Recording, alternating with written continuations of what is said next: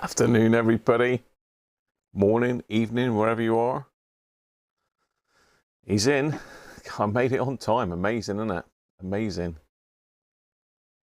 Well, we got quite a few in. I don't know who was in first. I think Colin was in first. Hi, Colin. Radio Restorations by Colin. Hopefully we'll see some videos soon, Colin. Just let me sort my windows out here. A bit of a hiccup. I opened up the wrong chat window. I'm sorted now. Timothy, hi Timothy. Yeah, I'm good, thanks, mate. Evening to you, Harb. Afternoon, Paul Crespo. Anthony, good afternoon. Rob Cross, hi Rob. Aston, been faffing about with a micro calibrator. I've definitely got to come down and see you, Aston. I was only talking to Les the other day, saying that we're going to have to do a road trip down to sunny Plymouth. Mac Vision, there he is. Winner, chicken dinner. Mac Vision, and the R600 has arrived in Ireland. So very well done to Mac Vision, aka Chris, for winning the R600.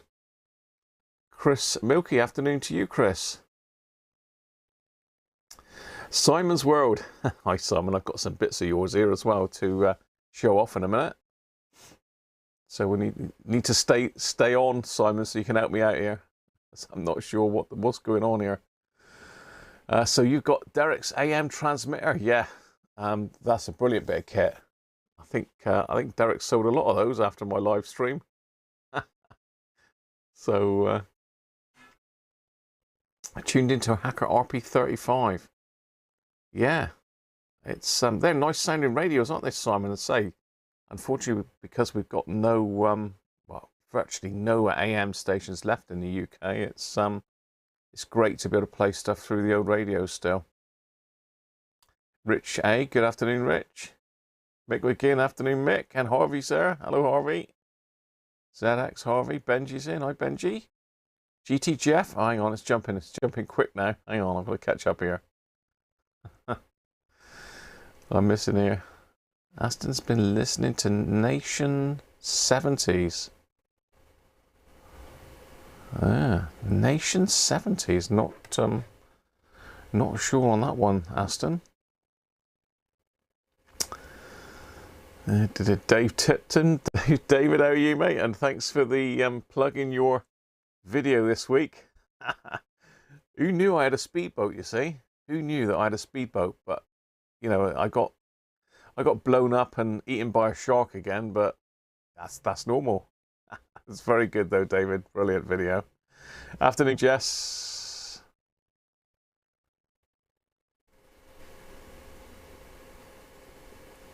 Dan says there's about Aardvox. Afternoon to you as well, mate. In the workshop, hopefully you're nice and busy. Afternoon, Gavin. Gonna have a lie down and watch me. Cruncher on tour, yeah, we've got to come down. Got to come down. I've got to bring that fluke down to you, Aston. I really need you to reflow that those two ICs. Afternoon, Brett. Mick refuses. Very good name, Mick. I like that. Good afternoon to you. So I've got quite a few bits to get through today. It's going to be a busy stream, I can tell you that. Afternoon, Conway. A miserable afternoon. I have got some beer. I've got a couple. I've got a couple lined up. Got the fire to light later. Yeah, I think Mrs. Cruncher's going to be doing that. She's listening to a mixtape that I've done for her at the moment. She's listening to a mixtape that I've done for her. In fact, I've left my hi-fi on there, so I'm going to turn that off a minute. So she can't hear a word we're saying, and you might hear some very loud singing in a bit if she comes back upstairs. God, my voice sounds like it's going today, doesn't it? Anyway, we'll get some beer underway, I think.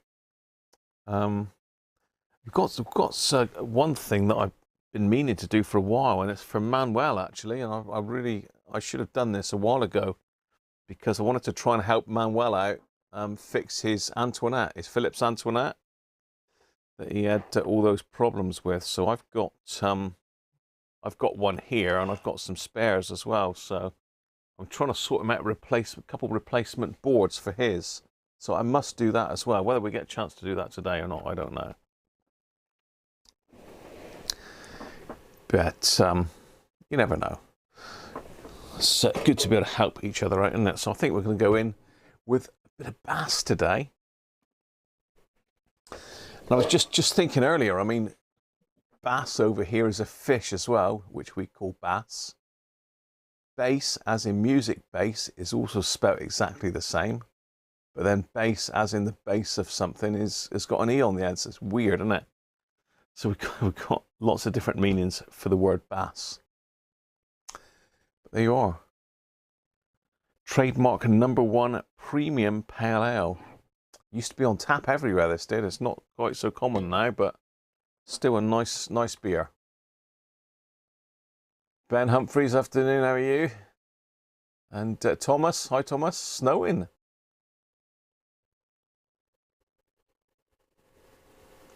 Nice to read. Oh, you're reading there. You got my captions on, have you, Ben?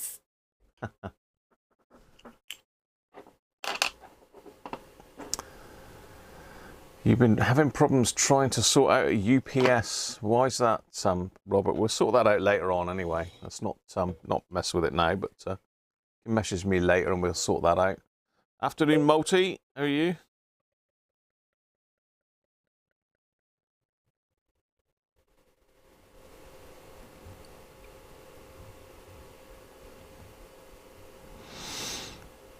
I find it quite fascinating, people like Mr. David Tipton there and others that can actually make parts. Not something I've got the facilities to do, really. I've got the 3D printer that's poorly.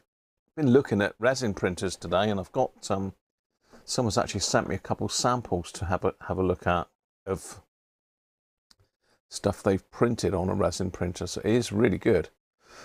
Afternoon, Mal and Gerard.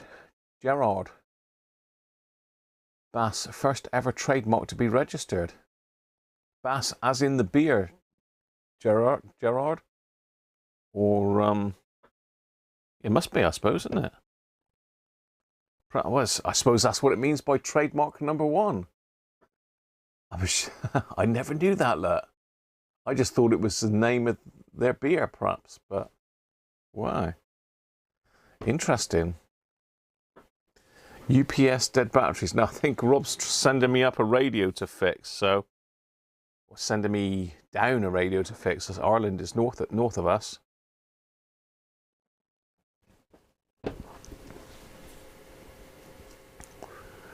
Pint beer in pubs are expensive these days. Yes, it has gone up. I mean, it's gone up. Must have gone up a quid in the last couple of years. £1 a pint.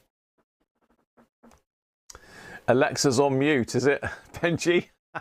I think I set everyone's Alexas off last week, asking Alexa to play Christmas music, didn't I? So there, I've done it again. Brilliant. Got to be done, isn't it? Yeah, we wouldn't mind a bit of snow, but then, like I said, snow just grinds us to a halt, doesn't it? It absolutely grinds the UK to a halt. The secret to getting equipment is not to let the wife know. But your workshop, David, I mean, you've got a lathe in there, haven't you? I think you've got a fancy bending rolling machine. I couldn't fit that in here anywhere. It's impossible to get it in. And I also watched a video from Mark Fix's stuff as well. No, Mend It Mark, yeah. I watched a video from Mend It Mark yesterday, actually. And he made a piece for a coil winding machine, which is like mind-blowing. Another clever one is Chris, isn't it? All the gear, no idea. He's got all sorts of fantastic metalworking tools. I never did metalwork in school, see? I did a bit of woodwork, but then I dropped woodwork for some reason. I can't remember what I took up in place of it. I think it was tech drawing. I don't know, but does our snow get ploughed? It sort of does, Thomas. They tend to grit if they know it's coming. And we have got snow ploughs, but I think they only do the main roads, and we live like quite a way off the beaten track here, so he usually floors us if we get a good bit of snow in. You're waiting on an announcement on solar radio. Apologies, Anthony. Afternoon, Robert Head. Yeah, I don't think we didn't have any snow really this year. We had a little splattering, but nothing that really settled. In fact, we haven't had any that settled for a couple of years now, I don't think, if not more.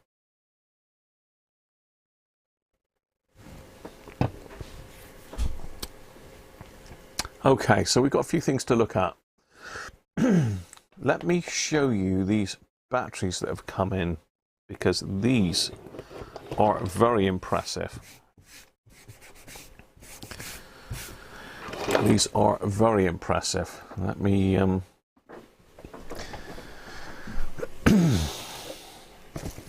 let me get this box in.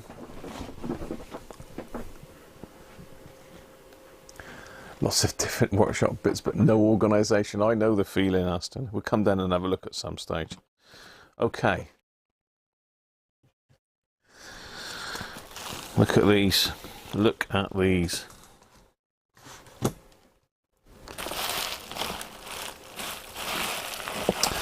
Now, this has come in really via Simon from Simon's World, but this is a chap that Simon's been talking to and working with to try and perfect some battery packs. Now, I'm sure you can see these. Which way am I going? The wrong way again, as usual, I expect.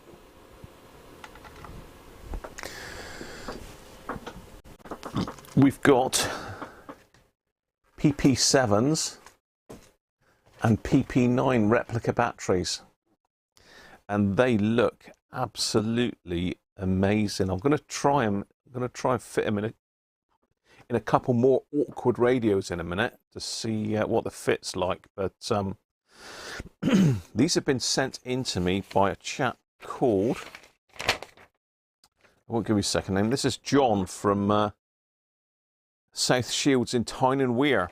So he's been making these 3D battery adapters on his eBay store for, it says here, the last few years. I've never come across these though.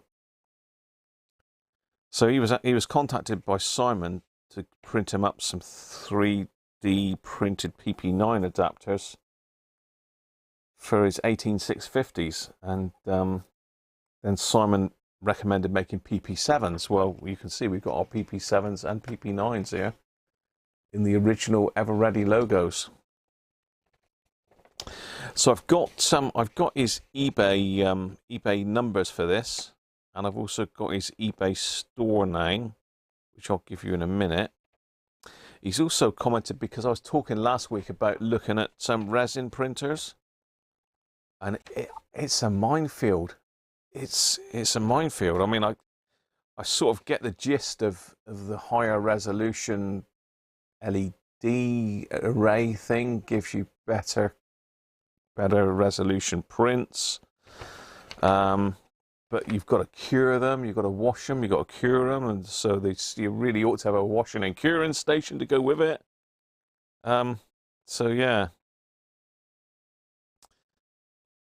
And he said he's given me a couple samples, so we'll look at those in a bit.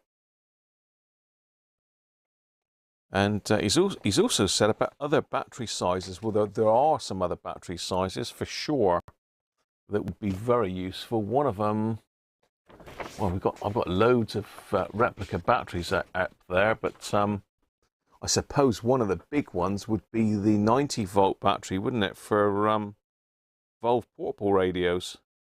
If you could make a 3D printed case for that to hold 10 PP3s. That might be interesting. So I've got some batteries up here, but I've got that one.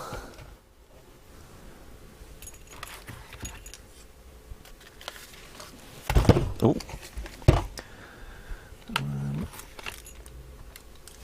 That one. I've got somewhere the one that I'm looking for. I can't blimmin' find it. It's always in that position there, so I've moved it somewhere. And that is a PP1. Ah, there we are. And there is one more, which is a PP6, I believe. So let me just grab. Now, I made a replica PP6 on my 3D printer, but it did need a bit of tweaking. I don't know what I've done with it for a minute. Yeah.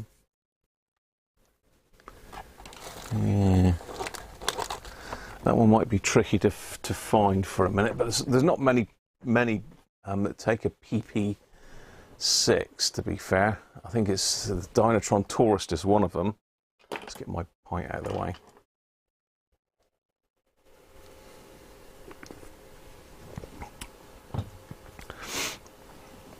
So yeah, that's a PP1 LUT, 6-volt battery, and designed, well, not designed, but goes in the Roberts RT1.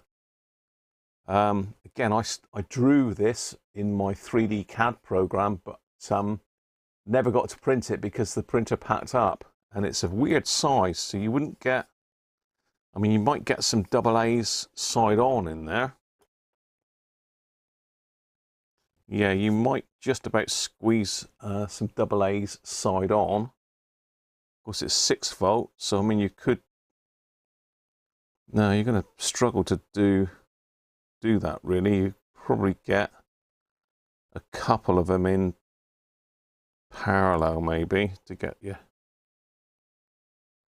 No, I don't know, but yeah, I don't know how many you get across the top of that. I don't think you get a 3-celler in there. No, you'd only get 3 batteries along that.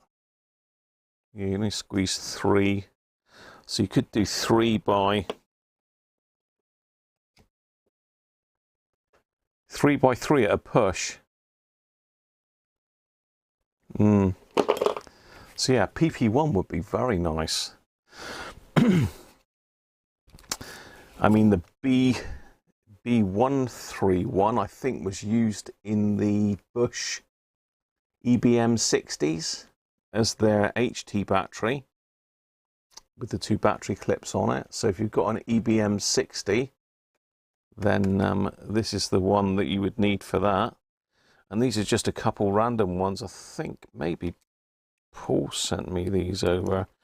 But the problem with these is recreating the contacts inside, because they're just pushed into like split ferrules. So I always pick these up if I see them. That was a bit out of shape. I mean, these are all, they're not live, but they have still got the battery cells in them. Anyway, that's my my stash of old batteries. So if John is watching, then we can probably get in touch. I must send him an email to thank him for sending these on. So let's have a look inside these a minute, because I've got more to show you that Simon sent me. So these are in like a proper box that unfolds. They pop out, and so you've got a 3D printed part. It's actually quite a good quality print, that is. That's quite a good quality print. Feels quite firm. I think it's hollow. But that was just, yeah, these are stuck in with some double-sided tape by the looks of it. So let's just push that one back on. Some, again, quite good quality. Looks like 3M tape. So it takes 2 banks of 3.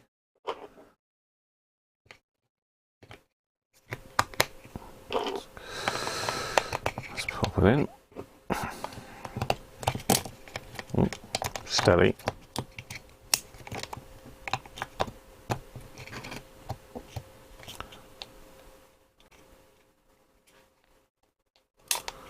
Battery don't want to go in there.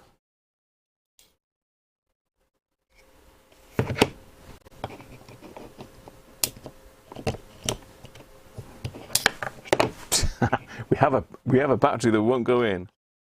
Maybe I should have put that one in. Should go in there. Just that spring isn't quite lining up. Spring's moved down a bit, I think that's all. Let's move that up a bit.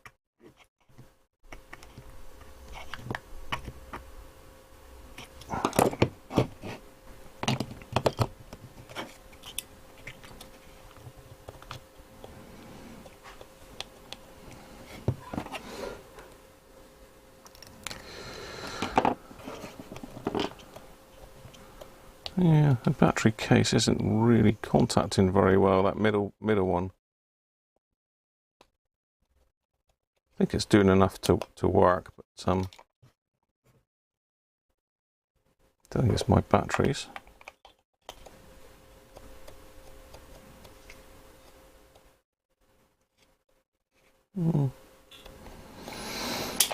Yeah, it's got a bit of a dicky battery, or I've stuck it in maybe slightly crooked, perhaps.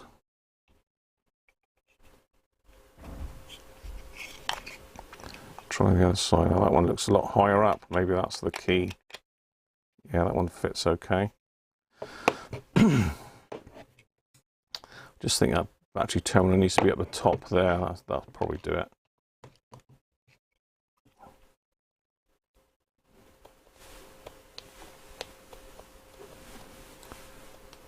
Yeah, maybe I need to pull that back out again and stick it in. A bit better. It is sort of making contact. Let's get a couple more batteries.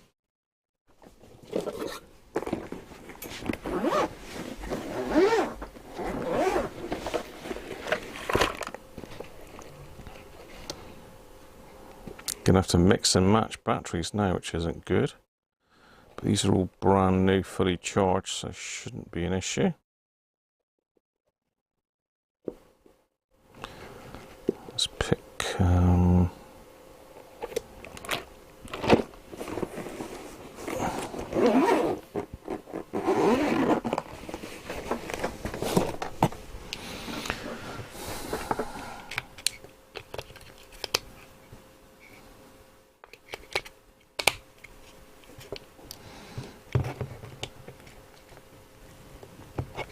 yeah, that battery terminal is just not quite making properly for some reason.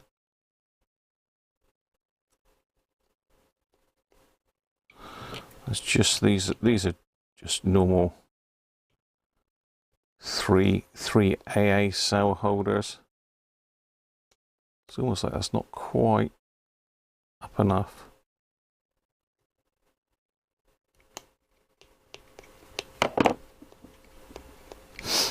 Okay, so that will then go back in here, and I've got to remember which way round is positive and which is negative on these. I always forget. I think that's the wrong way round. Where's me battery?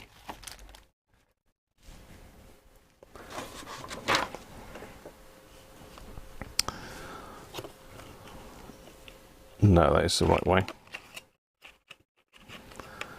So there you are. One fully loaded PP9. Just check, see if that battery's making contact.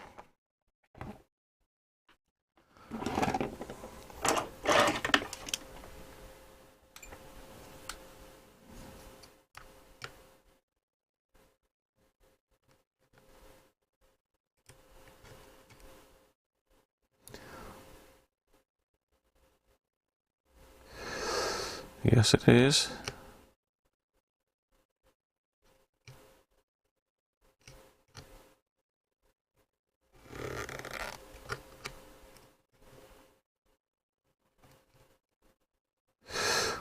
Okay.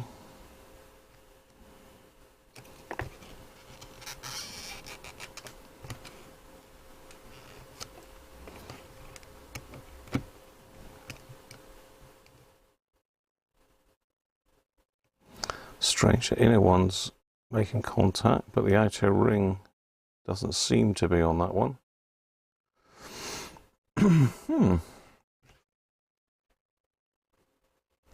Might be that just a little bit of glue's got on that battery contact. Let's have a quick look.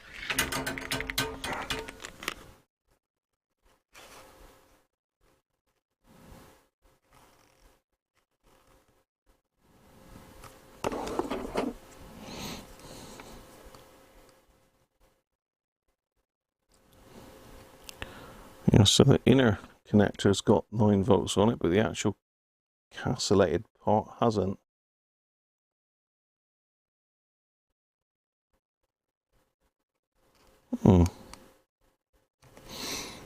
Yeah, I think that's just a slightly stiff. There we go. Try that. There we go. Wrong way round now. Yeah, okay. It was just hung up for some reason. There we are. 9 volts. PP9. What about that?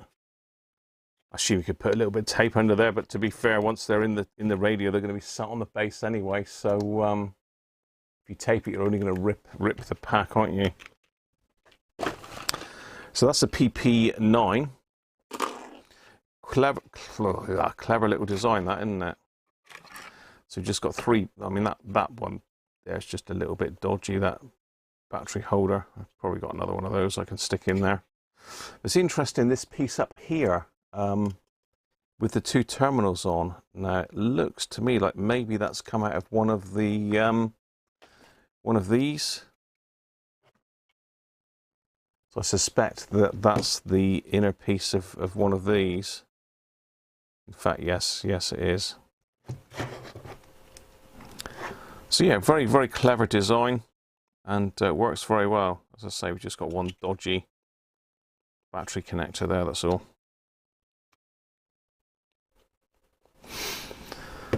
So let's pop those batteries out of there, and let's have a look at the PP7. Doing. Let me catch up with the chat a minute, because I've been ignoring you, haven't I?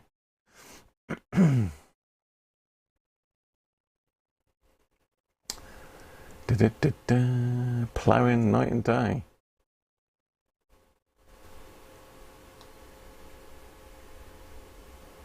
Climate changing.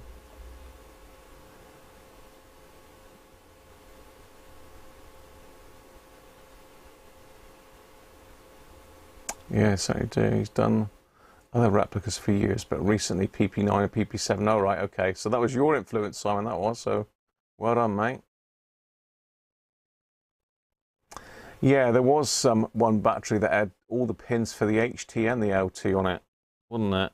I can't remember what that one is. I have got one somewhere. You can get AA battery holders in a 2+2 configuration. Afternoon, Lee.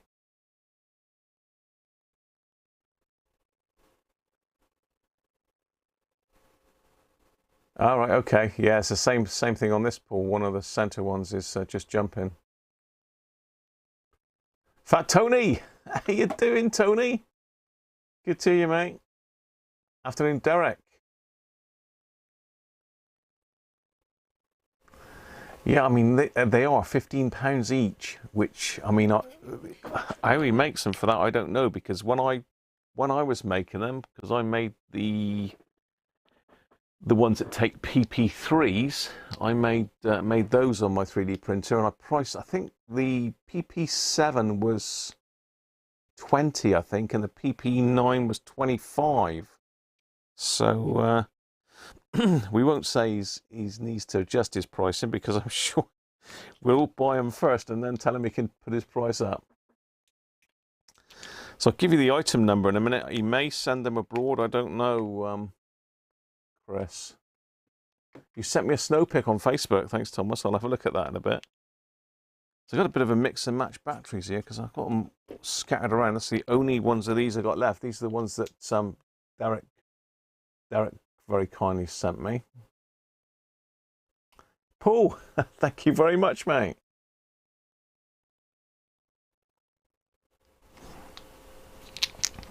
Anyway, that's the PP9.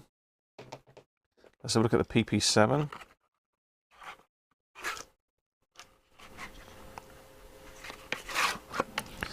Gonna make sure we get them the right way around in the box, I suppose. So I haven't opened one of these up yet, so let's have a look in one of these. Lovely printed labels, aren't they? I mean, it's cardboard, it's not paper.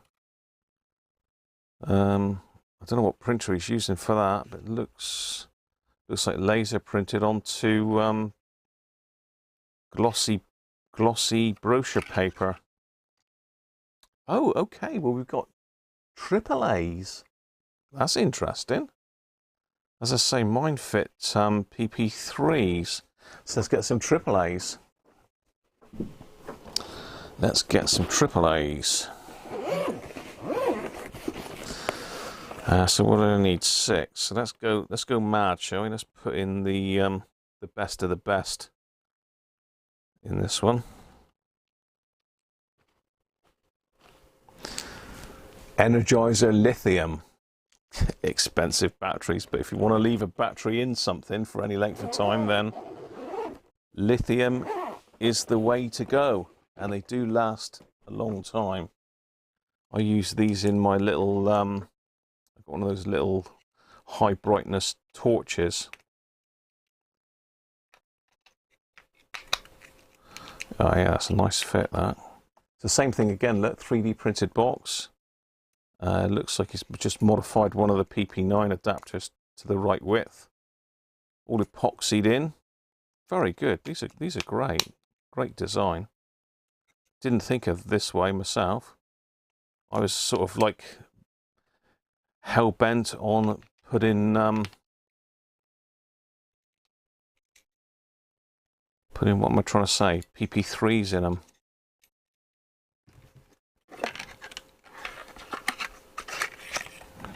So back in they go. And we should now have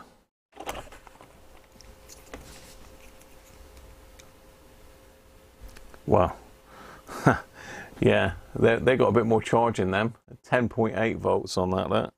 Again, perfectly fine for any 9-volt radio. Top's a little bit loose, but I don't know if that. No, it doesn't seem to make any difference.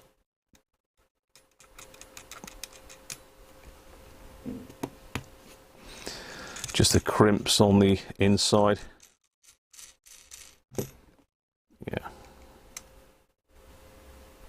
Yeah, how about that then? Little PP9. And I have somewhere, I have an original PP9. Well, not an ever ready one. A GP one of the last ones. I bought, I found a seller that's, well, a battery company that still had some. So I bought up everything they had. I got about 10 of them, I think, at the time. That's one of my adapters.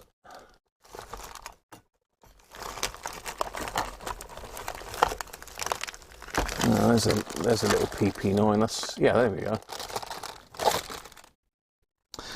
So there's an original PP9 there, look. That's a GP supercell.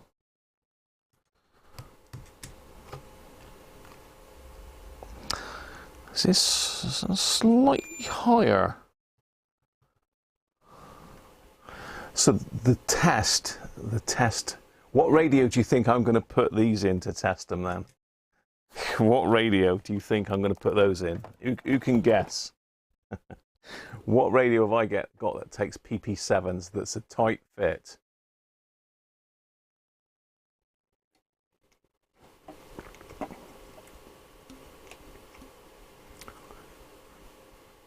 Matambo, good afternoon to you, mate. Russian prison tea. Yeah, you've been busy, Derek, haven't you? Certainly, quite a few people have had those transmitters after the streams.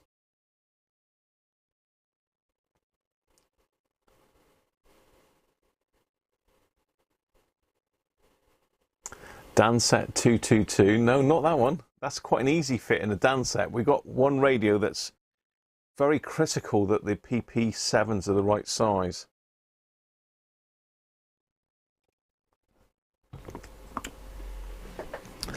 And PP9s as well. What radio is always a bit of a tight fit with a PP9?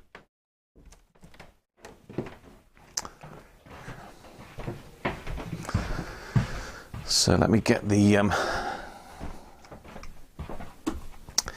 PP7 hungry radio. He's a hungry boy, that one. Oh, there we go. What's that one?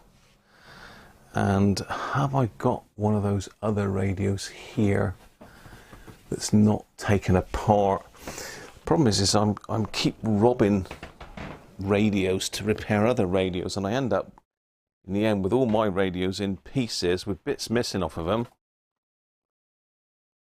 But that's really the only way you can get spares these days, is to pinch them off other radios. Well, I've got loads of these radios, but I think they're possibly all up in the loft. But I've got, oh, there's one there. That one will do. That's a bit beaten up, this one, but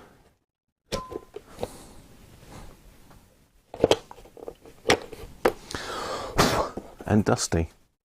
I've got some more, but I've got other radios in the way here.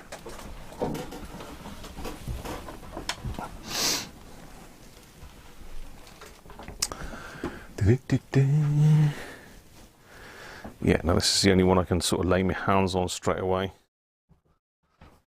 One in the restoration queue.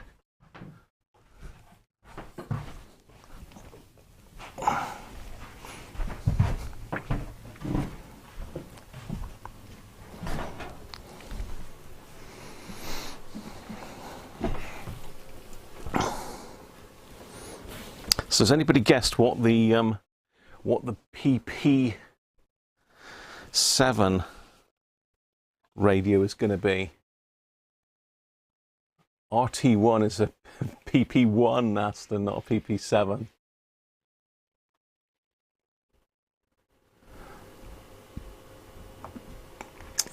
When using rechargeables, what's the maximum voltage you would want to see for a 9-volt radio? You probably would want to go with the 7.4 volts. I mean, I think you can get up to 10.8, can't you, on a set of rechargeables, depending on what battery configuration you use.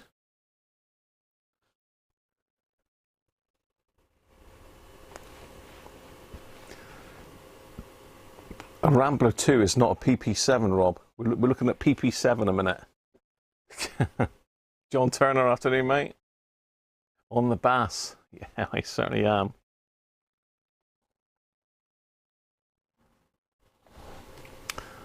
Yes, GT Jeff's got it. And Gerard's got the one for the PP9. So yeah, the PP9s are a tight fit in a Hunter, and PP7s have to be the right size to fit into a Mini Herald. So let me just get these out of the way. I've got more batteries to show you yet. This isn't it. There's more.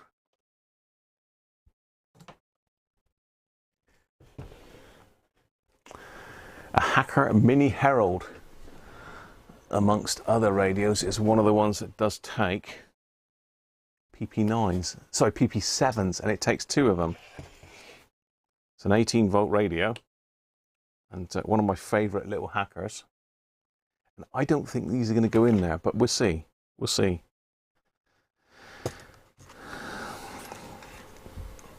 So they've got to go facing frontwards.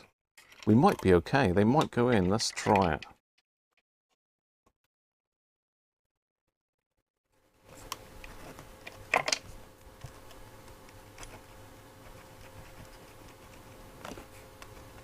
Cool. It's going in, but it's going to scratch the hell out of it.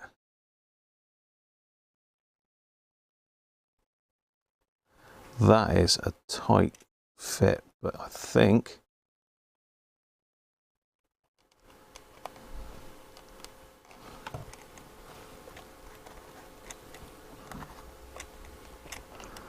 That's as far back as it'll go. That one's in. I can't believe that. I don't know if I get them out again. Yeah, I should be able to. It is going to scratch it a little bit, so maybe I think if you're going to use these, you might want to just put some Kapton tape or something underneath these bars just to stop it rubbing on it, because it'd be a shame to wreck that, wouldn't it? Let's try the other side. As you can see, that is a hellish tight fit, that is. Literally, there's not even a millimetre to spare on these.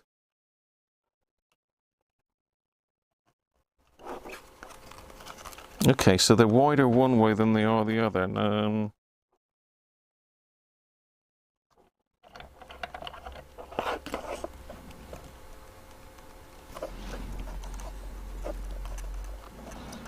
Yeah, it's going in. It'll only go that way, this one, for some reason.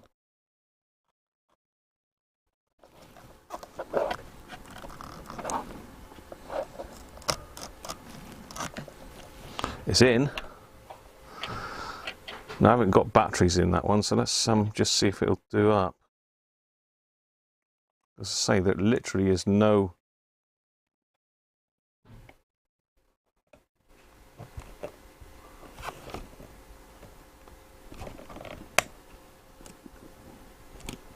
Yeah, these battery connectors are hellish tight on modern terminals.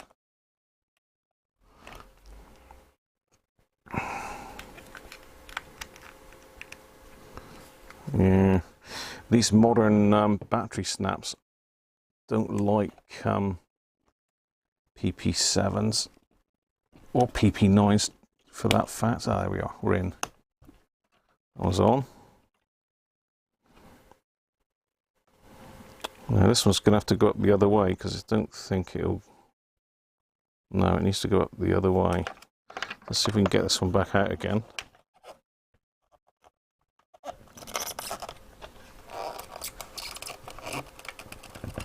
Come on.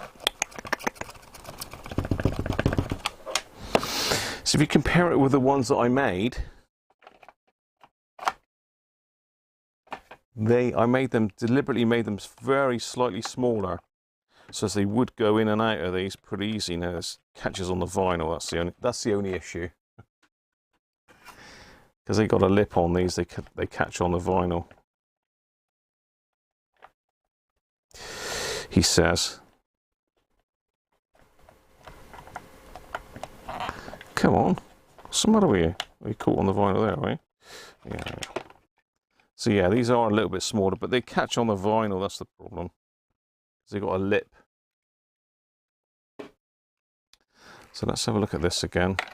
It's going to be that way up, so it needs to go in that way.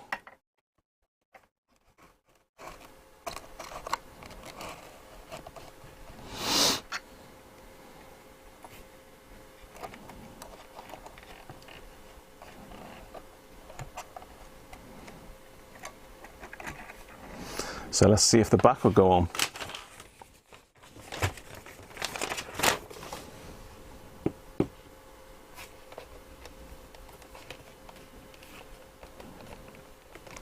No, it won't. It's not far off, but yeah, they are very slightly taller.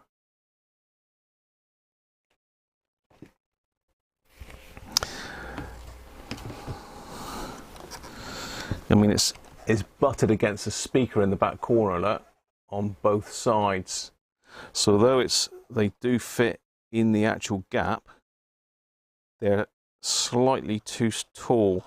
And it's being sort of the worst scenario with this radio, because this is one of the tightest fitting PP7 radios that I know. So it's given it the ultimate test, really.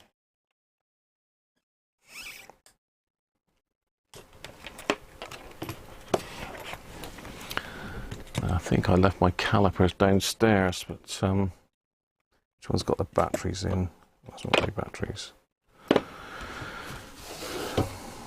So it's just that ever so slightly too big. I don't know if you can see that on the camera or not.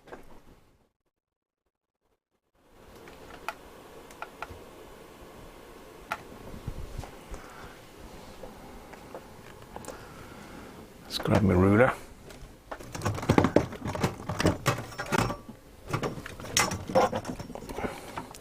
I suspect any other radio would fit into, so let's measure the height of this. This one.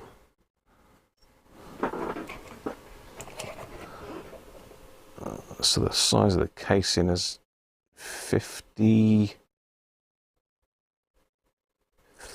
just under 58, I would think that is. And this one's 61, 62. Some are saying try it without the case. Let's pop it out of the case.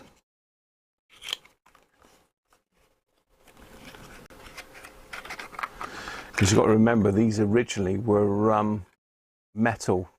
The label was painted onto the metal, so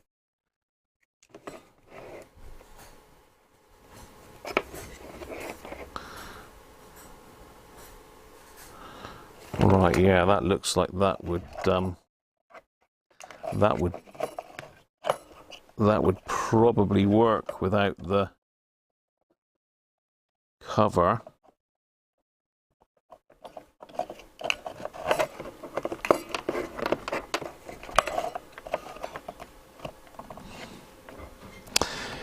Yeah, still doesn't, I don't think it goes back quite as far. Let's just check this one.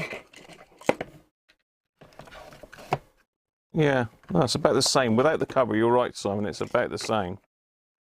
About the same height. I can't really put a battery across that, but I can on that one.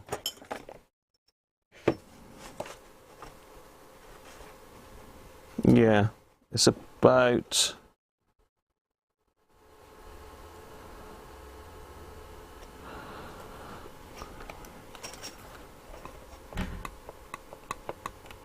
couple mil difference on the terminals, even with the case off.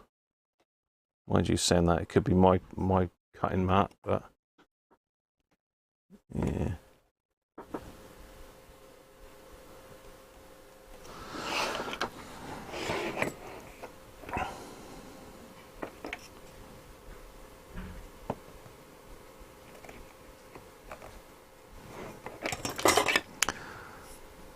Yeah, so as I say, this was a tough test for it. I was just trying to see where my Dan set is. What did I do with my Dan set?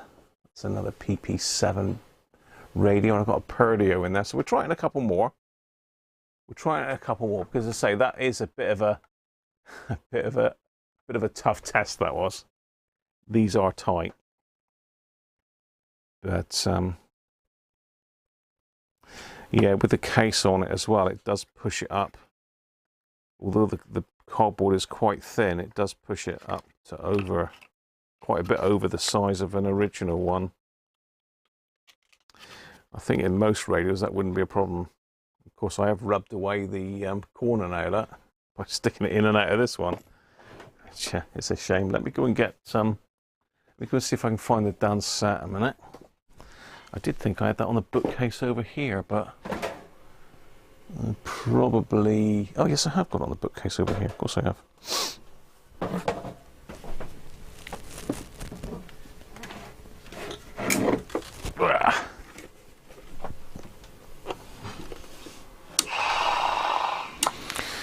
So let's look at the Dan set then.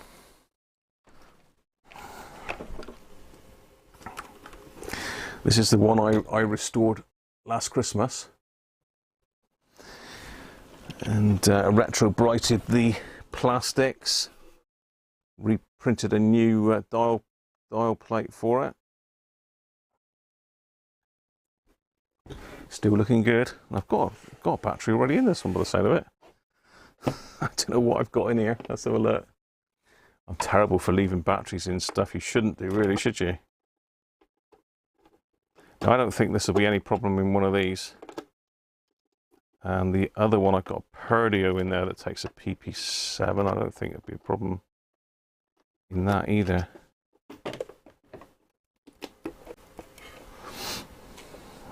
Yeah, so I've just got one of my 3D printed ones here at the moment. So let's pop that one out.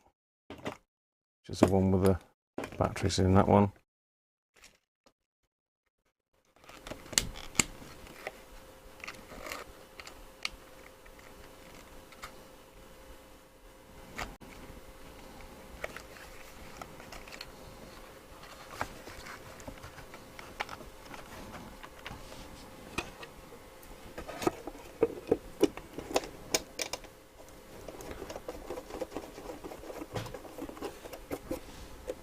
Esquel beer, there's Hen Hen. Now, is Hen Hen some sort of bot, do you think, that just comes in to promote beer? Or is it an actual person? Hen Hen, if you're an actual person, just post me something else. Just put another comment in there and we'll believe you. So...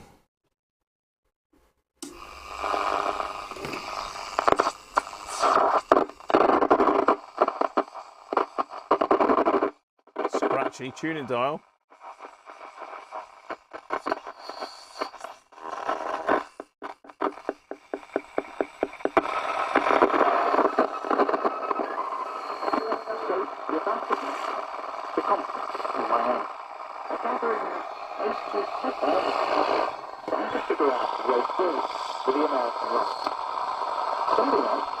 Everything in here is interfering with this poor little radio. Seems that there's more interference than there was before, but there you are. So it works in that, no problem at all. No issues with fit there.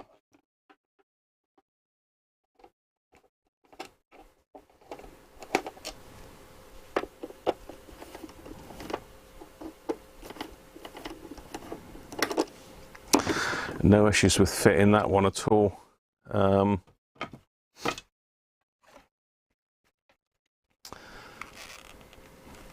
Cool. So yeah, that's one of my ones that I tend to have rejects and I just use them myself. I say these are the ones I 3D printed and these are just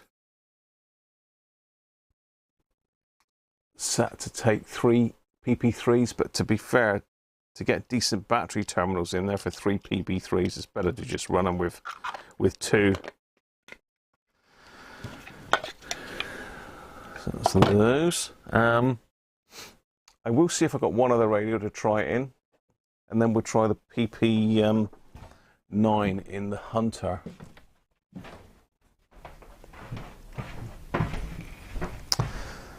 I've got a couple radios actually. I've got, can I get my hands on one of them? No.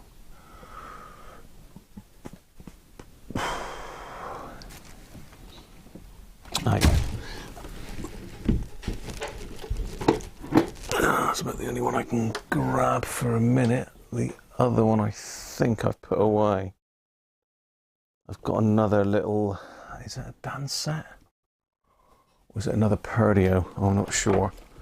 Oh, this is a Cosser, sorry, not Perdio. A Cosser. I've got batteries in this one as well.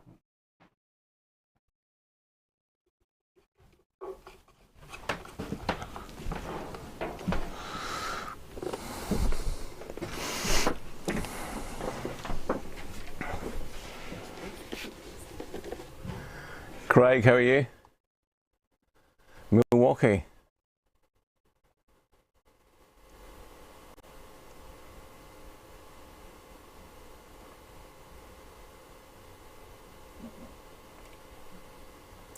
Now the battery connectors are different for a PP7 and a PP9. Look, they're wider spaced.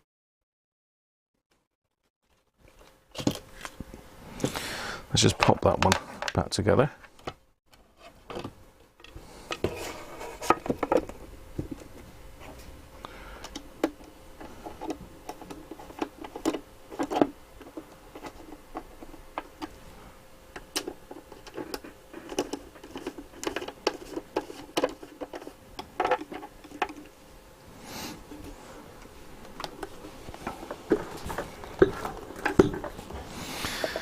Let's get the next one up, the next victim.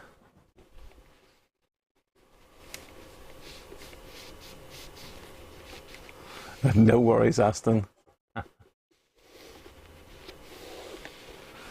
Batteries in your Mini Herald exploded on you. I dread to think what you had in there, Rob. I dread to think.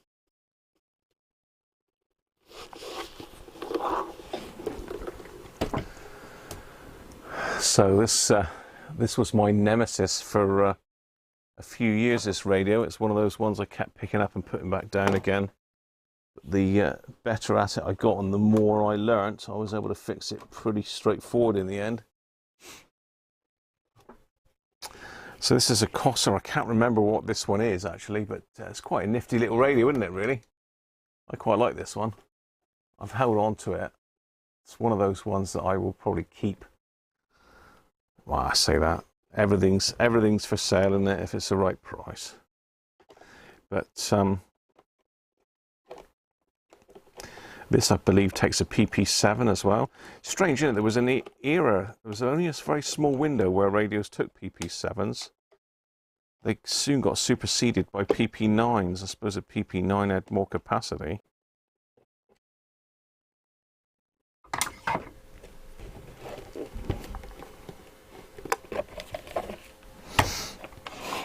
Okay, so this has got quite a tight little space as well to fit it in. I'll get you in a bit closer. That's the gap.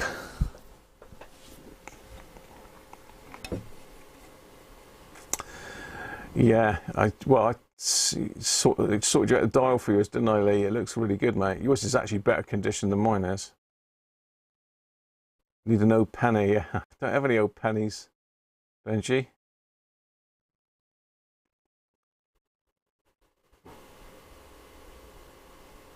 Yeah, I hear what you're saying, Timothy.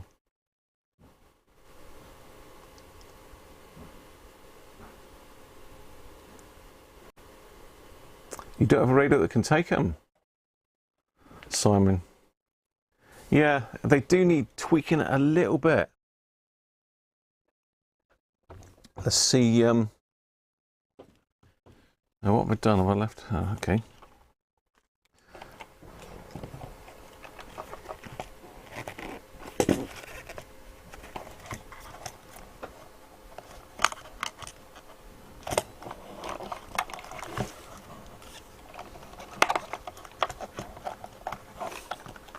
Yeah, that'll go in there nicely, look.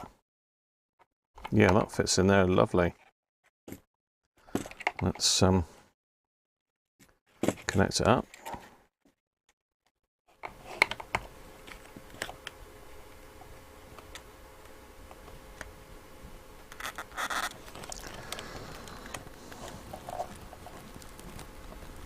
Cool. Yeah, what it is these older style battery snaps that you get on the older radios, these copper ones, they don't like the modern battery terminals very much. If I stick one on an original PP7, goes on easy, look. But these modern ones, they're slightly bigger, and you've got a job. It seems to be able to take a lot of brute force, this battery. That's one good thing. Well, it's all good. That's another good thing, I should say. There he is in there, look. Let's see if the back will go back on. I'm sure it will.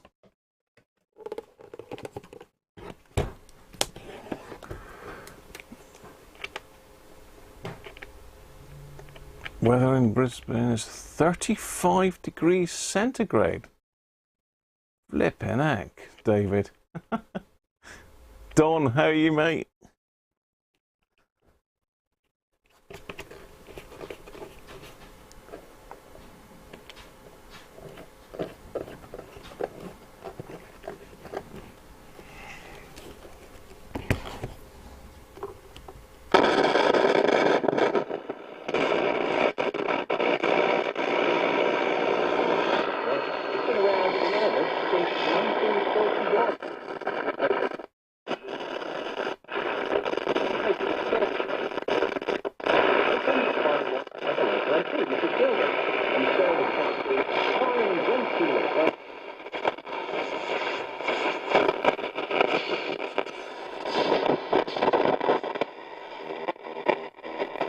Another noisy tuning gang.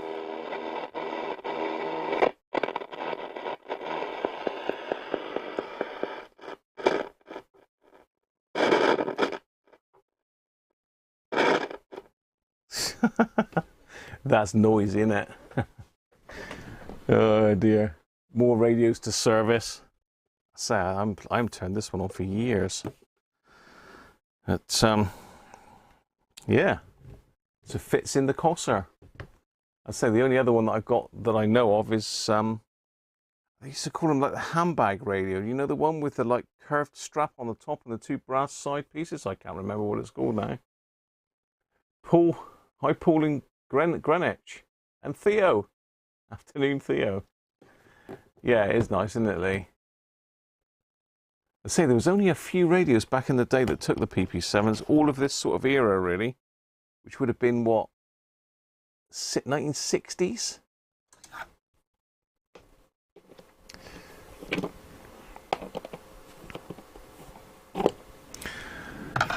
So there you are.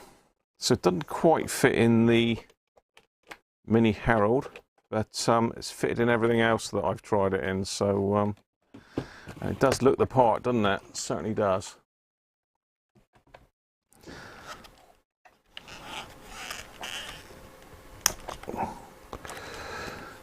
Yeah, that is a tight fit.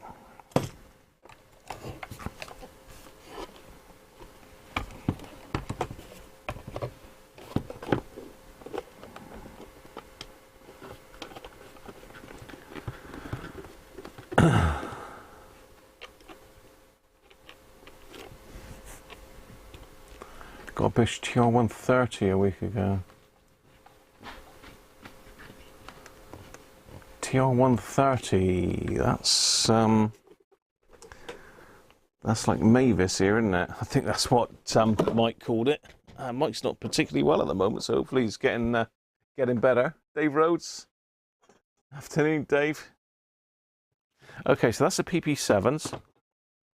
So let's have a look at the PP9 then. So one of the radios that's a bit tight to squeeze a PP9 in is a Hacker Hunter. Now this is probably the oldest Hacker Hunter I've got, but one of the roughest condition ones. And it looks like I've pinched a knob off of it for someone. I know somebody messaged me and asked me for a Hunter knob, so I took one off thinking I got loads of them, and I actually haven't.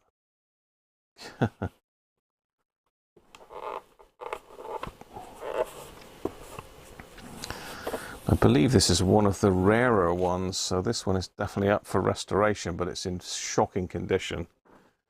So let's just get you zoomed out a bit. So yeah, this one's got just a plain base on the bottom, look. And it's got the ceremonial 3 feet that have been broken off. It's got a bent handle, but yeah, apparently these are one of the rarer ones with just the plain bottom on them. Old style grill with the Hacker badge up the top. So some of the older ones had the Hacker in the actual aluminium itself. So yeah, it's fairly rare, this one. But reason I got it is because of the battery. The batteries are pretty tight.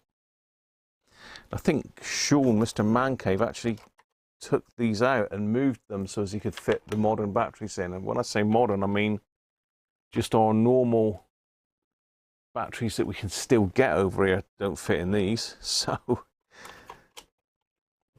let me see if I can get one to show you a minute. I just put them up. I've tidied myself up. See, this is the problem. Never tidy yourself up when you're about to do a live stream, because you always want stuff. So yeah, this is a normal PP9. And one goes in like that, which is not a problem. The one that causes a problem is this one over here. Well, that actually fits in this one. Look, that's typical, isn't it? These batteries don't normally fit, so whether someone's tweaked this or it's a bit more give-in than some of them. But yeah, that's a tight fit, so that's See, this one obviously is going to fit there. No problem. I can see the back will fit in. Let's try it in there.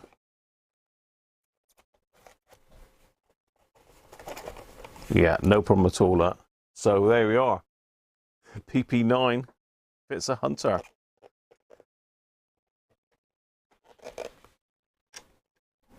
Can't get it back out again though. I don't want to scrape them out. They're just so nice, aren't they? So height-wise, I think the battery terminals are pretty much the same height on these.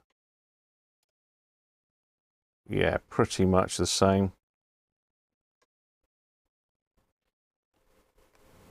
Maybe even slightly lower. So I don't think you're going to have any problems fitting that in anything, for sure. And I've got one of these ones that Simon did for me here. That one's a tight fit, but he does go in, look. So yeah, there we are. I mean, that's the tightest fit I know for a PP9. I've got lots of other radios, but they're all fairly roomy when it comes to a PP9.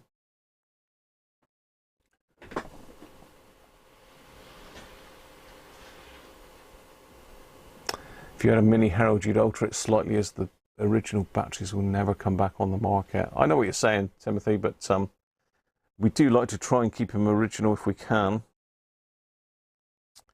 But don't forget the later Mini Herald, the RP17A, was made for PP9s, so they altered the design to fit PP9s. They changed the amplifier and made the radio very slightly bigger to fit PP9s. So there we go, the Hunter was a success. That went in fine.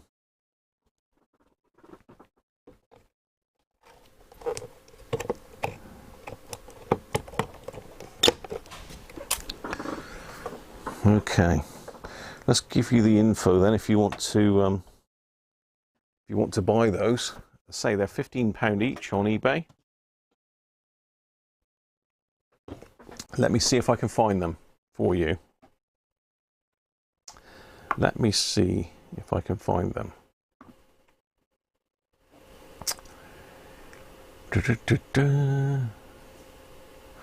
Robert's 200 with that spring is tight with a PP9.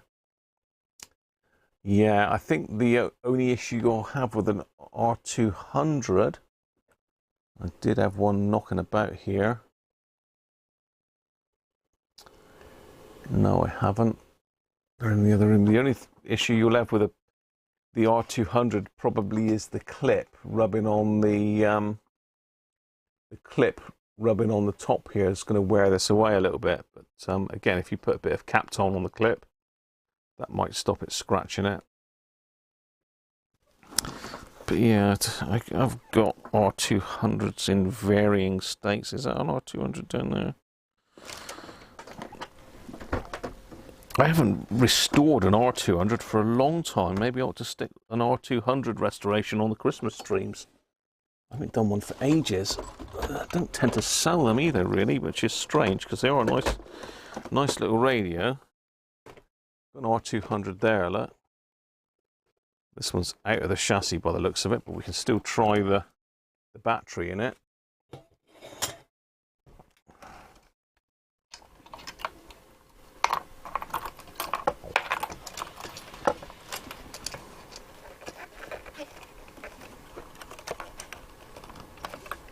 Yeah, that'll fit. That'll fit.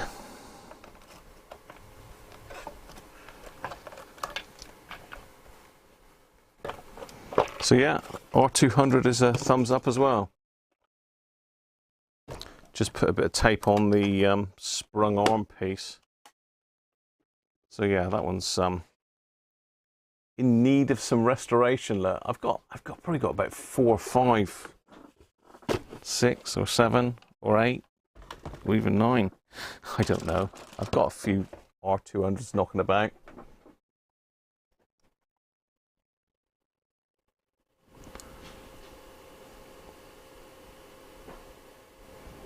10 past midnight. David, thanks very much again for joining us, mate. Keep up the good work. Keep up the good work, mate.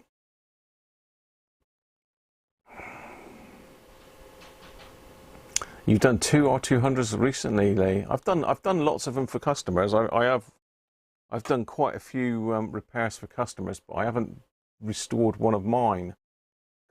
You know, originally that my sort of business was going to be restoring and selling on my own radios, but it never happened. I got too many repair requests in, so I just restore to order now. If someone wants a radio restore, and I get it and restore it, basically. Right, okay, let's I've got the item numbers here, so I'm gonna get them and fire them up on screen. Oh, that's the wrong letter. That's Simon's letter. We'll get to Simon's stuff in a minute, because Simon sent me some very nice bits and pieces as well. So let me get the first item number in, which is 11549 4897 430.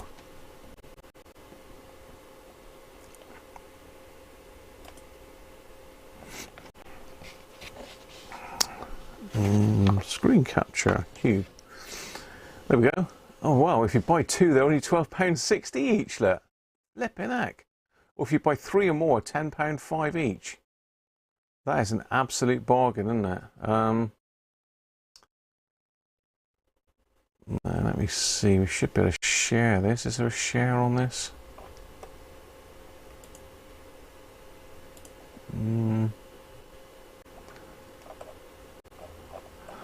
Let me pop. Is it available worldwide then? Postage, see details.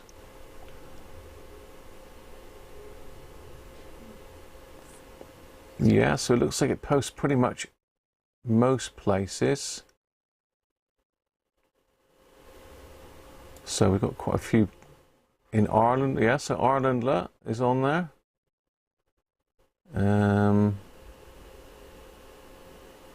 Is the US of A on there? I can't see it.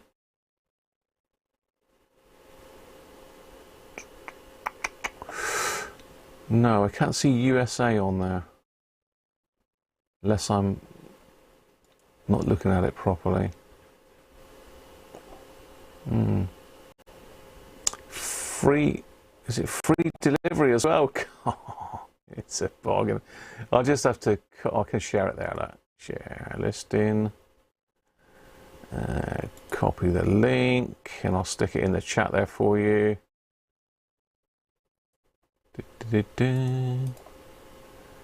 Paste, go. That's a big link. So that's for the PP9. And the item number for the PP7. Item number for the PP7. 1155 364 713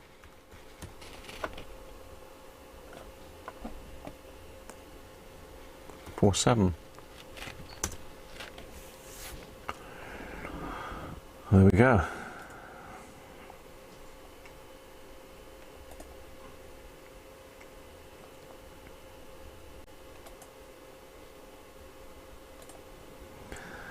So there's a link for the PP7.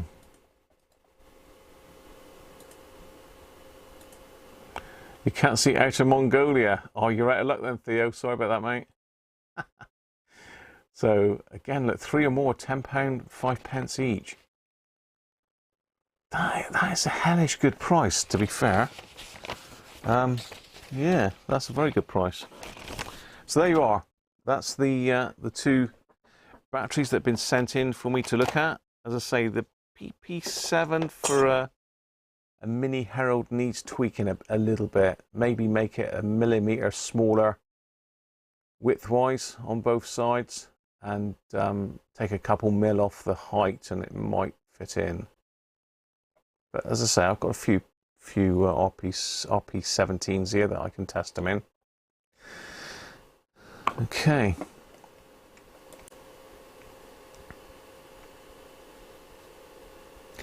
I just showed you that, Rob. Yes, yes, he does deliver to Ireland.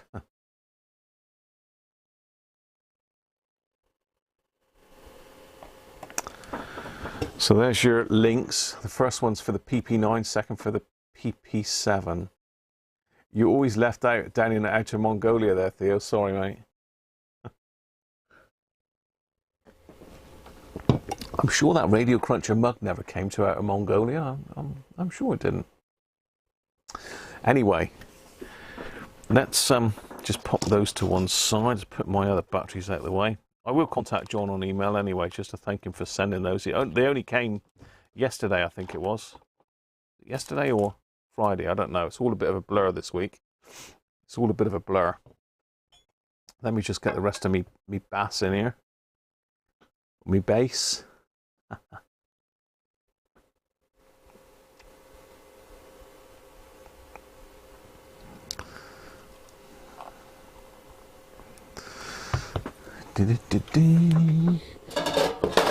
Okay, now in from Simon was loads of stuff. Simon's been very, very generous as always. So thank you again, Simon.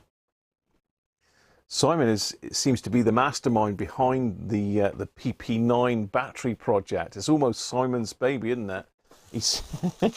He is the PP9 battery man.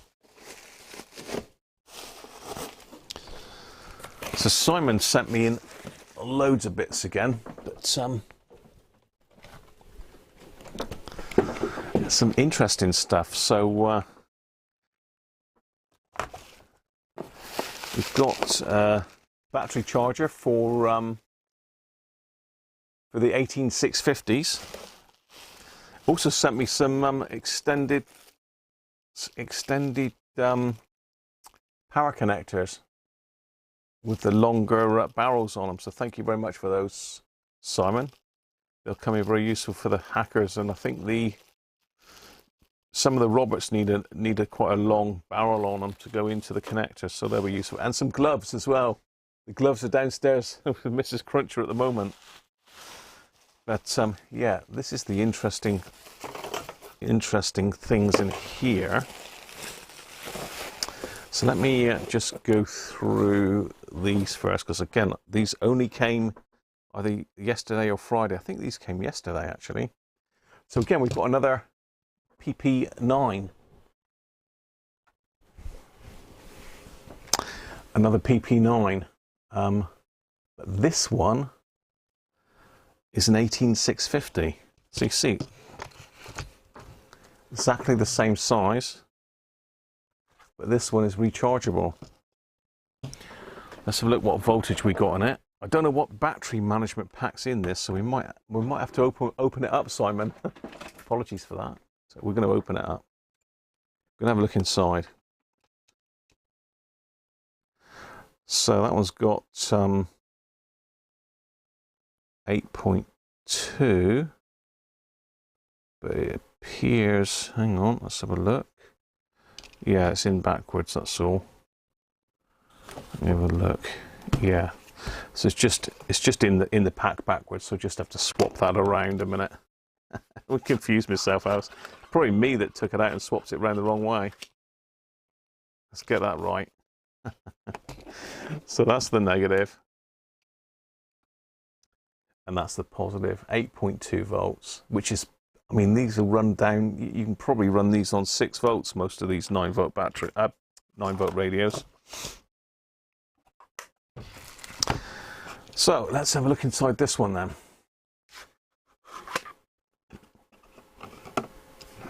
So again, a nice 3D print. I like the base actually. I'm not sure what printer he's got.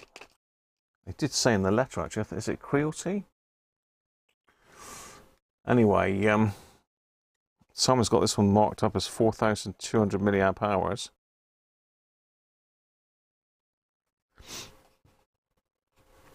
So yeah, again, we've got the PP9 connector in there. And let's have a look inside.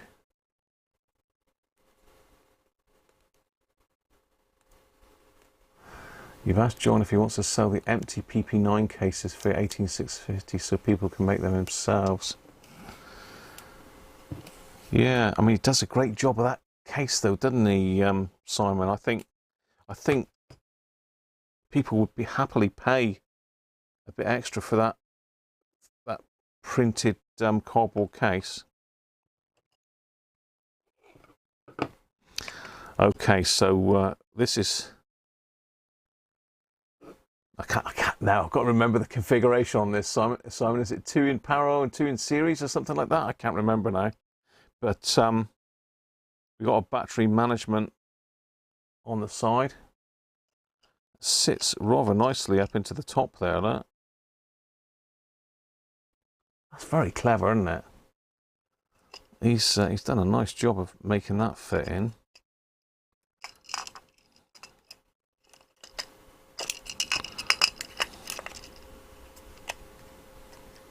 Now these, you're putting these together, Simon, aren't you? Is that correct? So I think the chap can probably print the holder, but are you selling these, Simon? That's what I was going to ask. I was going to send you an email earlier, but I was trying to clear up here a bit and helping Mrs. Cruncher with all the Christmas decorations. Yes, Mrs. Cruncher has got the Christmas decorations up, everybody. She's been dying to do it. She loves her Christmas. We both do.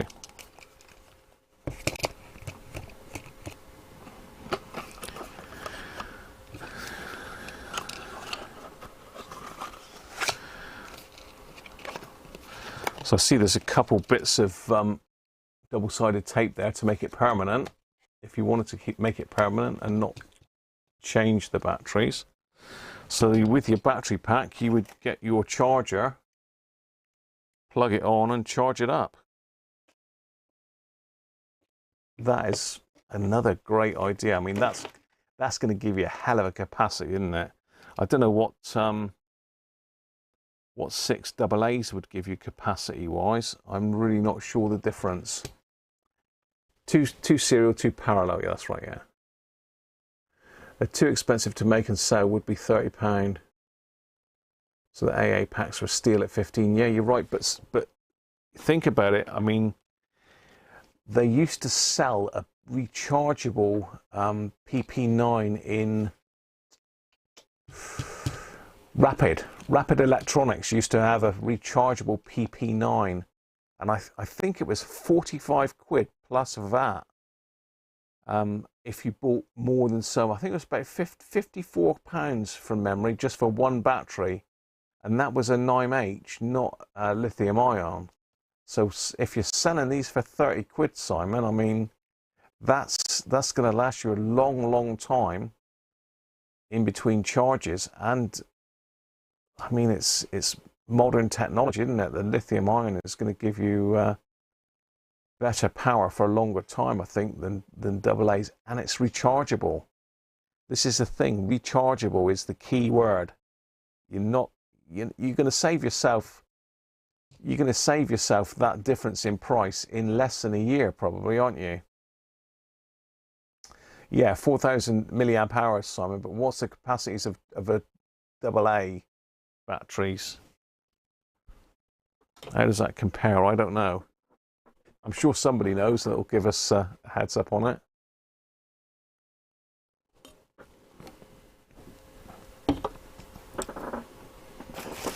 So Simon's very kindly given me 2 of those to have a play with. So I shall run them in a radio for a while. I can put them on my thing and discharge them, but Simon's already done that for me. So thank you for those, Simon. Brilliant stuff, mate. But there's more, because have a look at this.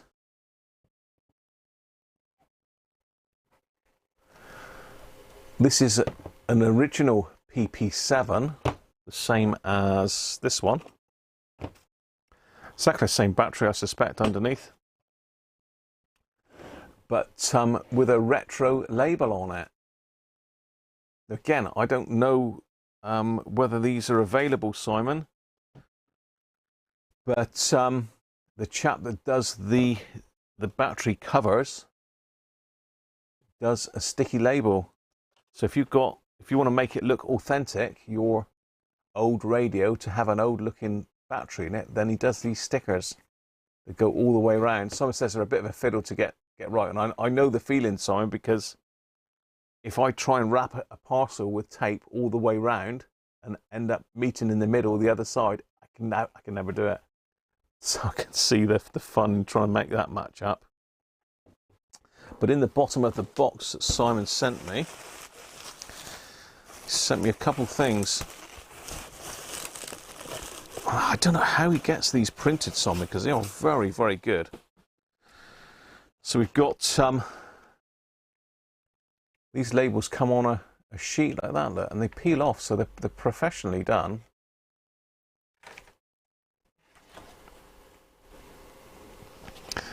So if you've got something like this, which has got a beat up, knackered old cover on it, look, that's going to make it look like new. So I don't know if these are.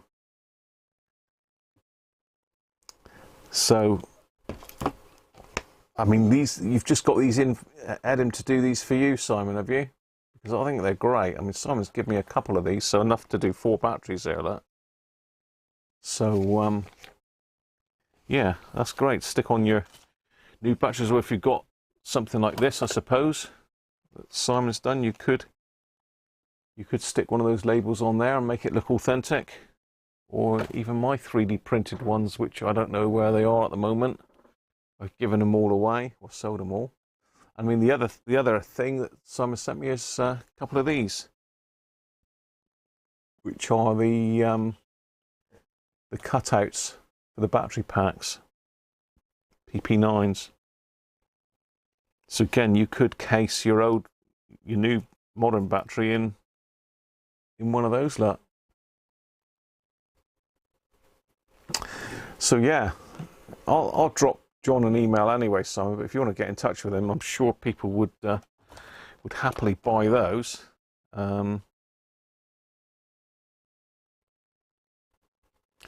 Yeah, really, really impressive. So thank you very much, Simon, for sending that on. I hope that's been of use to people. And if I can find out any more info on whether these will be available, then I'll see if I can stick a link in the description of this video. So there, Battery Mania.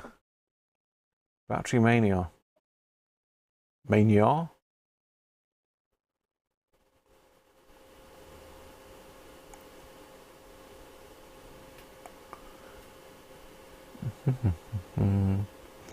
So let's just catch up. Thank you, Rob. Your AA rechargeables are 2,450 amp hours. Yeah. I think the problem you've got, if you've got six 1.2 volt batteries, what does that make it?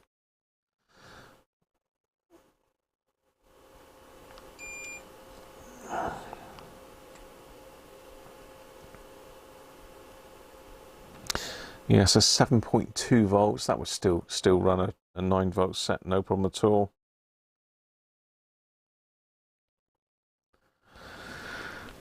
Let's say the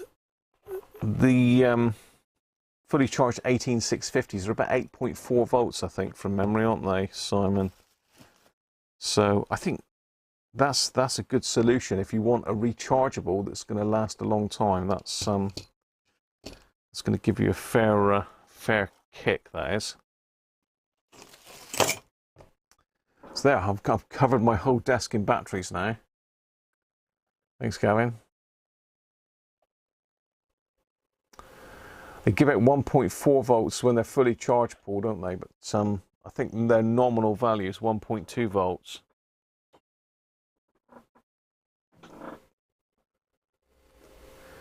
AM, Chris?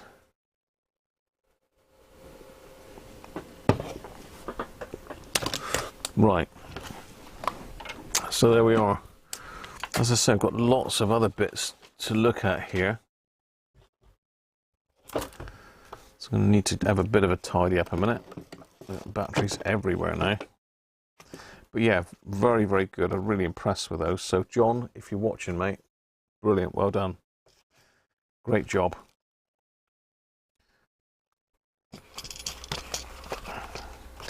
Gotta remember which ones are which now. I'm gonna have to put them over here out of the way for a minute.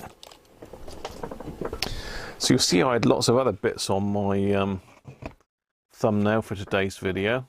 Let's see if I can get by with just those couple on the thing.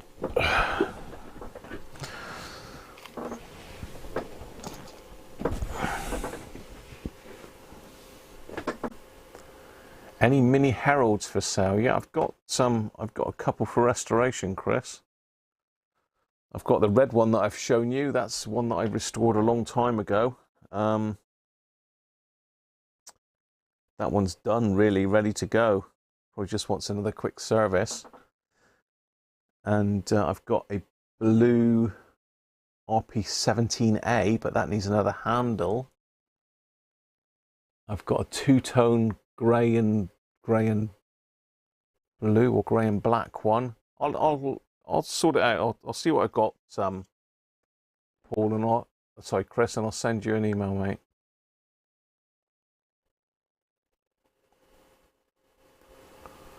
Double voltage and capacity, yeah.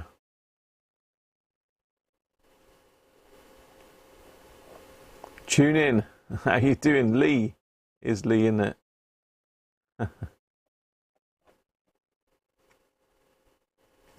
Right, what was I trying to do here now? Okay. Yes. Right. This is of interest. Those of you that follow me on Patreon will know that I did a Grundig recently that had a problem with the FM front end. So basically AM was working, nothing on FM. So with a lot of head scratching and schematic viewing, I got it going. I swapped out the front end actually because I was short of a transistor for it. So I swapped the front end over. I have still got it here to do. If anyone's ever taken, this is a Grundig Yacht Boy, by the way. So this is the FM front end. I've changed one of the transistors, but there's only 2 transistors in it, and sod's law is I've changed the one that was okay. But to get the transistor out, you've got to take this board off of the tuning cap, which is an absolute nightmare. So you've got the metal can underneath, and you've got your tuning capacitor, and that sits up on top of it, like that, I think. So yeah, that sits on top of that, and it's underneath the radio that way up. So yeah, there is a fault on this, so I've got to do this because I pinched this out of my radio. So well, this is the one out of this radio, so I've got to repair that and put it back in mine, otherwise I've got a duff radio. So I have got the transistor in now to do that one, but I haven't got round to doing it yet.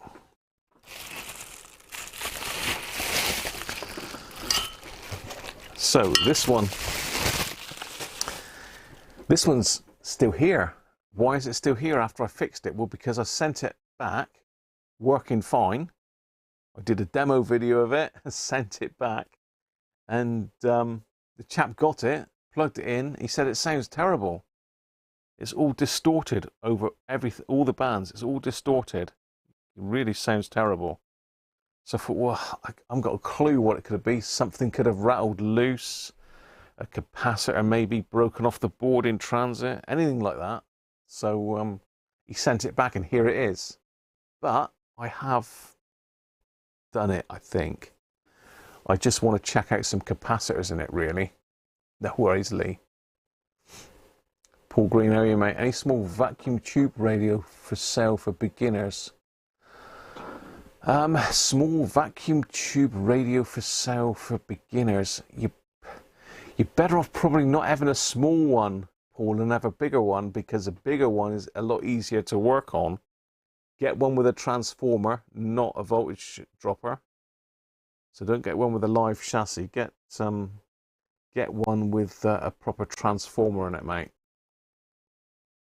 Grundig.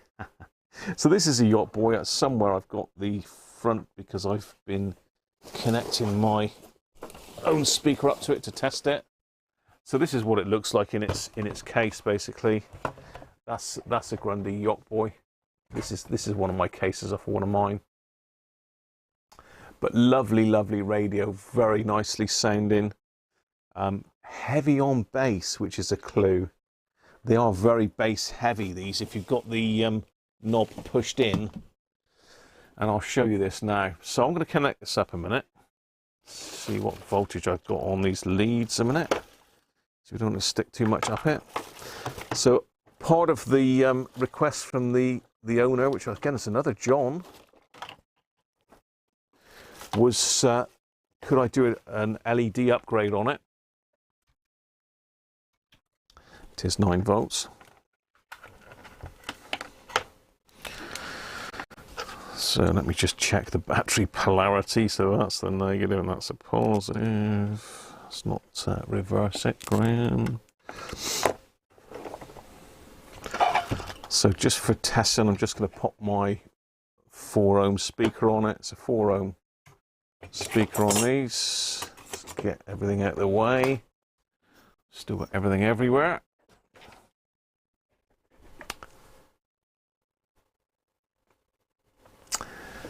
So yeah, there's lots of Volve radios I've got here. Paul, anyway, if you want a Volve radio, mate, to restore, then let me know. I've got loads of them.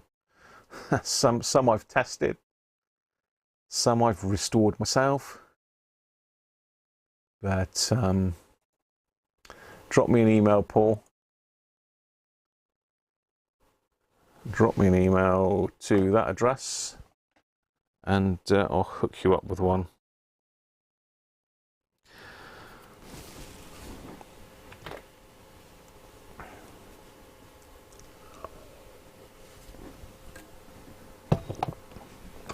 Right, let's pop this speaker on.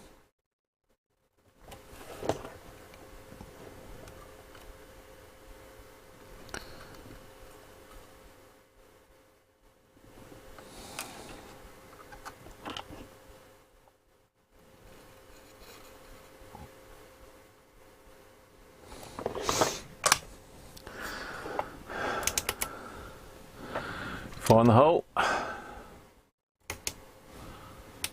Nothing, because I've got to have that one up. Nothing.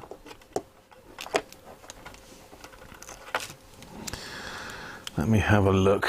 Where's my batteries gone? It's so much stuff on the bench at the moment. Let's make sure I've got this connected the right way round. Oh. So the positive needs to connect to that one.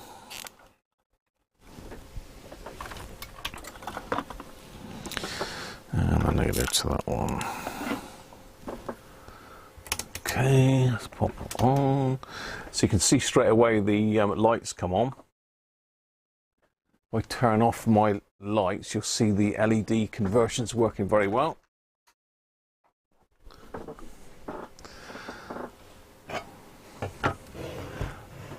So if you want to know how I did that, you'll have to look back at my Mrs. Cruncher's tent Yacht Boy series. Let's turn the lights back on.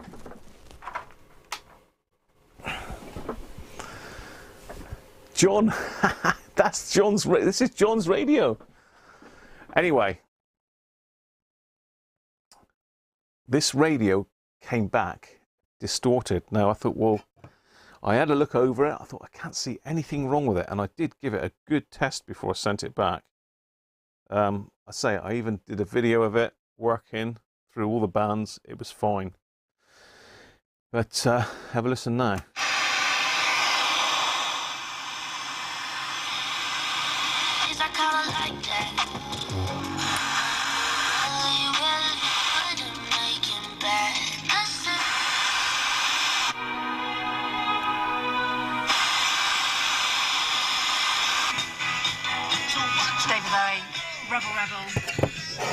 Hope you're having a lovely Sunday wherever you are in the southwest this afternoon. Thank you for your shout-outs, your song suggestions. Hello, Ken in Bideford, who says, afternoon, Caroline. Can you please play Sweet Caroline? Come on the Lions, says Ken. Oh, go on then. Yeah, as it is sort of Bit of Neil. Today. The mini movie mashup will be on a football vibe actually after 3 o'clock today.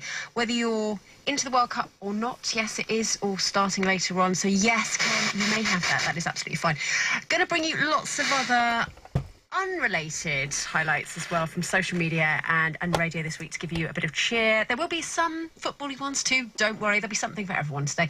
But first up, love this. Something I wanted to...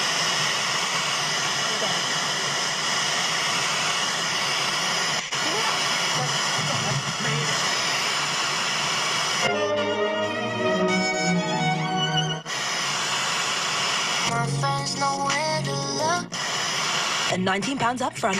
That's a £216 saving. Okay, no issues with that, is there? But listen, if I pull the base out, I'll push this one in. I save you the best gift you'll Because on these sets, you've got tone controls on. You've got 2 controls on 1 button. You've got bass if you push it in and treble if you push it out. Pull it out, I mean. So let's just turn it up. End 2nd of January. If I push it in, only, subject to availability. Is your picture slightly off? Is it a bit pixely? It's not always easy justifying a new TV, but there's a certain not insignificant football tournament coming up. It's the perfect excuse to buy a new LG TV from Currys. And you can save up to £400 on any LG TV over 649. So it will distort if you push the bass control in and crank it. It will distort, but if you leave it pulled out for sort of normal listening, After purchase, T's and C's apply. unless you're a bass mad. Hate school. Well, didn't we all sometimes? And for Julie, it's the average day. There's always some mini disaster. Today, her daughter's dropped her science project, and now frog spawns dripping between the seats. But Julie's... So it's fixed. Now, what was it? This is the question, isn't it? What was it? Yes, Paul, I've made a signal tracer many, many years ago.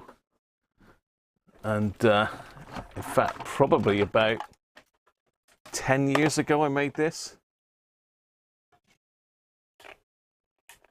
So again, send me an email, Paul, and I'll send you the plans to make that. So yeah, what was wrong with it? Well, I don't know if I can get it up on the screen. Let me just transfer the photos over to Google Photos a minute, and I'll show you. Well, I can't show you what I got, but I can show you. Share to. Let's send them to. Oh, hang on, that is Google Photos. No, okay. I've already sent them to Google Photos. No worries. Goat droppings in the controls. Yeah, it could have been. No, it wasn't. It was nothing to do with anything that I'd done. But it's very strange.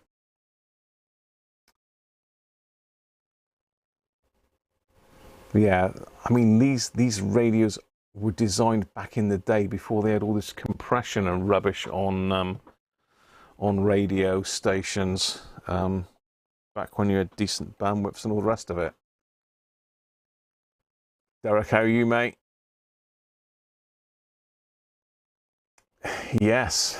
Yeah, you'll have to watch back. The ones in the background are original old Ever-Ready's, Derek, but we've got some brand new ones that have been made by somebody, which are very nice.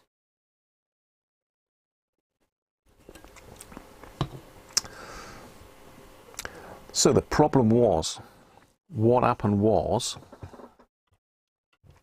now let me just pop that aerial down.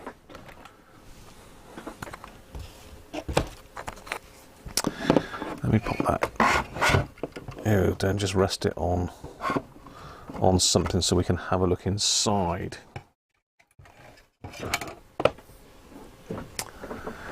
So, excuse my armpit. Let's just get rid of the armpit shots, pit shots.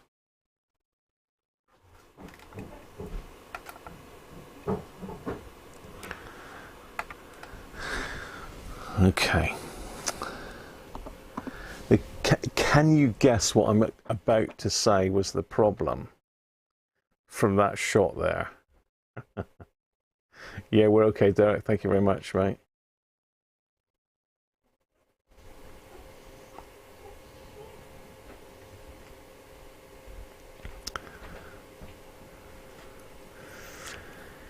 So, let me get the schematic as well. So, you can't see that because I'm trying to point using the mouse pointer. Okay. This this potentiometer here sets the quiescent current for the set. And basically what you've got to do, you've got to drop the voltage from 9 volts down to 7.5, and you've got to set this for 5.5 milliamps. Okay, that has got to be set for 5.5 milliamps. It was 0.6 milliamps. No, it wasn't. It was less than that. It was about 0.4 milliamps. So what's that? 40 microamps, is that? So yeah, it was 0.4 milliamps. It has to be 5.5. So that was way out. And when I turned it, it was really scratchy. So I've hit that with some switch cleaner or some deoxit fader lube, and I've actually set it and I've sealed it in place with a bit of nail varnish. So that is set. And the other one, this one here, I'm not 100% sure what this one does, but it is in the sort of back end of the IF into the AF section. So whether this is midpoint voltage or not, I'm not sure. But this one needs to be set at 1.3 volts with 7.5 volts. And it's measured across the resistor there. You can't quite see it. I'm just out of shot, but if I can't get it. Okay, yeah. If you see that that black capacitor there, there's the resistor behind there. You need to set your probes on that one, and this needs to be set for 1.3 volts. When I tested it, it was 0.6 volts. So again, quite a way out. Push pull out of balance. Yeah, I mean, and that is basically what was causing the problem. Now, I haven't done these capacitors here in the audio stage. There's 3 quite big ones in there that I ought to just lift a leg and check. I did think it was a bit bass heavy, so I went right the way through the audio board, and there's no issues with that. There was one capacitor that was very slightly out, so I changed it.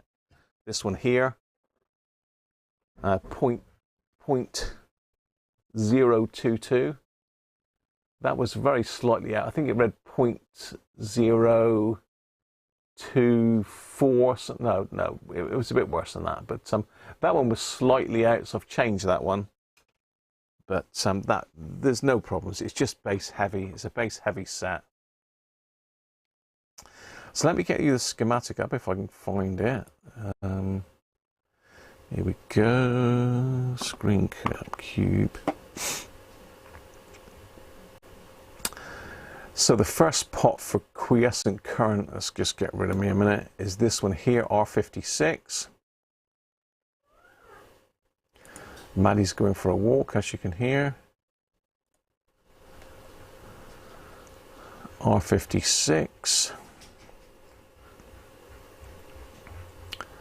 No, ignore that, it's R52, sorry. So that first pot for quiescent current is R52, this one here. And you basically got to take this link out, you've got to stick your, pardon me, you've got to stick your meter across here and adjust that for 5.5 milliamps, which I've done. And the other one is, I think it's on the other drawing just above this one. Okay, where are you, you little monkey? You're over here somewhere, I think. Here we go.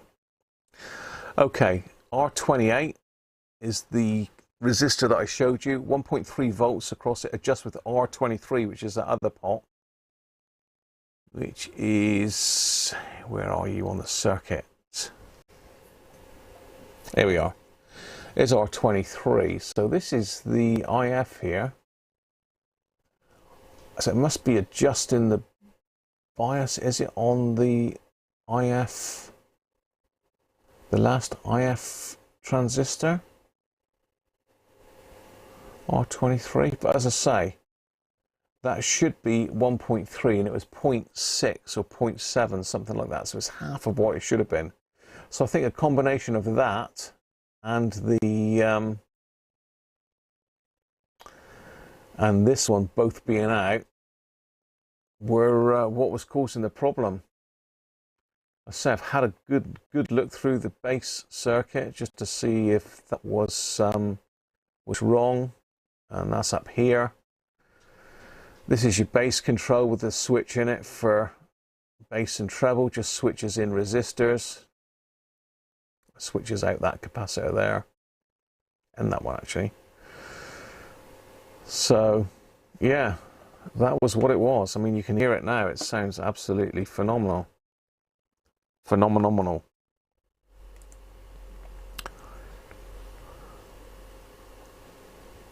So did you get all that, or have I totally confused you now? So that's really the only two things you need to set up. But the main one that was causing the problem was this one. I mean, it just wasn't enough current to drive the transistors properly. So whether it's moved in transit or got knocked or what, I do not know. But that's what the problem was. Genius. Beer time. Cheers, John. So to give it a fair test, the best thing we can do is stick it back in the case and connect it up with the Grundig speaker, because this is out of a Roberts. I'm not sure which one it is. It's an old roller speaker, and to be honest, it's nothing compared to the speaker in the Grundig. It just ain't made as good. So get this out, and then I'll pop it in that spare case of mine, and we'll have a go over it.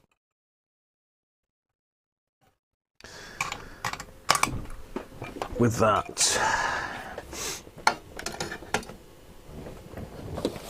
it's a real tight fit this in the case as well, so excuse me when I connect it up. Or you could come in and have a look if you really wanted to. Let's get you in if I can. Where's the overhead camera? There we go. So this is inside my spares case, and this is the rustier of the two. I've got two of these radios myself that are working. Well, one isn't working now because I've nicked the front end out of it, but I will get that done at some stage. No urgent rush. So yeah, it's very tight squeeze to get these soldered up.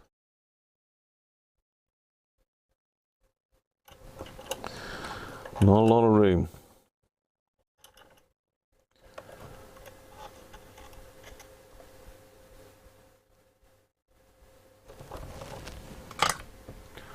Wired.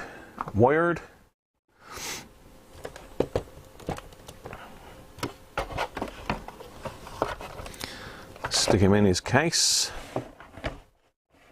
And let's hear it with the Grundig speaker now. I obviously haven't got the back on, so you're going to notice a difference in bass and treble. And I will need the pliers just to pull the bass and treble knob in and out, because I don't know where all my knobs have gone. They're here somewhere. But... Right, 4.5. So you can see the dial lit up nicely there, like, can't you? It does look really effective, the LED conversion. Right. Let's get off of a station a minute. Let's pop the aerial up.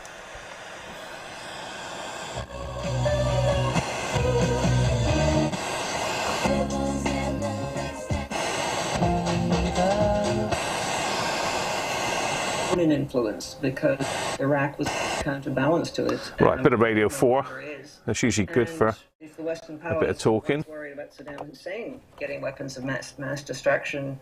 Well, now they have to worry about Iran doing exactly So the same. if I pull the control out estimates are that here, Iran is very close indeed sorry, to push it acquiring in. nuclear weapons. And as for getting rid of the threat of terrorism, well, speak to people in the Middle East. There are terrorist activities there the whole time. And we're also seeing, of course, self-recruited terrorists in the West who are inspired by some of those terrorist leaders in the Middle East. And so that letter from the Project for a New American Century, which...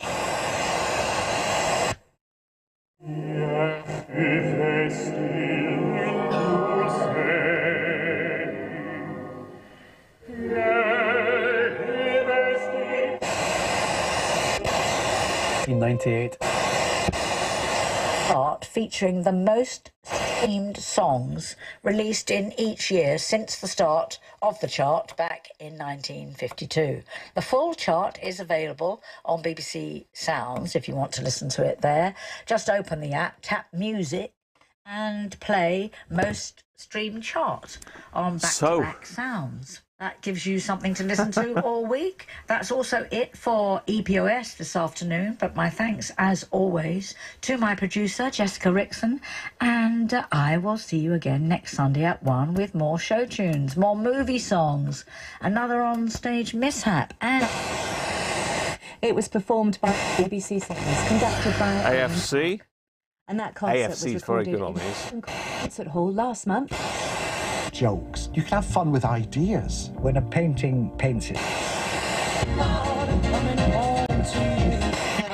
As you don't want to see this. And your Weetabix. If you love stepping so you can tell the bass is quite heavy on that. Wonderlands, so you need to being pop that wowed out. by stunning illuminations and getting smack bang in. You met up with Veronica late last night. Man who was staying at the Manston Migrant Processing Centre. Sophie Yardley. The first World Cup to be played in the Middle East is getting underway in The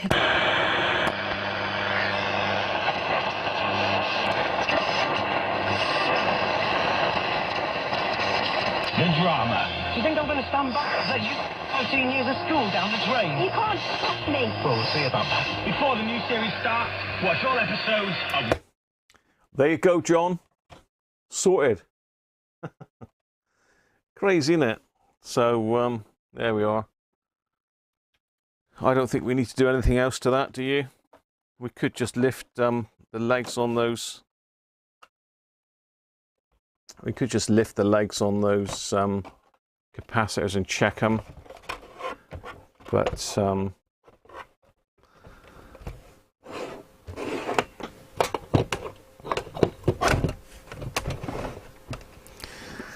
I'll say, probably my fault. I should have checked that, but I did check it. It was working fine. It was working perfectly okay. But for some reason, between here and John's place, it decided not to work. So there you go. That's vintage radios for you, people. You're always going to get the problems.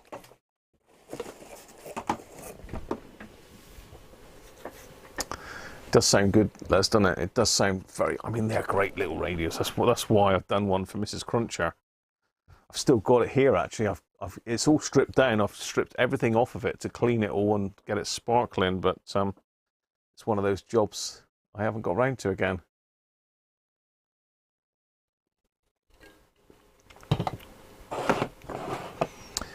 So, I mean, we can lift the legs on those caps and just test them.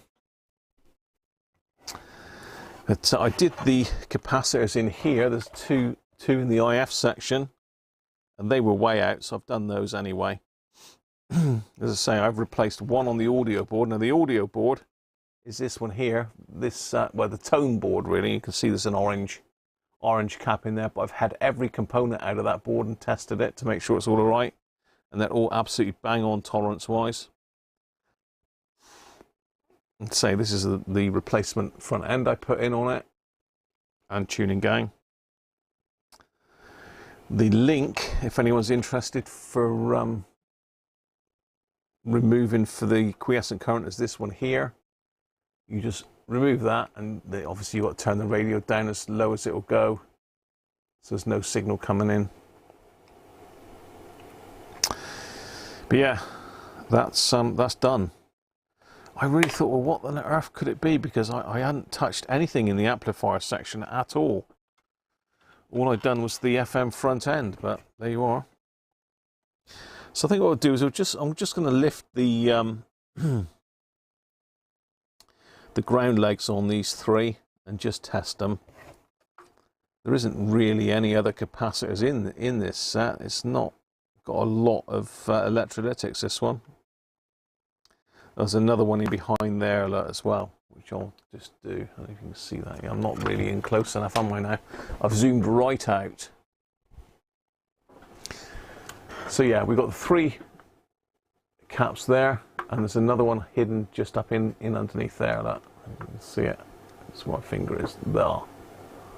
Just to there. So there's four to lift the legs on, and I'll just double check them before I send it back, and then it can go back to John to put back in its case again, John, for the second time. So let's just get the camera altered a little bit. Can't too close now.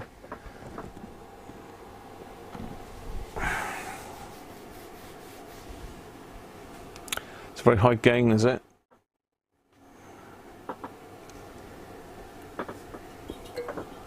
It does pick up very well, actually. It's probably well, it probably is the best one I've got for reception.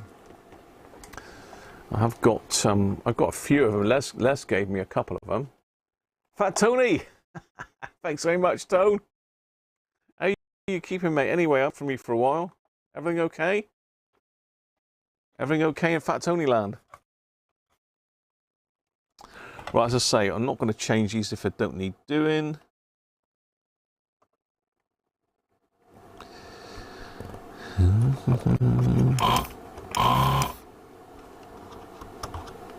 So that one. There's this one. Let's go on there. So that's the inner one.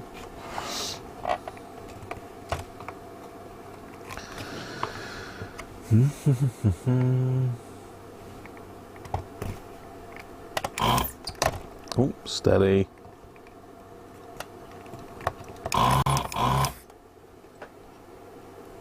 So that one. There's this one too. Let's go there.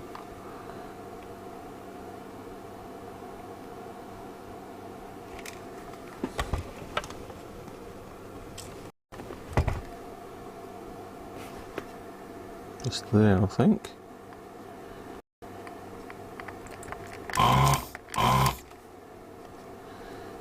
Yeah, and the last one is up here.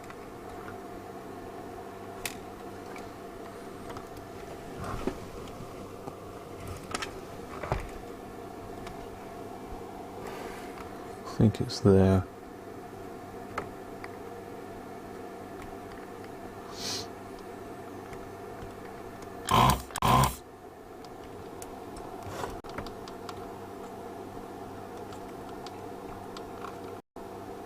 No.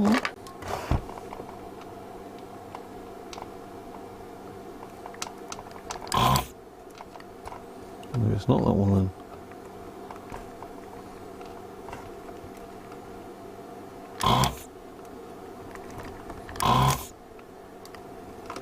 Yes, it is. Okay. Right, that's all of those disconnected. So let's get the ESR meter out and have a look. See what's going on down there.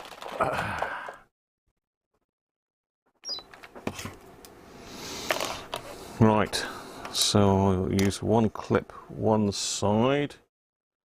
I'm going to pop the legs out.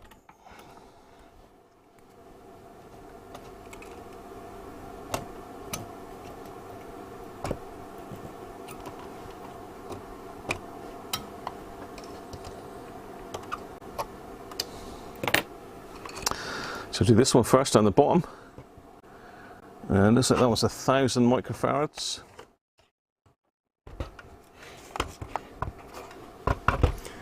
Anybody want to have a guess? 1,000 microfarads? Is it going to be good? It does sound all right, doesn't it?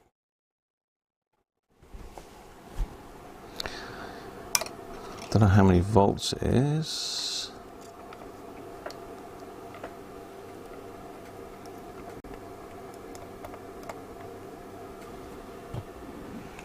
I'll get another thing for you. They're in a great home. Yeah. This is the home for radios. The radio home. 1200, 1100.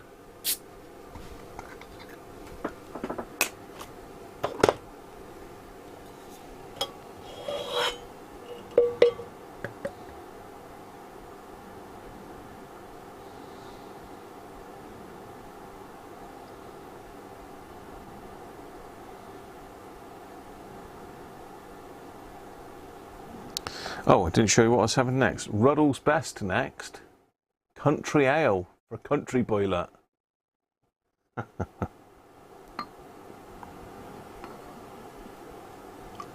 Country ale. Sounds Yorkshire then, doesn't it? Cheers everybody anyway.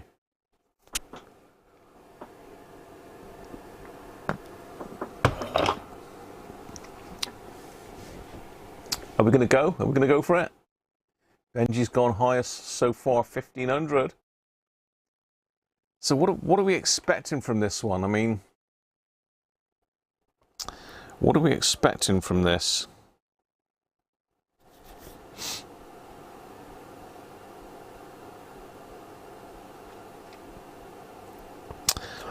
What are we expecting from this? Let's just get the old calculator going. So back in the day, they would have been, I think, minus 50 plus 10, I think. So 20% tolerance for a modern cap, isn't it, really? So if we've got 1,000 microfarads and 20% on that, we're looking,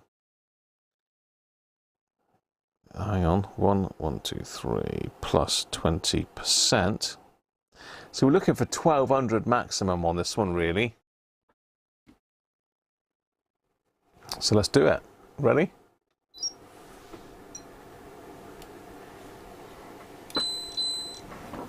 Yeah, as I thought, bang on, look, 1,010, low ESR, no problem. So it was closest to 1,010 then. We've got 1,023 for Lee. 1,020 for Theo, no way. Theo, it's Theo. Tis Theo.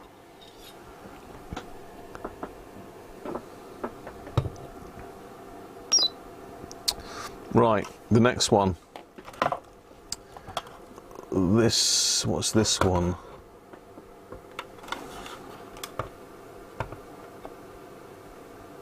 I believe this is another 1,000. So we've got another 1,000 in there. Go hook on. Click on there. No, I'll have to hold that on there. So another 1,000 then. Another 1,000 microfarad.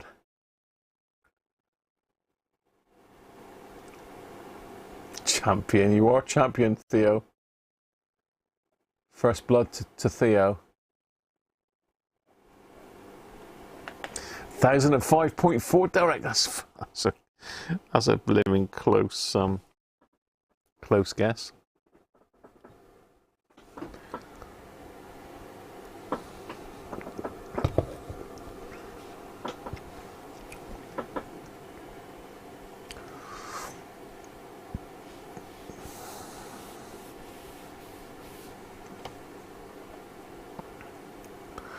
Where's Brett? This is his favourite part of the stream. Brett, where are you?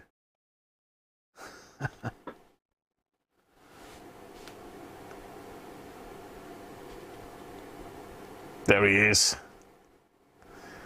I did see another railway video pop up a couple of weeks back. Brett, oh, sorry, I haven't had a chance to watch it. Well, I have had a chance, to be fair, but I've got so many people that I subscribe to now. It's difficult trying to keep up the videos. I tend to just watch them in my lunch time, really. I'll have a watch of some when I'm having my breakfast, lunchtime, and occasionally of an evening, late evening. You there, Brett? Right, let's do it then. So I'm just going to have to hold that on there and just push a button.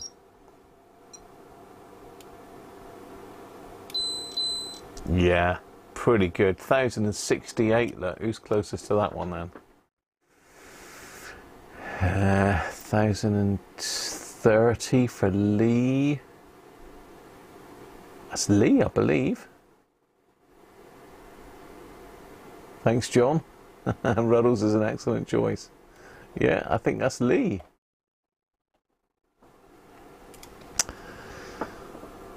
Okay, next one. What's this one? Is this another 1,000 or? Yeah, another 1,000. Another 1,000. Exactly the same. Thousands of thousands in this one. It's got to be there.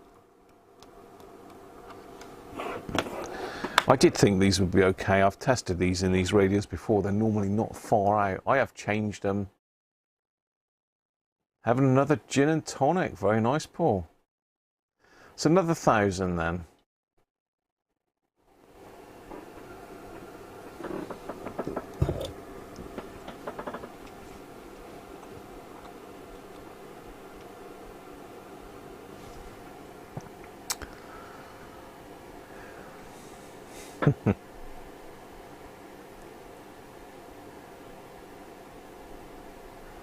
What's that? Oh yeah, yeah. Excuse you, Craig. Yeah, you're all going lowish now, aren't you? 0.7 ESR for Derek. Look, 1,090.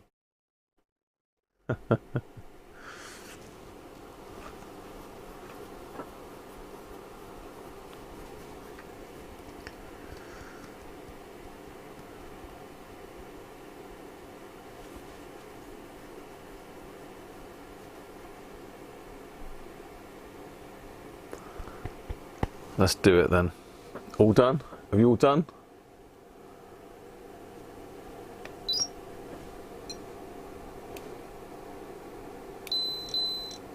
Got 1,098. Got to be Derek, isn't it? 8 outlet. ESR 0.15. Very good ESR. So there's no issues with them 3 caps. And we'll do the last one. I'm not sure what size this one is actually. I can't read it on it, I don't think, because it's a bit tucked in out the way.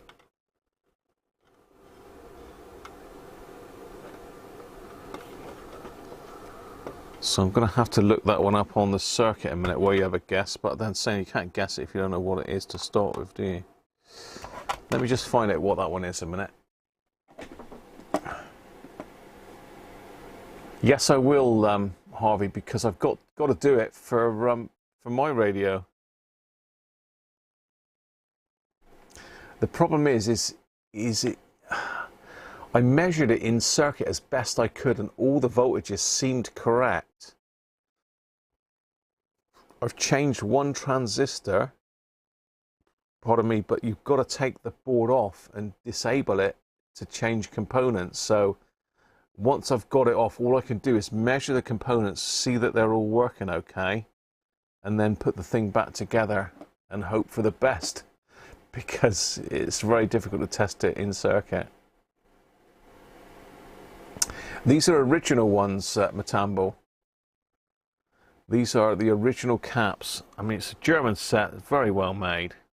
So they did use high quality components. Some of them aren't so great, which is the 2 that I changed. They were really bad. But these ones in the amplifier stage seem to be okay.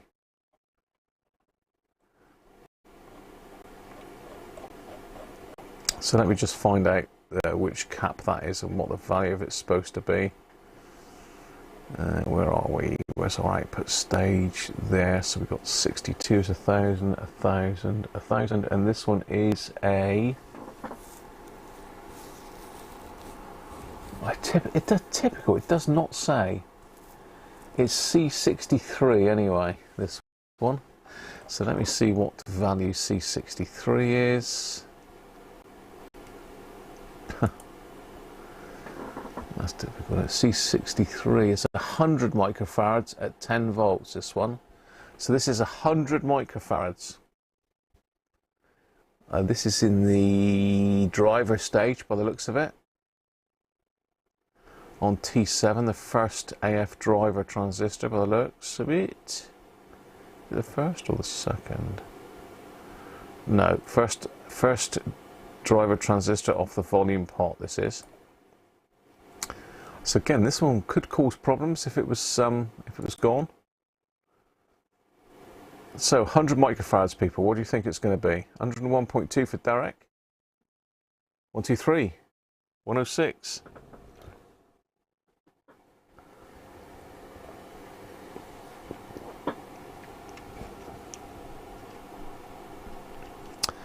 I have ordered, well, I've got what I thought was the replacement transistor according to the schematic for it, but I think in practice it's actually not the right one.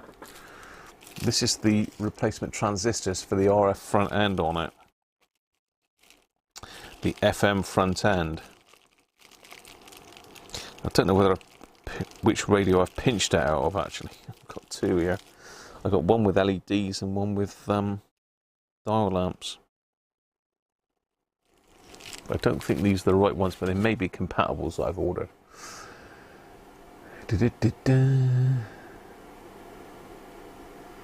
Afternoon Prior, how are you? Let's do it then. So we're looking for 100. 106, look at that. Would you believe it? All those caps are brilliant. Lee! 106 on the nose. He's done the double. Yes, Lee has done the double. ESR at 0.5. Absolutely no problem with any of those caps, so they can all go back in. I did think as much, but I thought before I send it back, I would just try those to be 100% sure that they were okay. And they are. So let's pop them back in, if I can find out where they came out of.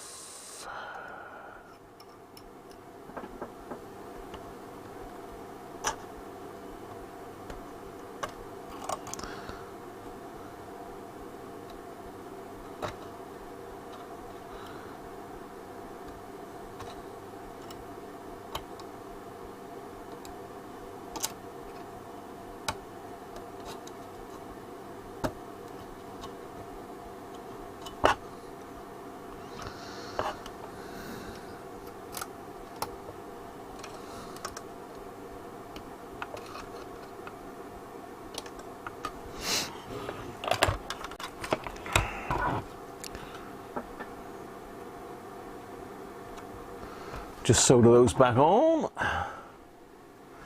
Done the double, Lee. You're on a roll. You're on a roll. Let's put a little bit of flux on those, just a tad.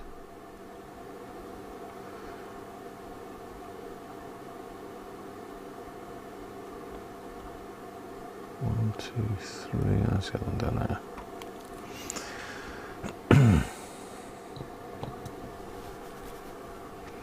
Let's pop the extractor on over there.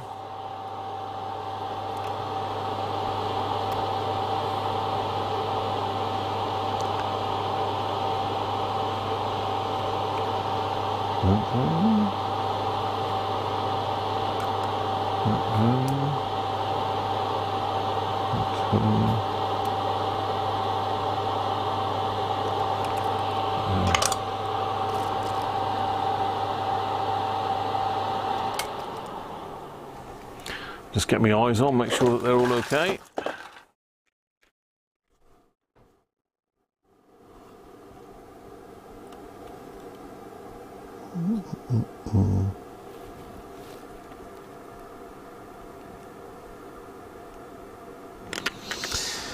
There we go. I mean, there is this, can you see this white stuff on the board? I really don't know what that is. It's like something's been spilt on it. It's like,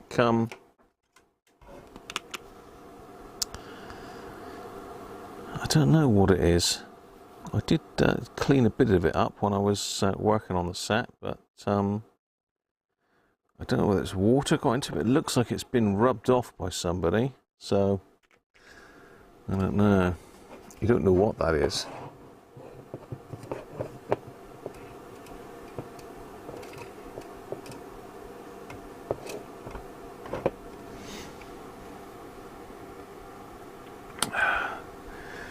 And I was going to say, give it a brush over the isopropyl, but I've lost my brush, haven't I? What's I done with that? How's that gone to? Here, brush. Brush. Where are you? Oh.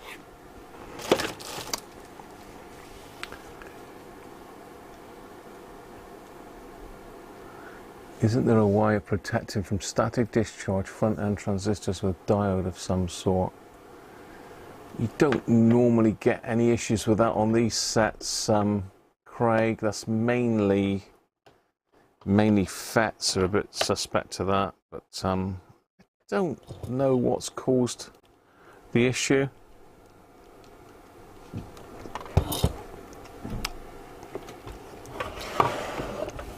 So there we are.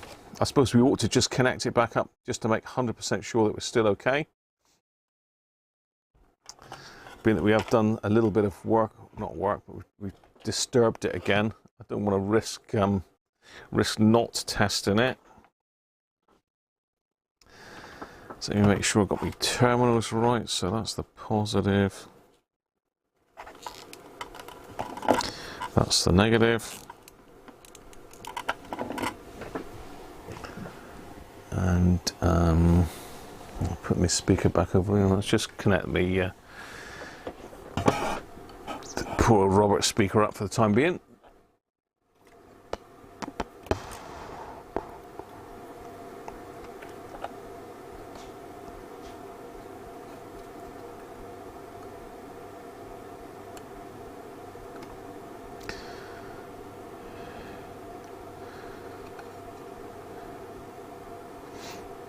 But yeah, the protection for front end is normally back-to-back diodes, isn't it? Diodes in series across the input. That's that. Everything's okay. Let's put the power back on. Power.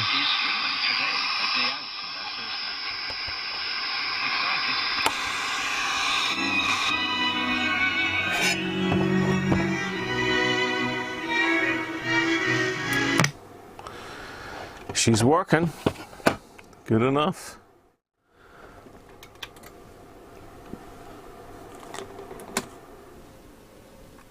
Okay.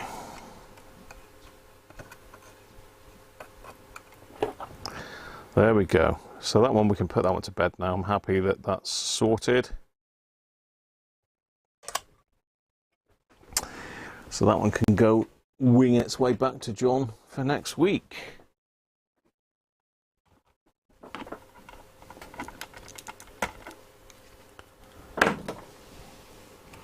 Super glue vapor. It does look a bit like that, Harvey, doesn't it? But I don't know what it is that's caused that. I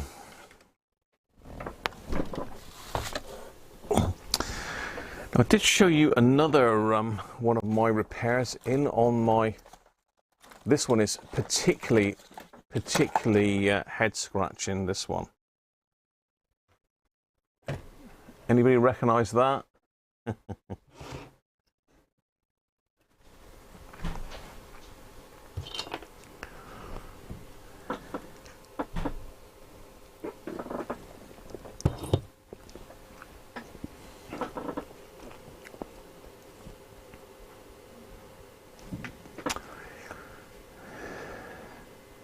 Cheers, Lee. Thank you. It's a runner. In time for Christmas, yes. It's a pain in the backside, this one, I tell you. I've had so much fun and games with these radios in the past. Why I still say I'll fix them, I don't know. But so they always give me trouble. I did one for Brian's Signal Hunter over in Germany. Was the last one I did. This one's come from Belgium, I think. This has come all the way from Belgium. So we've got to get it sorted, but it's causing me a bit of a headache at the moment. I've I've not really made any progress on it, which is always a bit worrying. Normally with a radio, you know, you start sort of whittling down the issue, and you get to a stage where you think, okay, well, it's that area there, so that's what I'm going to concentrate on. Now I've sort of got the area that I think it is. It's not Roberts. This is far more complex than an old Roberts. I can tell you this is just the PLL board. This is the PLL board. So this is the band selector switch. And you've got these ICs in here. That's the main PLL IC. You've got all sorts of weird and wonderful chips in it. You've got 4 varactor diodes down here. This is the VCO coils. So this is the VCO coils here. And you'll notice I've recapped this board completely because you know, one of the issues can be the caps in the VCO. Now this section here has normally got a big shield around it and is filled with wax. I spent probably 3 hours, I reckon 3 hours, getting that can off, which was an absolute nightmare because it's like solid brass. Where is it? It's here somewhere. But that is solid brass, and it was hellish hard to get it off. And you can see this one here is covered in wax. And this is a Yaesu, by the way. No worries, John. This is a Yaesu FRG-7700 receiver. This is the PLL board. The signal board is in underneath. This is the PLL board, and it's not locking properly. I can only get one of the 4 VCOs to lock. The frequency readout is all over the shop. And basically you connect to one of the test points down here with your multimeter, and you need to be able to measure specific voltages on these depending on what band you're on, and I cannot get the voltages to come right on 3 out of the 4. I can only get 1 that I can actually trim up properly, and even then the voltages aren't right on the bottom end. So something very wrong with the VCO circuit, which is why I've taken all the wax off of it. So basically I had to scrape as much wax as I could off with a screwdriver, and then heat it up onto a napkin or onto some blue paper, and just keep swabbing it off until I got most of the wax out of it. So now I can get at the components.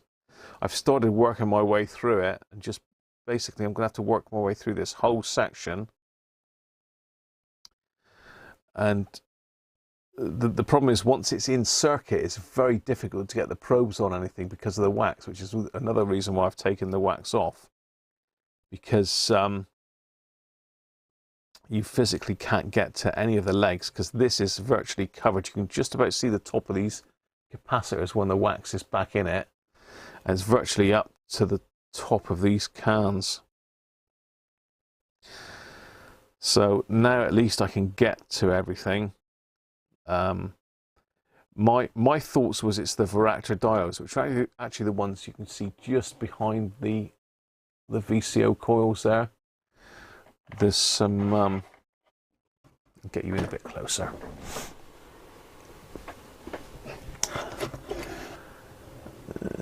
There you go. So the varactor diodes are these things that look like transistors behind the coils.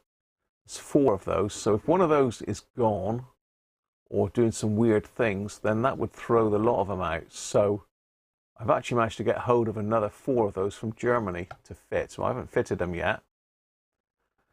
As I say, I've just started working my way up through from here, from this corner.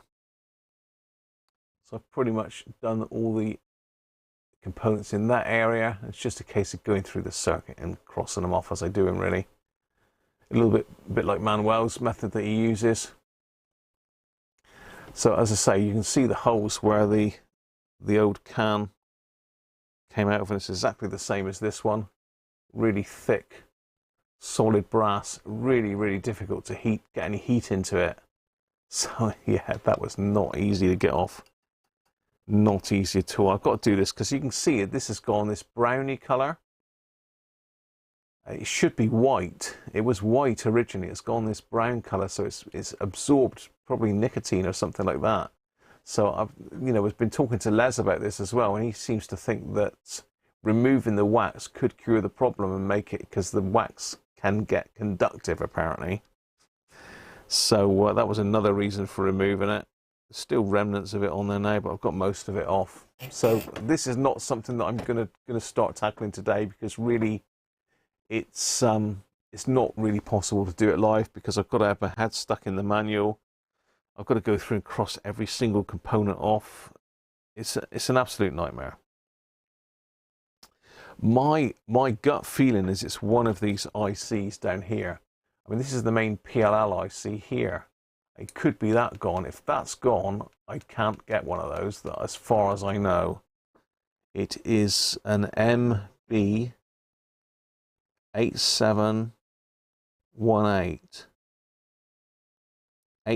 MB, Mike Bravo 8718. It could well be that is the issue.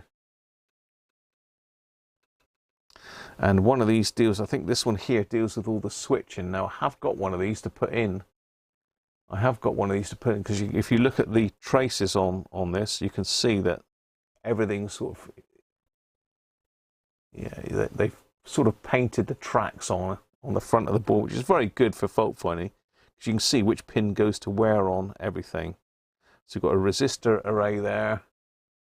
This is all connected into these diodes down here. There's a bank of diodes that do all the switching from the band control, the band switch. It switches through all these diodes. Now, I've tested all of these. These are all good. As far as I can tell in circuit, they're all measuring okay. They're all measuring as diodes with a similar voltage drop. So yeah, it's not a nice radio to work on. It's very old school, early PLL. Yes, yeah, I've done this main supply. That was the very first thing I did, Harvey, was rebuild the power supply in it, because these are renowned for bad components in the power supply. So that's all done and dusted, the power supply. Finished. In fact, I don't know where the other part of the board is. It's out in the other room at the moment.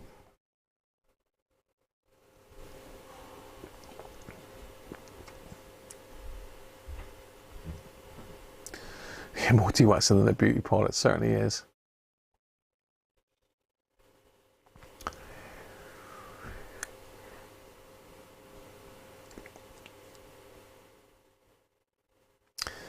Yeah, these aren't IF cans. These are the VCOs. These are the VCO inductors, variable inductors, isn't it? Coils. So basically, you attach your meter down here on this test point down here, and then I think you've got to get 7.2 volts, and that should reduce down to something like 0 volts as you tune down the band. So each one of these cans does a different band spread, really. So yeah, I just thought I'd show you that. That's what is taking up my time at the moment, is working on this one, really. And I did one for Clint of Oxford Shortwave Log. If you look back through my videos, you'll see I did a series on this. I also did a video on one in lockdown as well. I've done 4 of these now from memory. Now, Clint's turned out to be the memory module in his. He must have had a bad RAM chip in there, and it was throwing all of this out. I've disconnected the memory module in this, and it's still doing it. So the frequency freezes on the dial on the front. It won't move at all. And it's an absolute nightmare. It is through hole, Thomas, yeah. To be fair, SMD would be easier. But the thing is a lot of the parts on this are unobtainium. I have got this little chip here. I will put another one of those in. I'm going to pop the 4 varactor diodes in. And then I'm going to check through all the components in this area just to remove it from the. I've checked all of these coils. They've all got continuity. They're all pretty much reading the same. So there's no issues with any of those coils. I thought maybe one might be open circuit and throwing the rest out, but they're all good. You can see brand new caps down through there, so no problems with electrolytics. It looks like in the past somebody has been in and changed these transistors. There's 4 transistors, 1 for each band along here. These 4 in front of the cans. Now they look like they've been changed by somebody in the past, purely because of how they look on the underside of the board. You know, the soldering is not the same as the rest of the board. Follow the counter coax back. Yes. Yeah, I'm trying to think. I think that's probably this one here. This one here, I would think, Harvey. Coming in from there, I think. I'm not sure. The schematic is it's a very good manual for it, to be fair. There is a good manual, but I know when I had problems with these last time, a very nice chap gave me a hand, Greg from, I think, was he Norway? Greg, unfortunately, hasn't got a YouTube channel anymore. He didn't get on with it, so he let his YouTube channel go. I don't think he's come back. He might have done, but so yeah, a lot of work ahead of me to go through that. It's a very old school PLL circuit. It's a lot of it's done with components rather than ICs, and it's a nightmare to work through. There's a PLL1 and a PLL2, and they're all sort of linked, and that's horrible. If you watch Nick's video, Petronics, you'll know what a pain in the backside that is going to be. So there you go. I thought I'd show it to you. If anybody is an expert on those, then you'll have to drop me a line and let me know, help me out, because I'm struggling with it. You got the service manual, Harvey? It's not a nice radio to work on, really. But if you've got any suggestions, Harvey, drop me an email, because I will be on that again next week. It's one of those ones, because it's so complex, I've got to keep picking it up and putting it back down to get other work done. It's just taken so much time. Right, what else did I have to... Oh, yes. Okay, so now we've got something a bit more modern. And I've got 2 of these in from the same customer, which is unusual. So all you shortwave enthusiasts will recognise this one, I expect.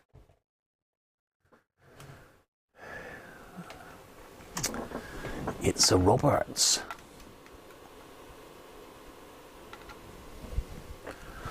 Get a little light on the subject.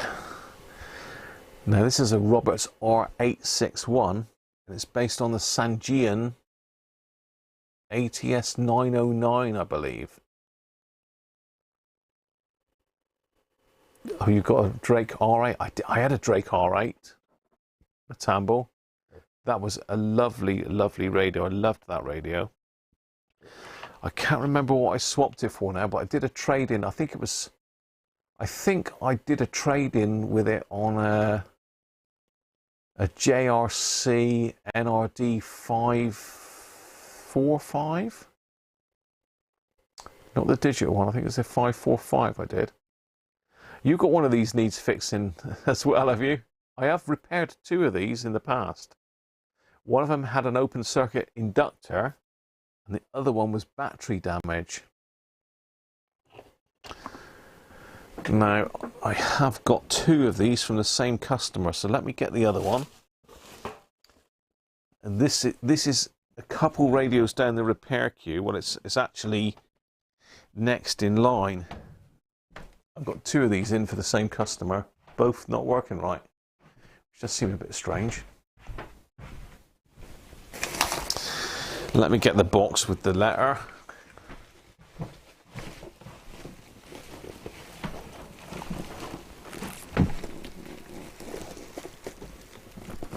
But they are very, very nice radio.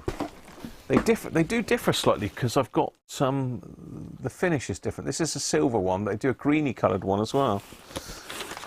This is coming from David.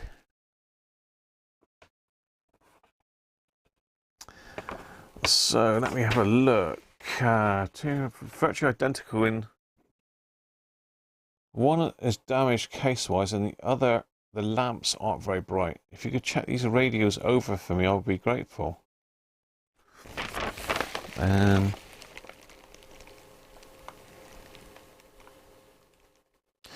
So he wants me to restore these. So I'm really not sure what's up with these. And it's saying that the lights aren't right on one of them.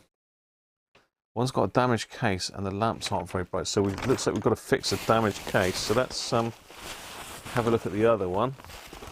So we've got the Roberts carry bag, which is very nice as well. Something in there. And we got the other one. I think this is the different colour. This is the one that I've got, because I have still got one of these myself. It's a very nice performing radio. I seem to have got a bit of a collection of these shortwave radios. I think this is the one in... Oh, this is a different colour again. This is a bluey colour. This is rather nice. Is this the one with a damaged case? That's a different colour again, see? That's a bluish colour. I don't know if you can see that because the light's blowing out. Oh, that's the one with the damaged case. Yeah, that's a shame. But I'm sure we can stabilise the case with a bit of epoxy. I like the blue. I like the blue colour. I like the blue. Let me zoom you out a little bit so you can see him a bit better.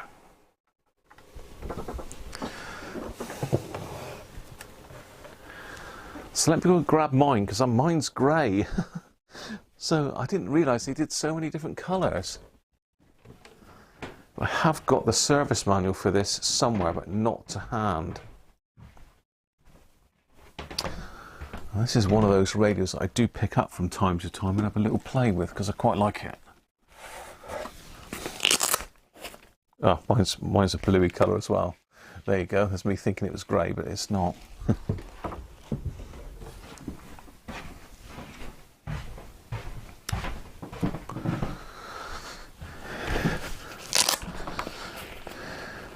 It is grey, okay. Cracking up. So this is mine. This one you've seen me repair. Oh, that is the same as that one, isn't it? Yeah, no, that's a sort of greyish blue. So yeah, that's the same. So that's mine. And one of the issues I had with this was I had a missing battery cover. And I actually got a new one from Roberts Direct. Roberts actually sold me a new cover.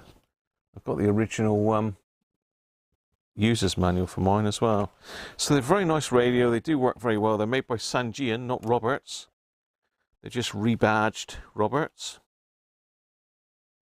And Sangean, if that's how you pronounce it, or Sangean,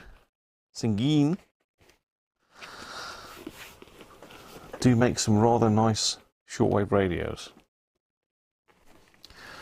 Very similar to sort of Texan. I think they're probably the two market leaders at the moment in shortwave, aren't they? Texan and Sangean. Anyway, yeah, it's a bluish grey. So now we've got some bits knocking about in here. Oh, just batteries. Okay. So we've got three batteries there, so I'll put that back over there out of the way. So this is a silver one. Battery door's on there, looks in pretty good nick.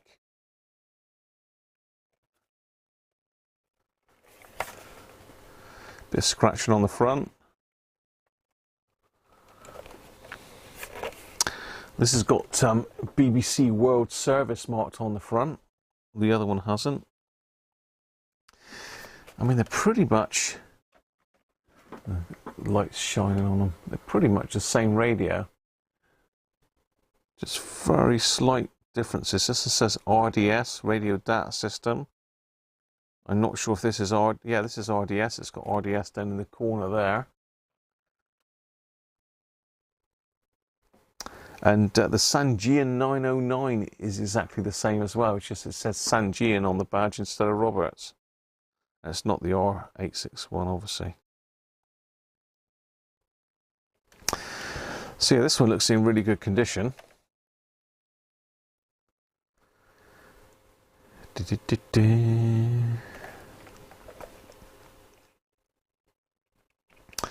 I believe they do sideband as well. So we've got DC 6 volts, center pin negative. So let's see if we can hook that up.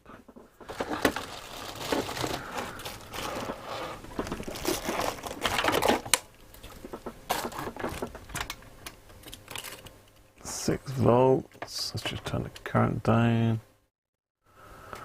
Let's make sure we are definitely center pin negative before we plug it in.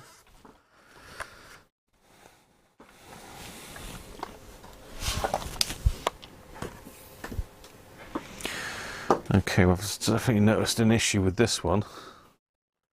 I'll have to have a look in the package and see if they've got a knob missing. We're knobless.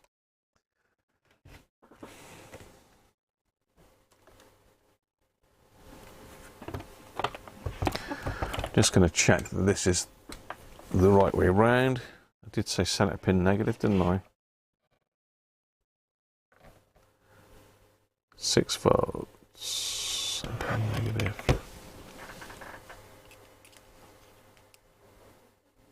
Yeah. Let's pop that in.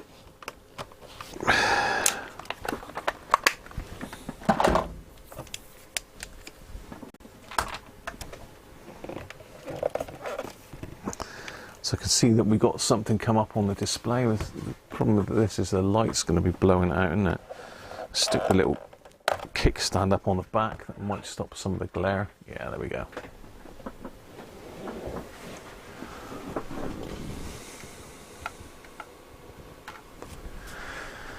So you can see we've got the clock come up on the top there. So if we hit the power switch. Okay, where's our volume?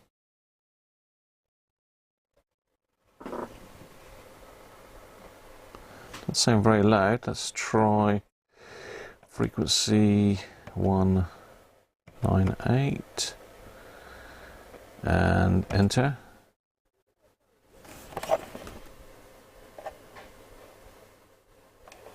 So RF gain, what's the volumes over here somewhere?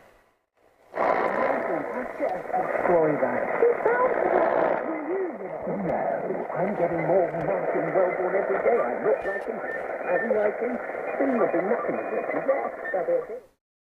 Well, it doesn't appear to be a lot wrong with that one, does there? Daniel, how you doing, mate? Rolf's in.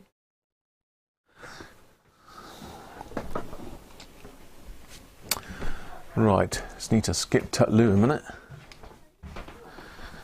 Then we'll give it a good run through on the bands and see what it's doing.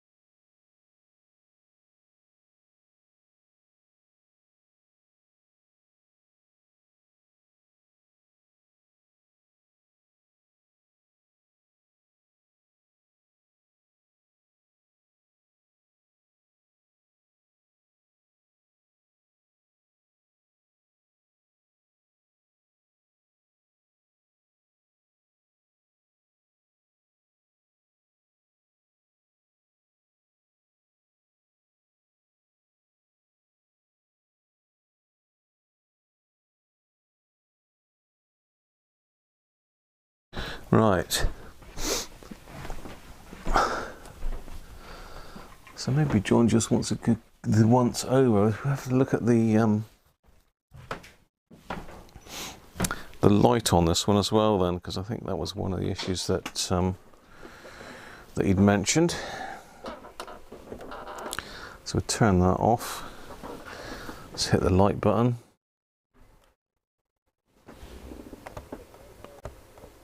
Yeah, usual terrible light on these.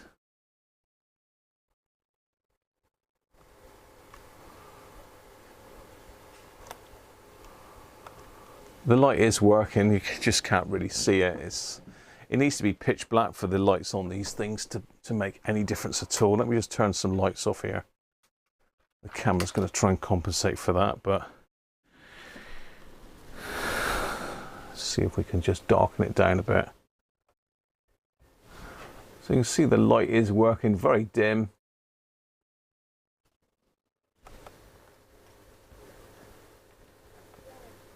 That's about right for these. I'm just trying to see if mine's got batteries in it.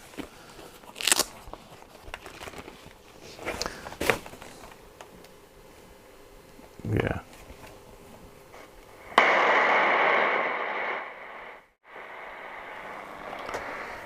So there's mine. Exactly the same. Very poor light on them, but that's to be expected. They aren't supposed to be bright.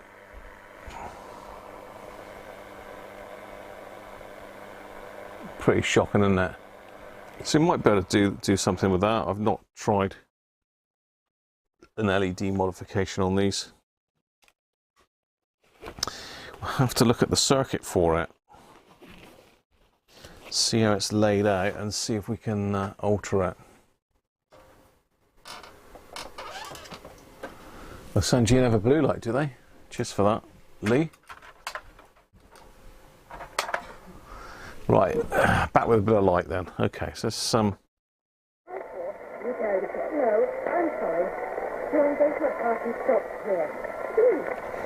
So we need to give it a run through the band, so let me get my ATU up here and my long wire, and we'll give it a whirl.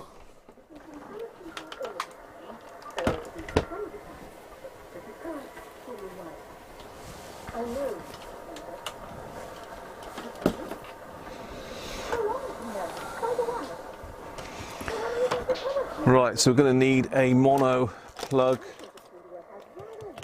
for this.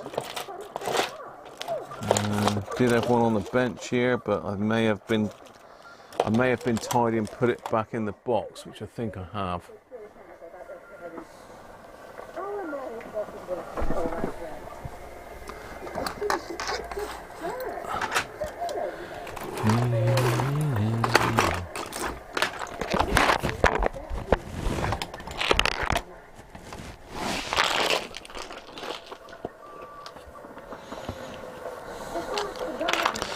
So what we want is a mono jack plug. Maybe I didn't put it back in here then.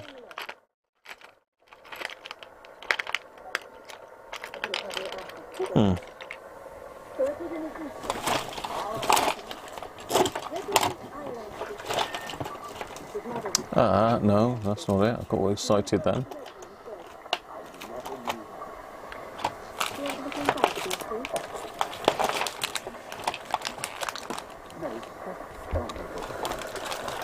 Lots of CDs and stuff on here at the moment.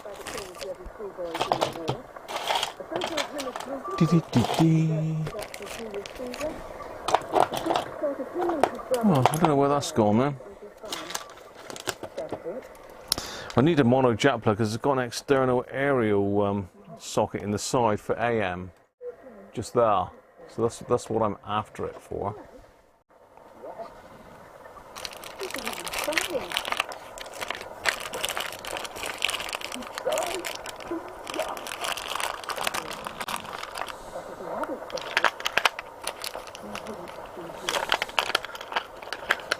There we go, I'll use that one.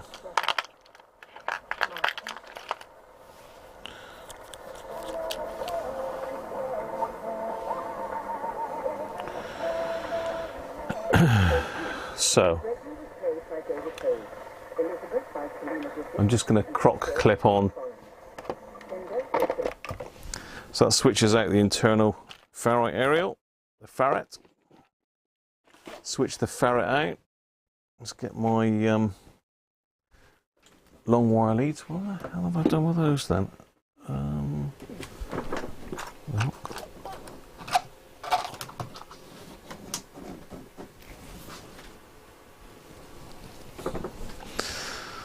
Okay, so that's the ground, and let's just zoom me back out again because I'm in too close.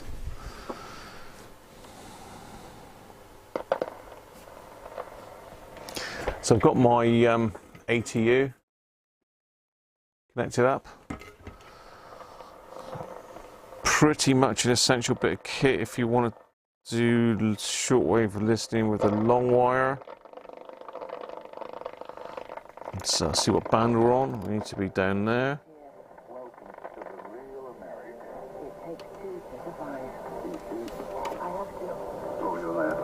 The English, starring Emily Blunt and Saskia Spencer. Watch all episodes on BBC iPlayer. So let's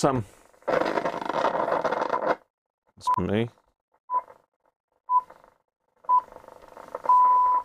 BBC News at 4 o'clock. The first game of the World Cup has just begun in Qatar between host nation and Ecuador. Qatar has been criticized in the lead-up to the tournament for its laws against homosexuality, its human rights. So if I switch this out, treatment of migrant workers. You hear the noise? All the teams Switch this in. On the football.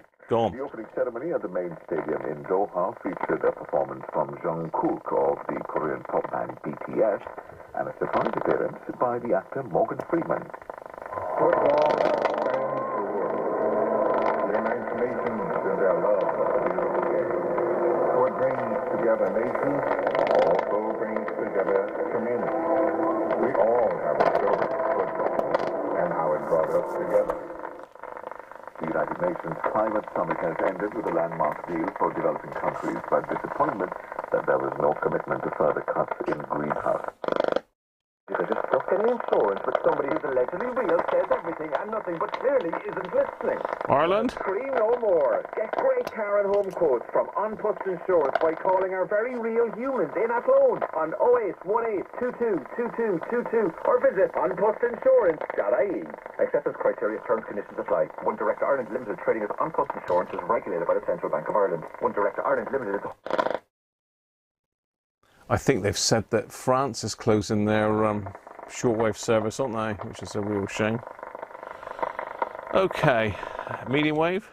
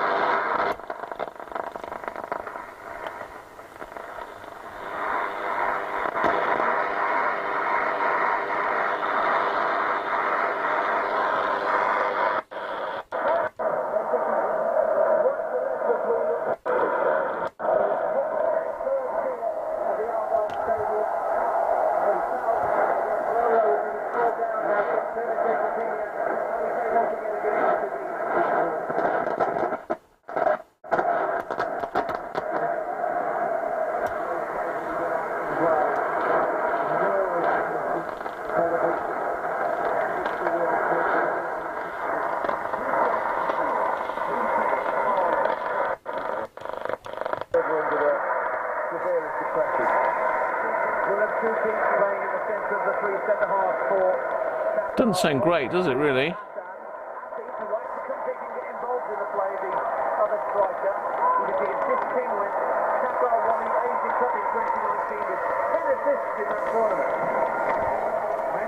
Cheers, Dom. Catch you soon, mate. Thanks for joining us.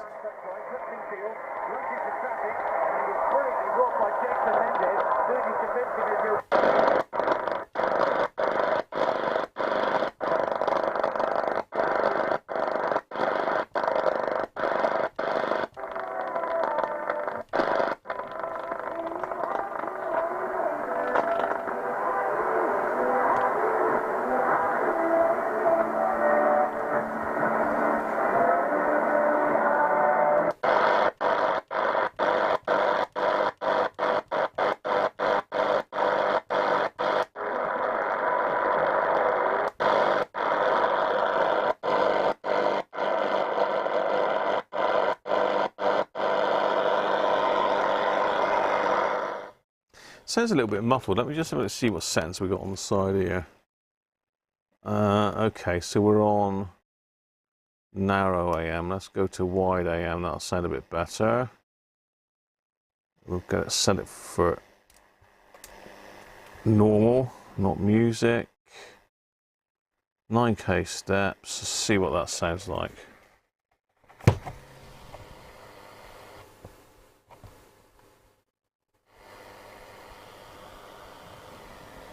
Okay.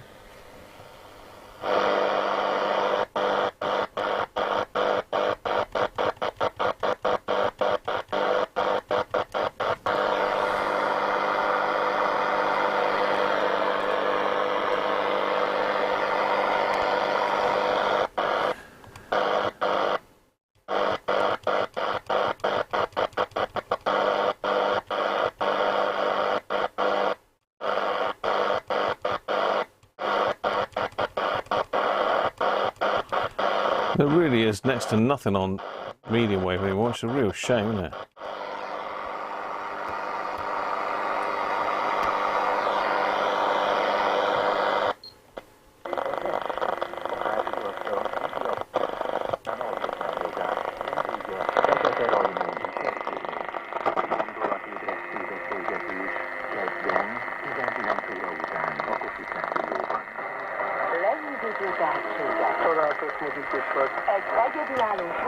Sounds better.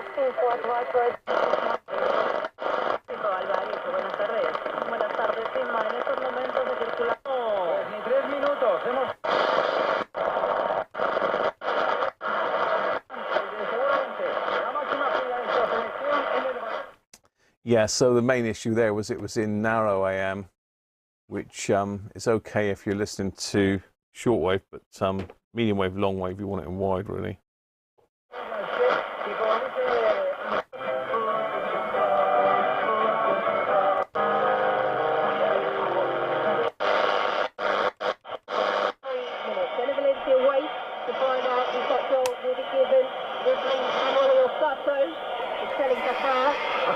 I didn't see an obvious one there. Maybe some of the challenges I was talking to before were extra physical, but I didn't see anything. Oh, it's going to have a look. All right, the arm's gone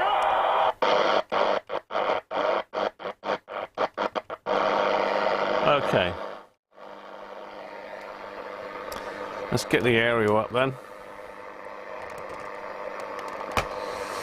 Let's give it a try on FM and then we'll have a look at some shortwave.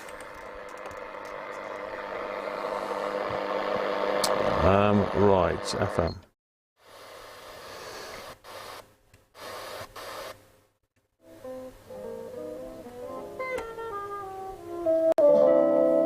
Sounds very nice, doesn't it? These are well-made radios, they are nice.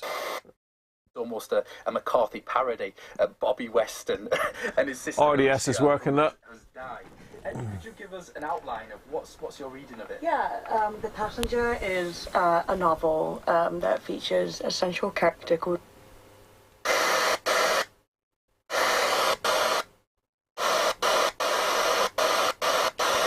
No squelch on this, I don't think.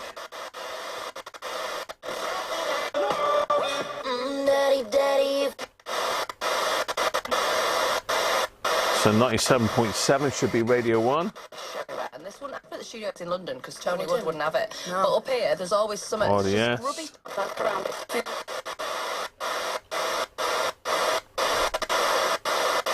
100 should be Classic FM.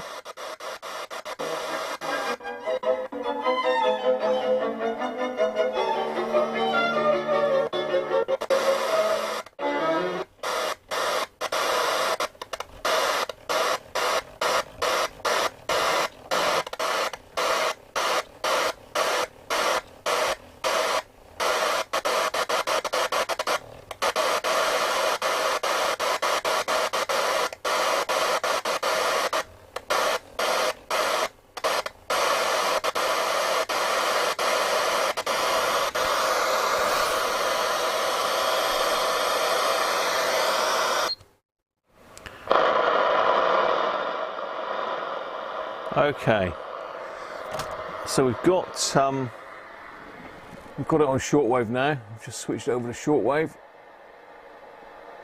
Let's get it there so it doesn't blow the camera out quite as much.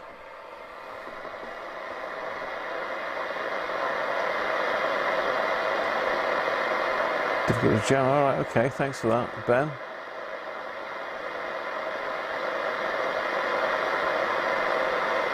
I'll catch up in a minute.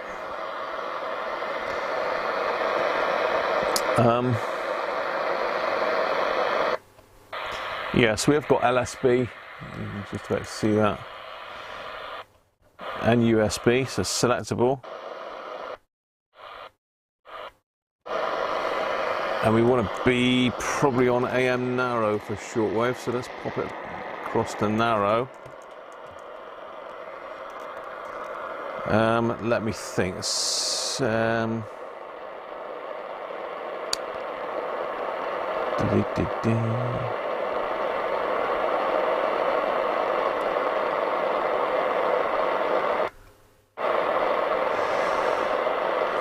30 meters, but let's just bypass this a minute.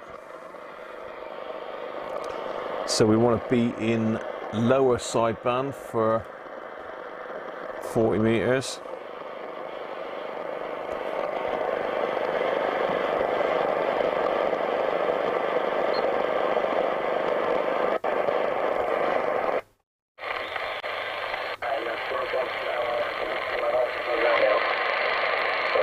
So in the amateur band here. So let's go to slow tuning.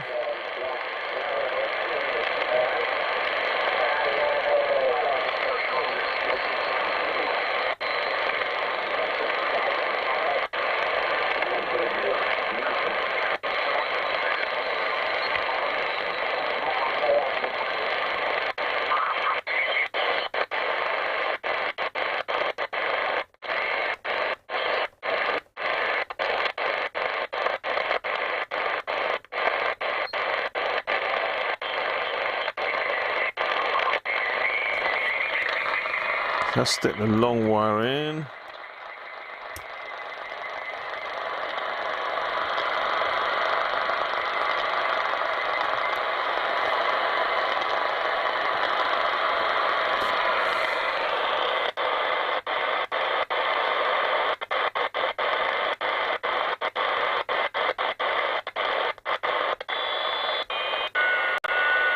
Data.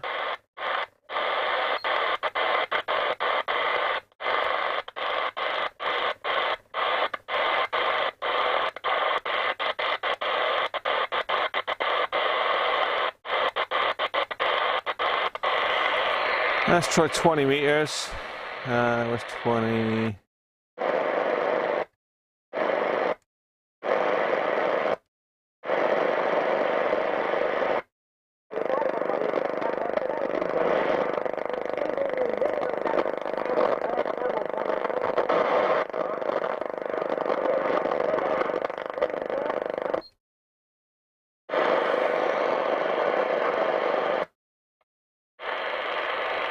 Alright, so tune around here.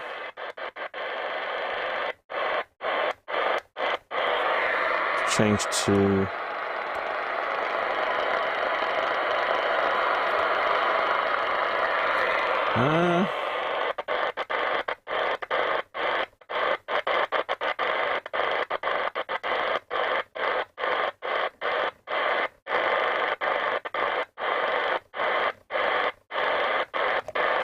strange, nothing on 20 meters.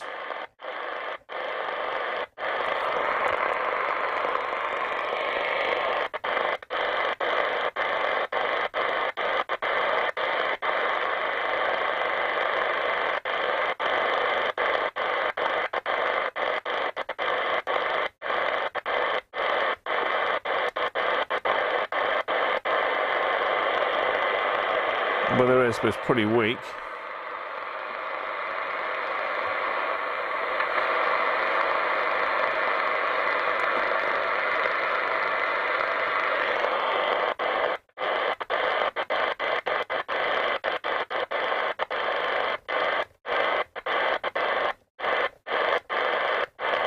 Not a lot on there at the moment.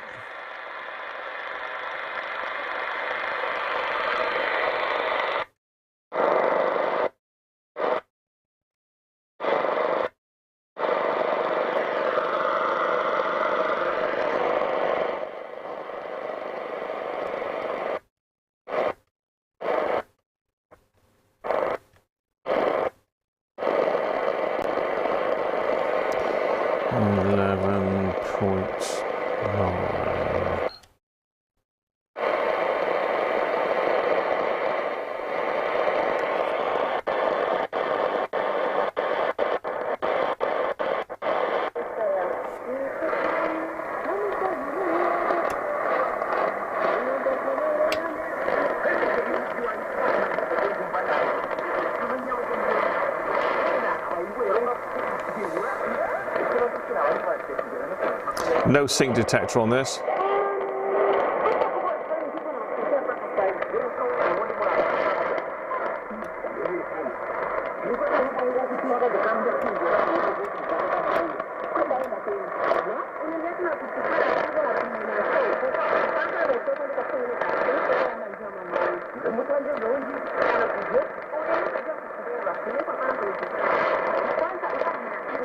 China radio, of course.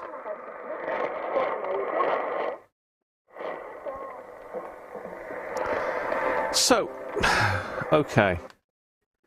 To me, it doesn't look like there's anything wrong with that radio apart from a rubbish.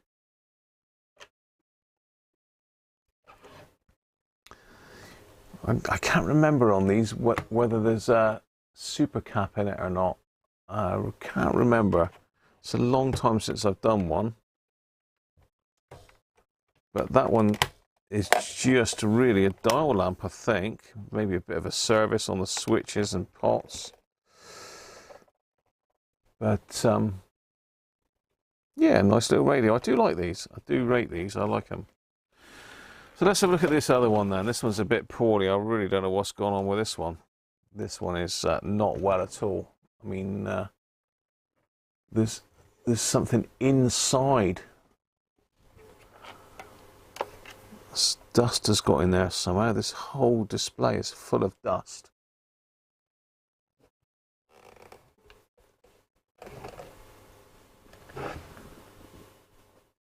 Is it going to focus for us? Come on, you can focus. There we go. So that side of the radio looks all right. We've got the battery compartment. But this is where it gets a bit gnarly. We've got damage here.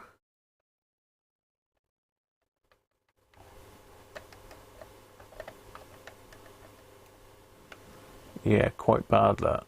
So we're going to have to fix that. But where's the knob? Where is the knob? I mean, I can glue this and I can raise the level back up with this and sand it back, I reckon, with some JB Weld, because that is this sort of grey colour. It's virtually, well, is it the same colour? Maybe a bit lighter than this, but I can probably fill this hole in as well because there's a piece missing there. But where is the knob? And that is the AM RF gain knob gone on it. Shame.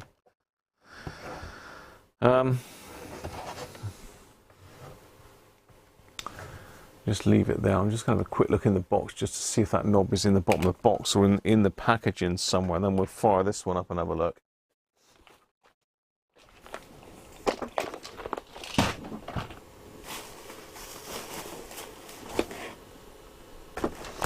I hope he has got the knob, because that's going to be a real shame if he hasn't got the knob.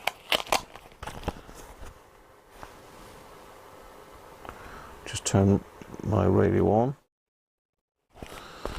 There's no knob in with the batteries. Just going through the packaging. Yes, how are you?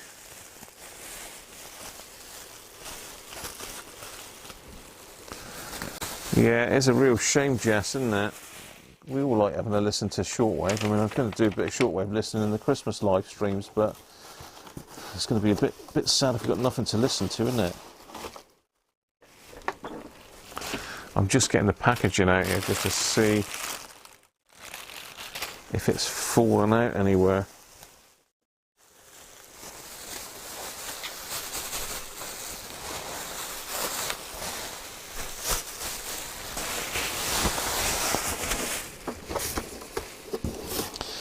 No, so we have no knob. I'll have to have a word with David just to see if he has got that. No, it's not the end of the world, to be honest, because it is just the AM. It's basically RF gain, isn't it? Yeah, AM RF gain, so that's not the end of the world. We've still got the volume in that. It's at a real old clunk because, I mean, you can see it there, if it'll focus. You notice this one's not lined up, it's like dropped down. So it's at a proper old bang, this one. It drops off of something, but yeah. I hope he's got that one. Thomas, thank you very much for the super chat, mate.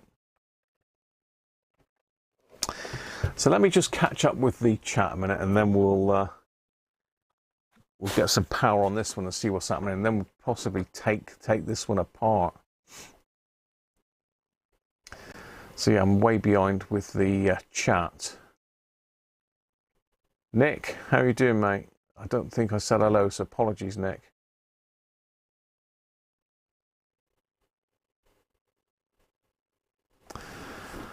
Yeah, we're changing for LEDs. Aaron, afternoon to you as well, mate. Sorry I missed you just now. Martin, no, got sound here, mate.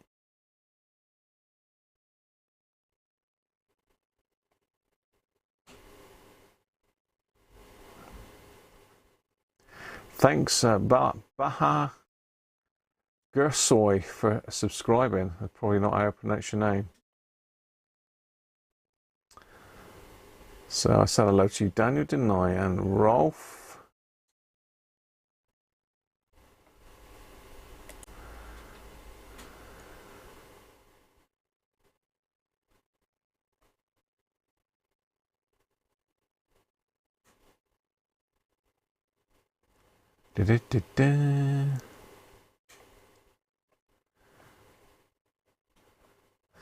Yeah, checked all the reference frequencies on the Yaesu, Harvey. They're all good. All good. In fact, they're absolutely perfect. So someone's been in it before me and had a go at it and hasn't been able to fix it.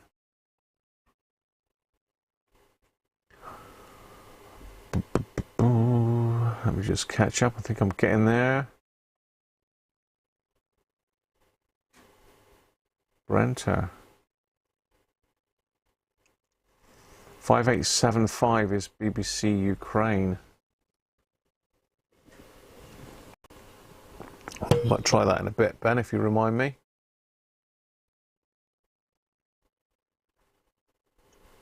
Afternoon, Doug. Doug's with us.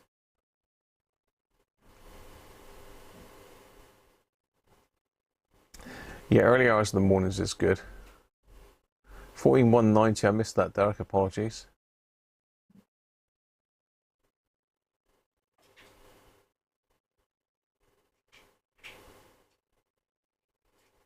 It is narrow on AM. There's, yeah.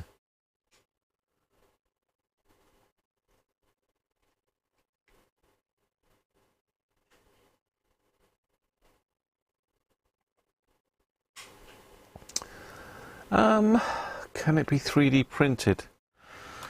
Again, it is something that Roberts might be able to sort out for us.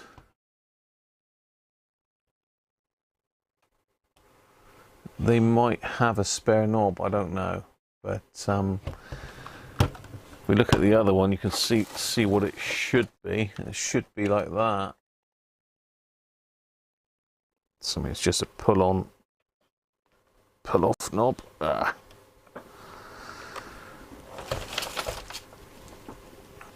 So yeah, you could potentially 3D print that. You'd need, well, you could cobble it up with a filament 3D printer, but it's quite fine. So I mean, it might have got smashed off when it looks like it's been dropped, that radio. It does look like it's been dropped.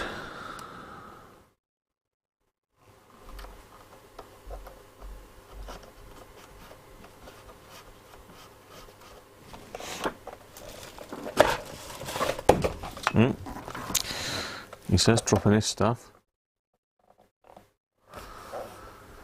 Okay, well, the knob's not there, so let's get some power on it and see what's going on.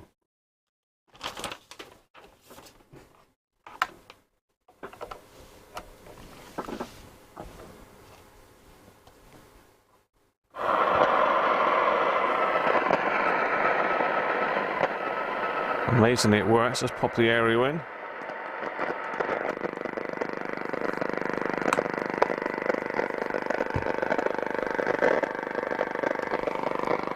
Let's get that there. Let's go to 198. For another enigmatic character. It's working. So the book I'd never learned is The Great Gatsby, but I think I actually have about 5 different copies of this book with different covers. You know, the Wordsworth classic. Light is working on this one, but very weak again. And I would never lend any of them to anybody, even though I talk about The Great Gatsby and how amazing it is all the time. If someone says to me, okay, so can I borrow it? I would have to hesitate a bit and then...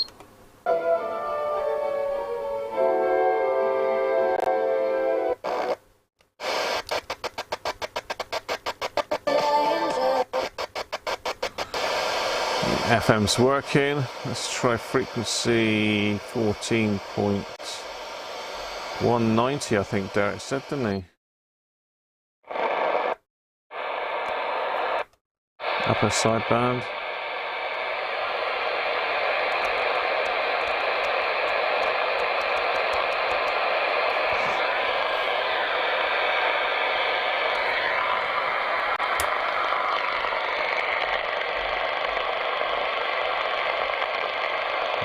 Okay.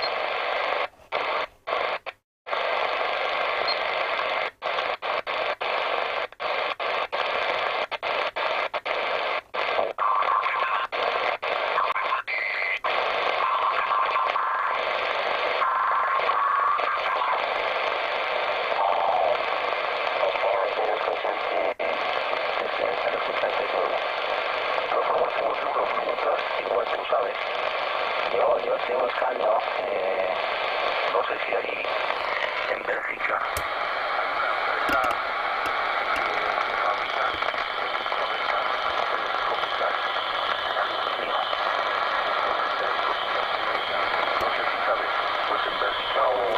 That doesn't sound very good.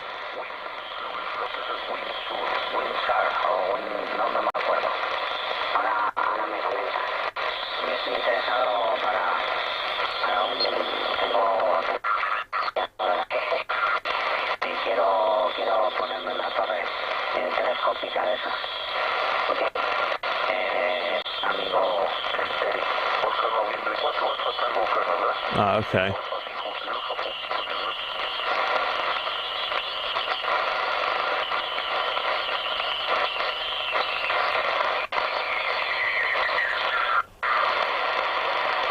There's another station right by him by the sounds of it.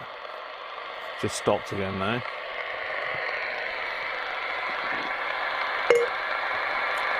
Danish, how are you? Sorry mate, didn't see you drop in there. Danish.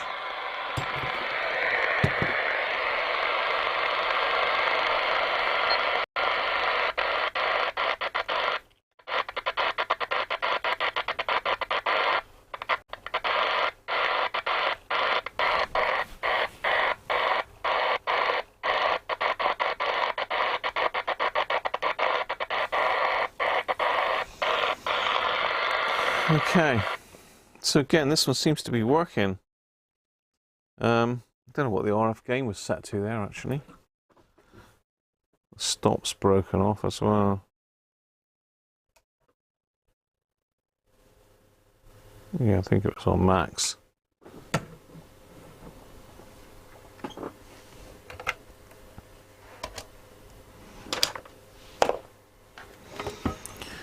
Right, let's have a think then. What are we going to do? Should we take this one apart and have a look at the damage inside?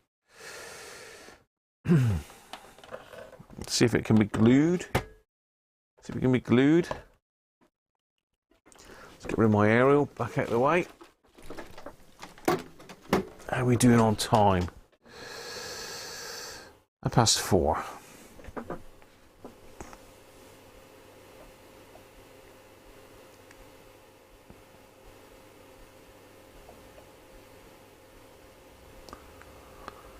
Catch you later, Thomas. Thanks for dropping in, mate.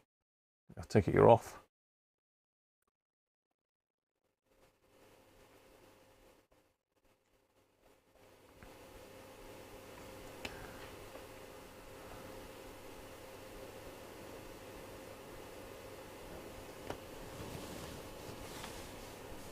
That's not the PSU unstable. I've got bench supply there, Les.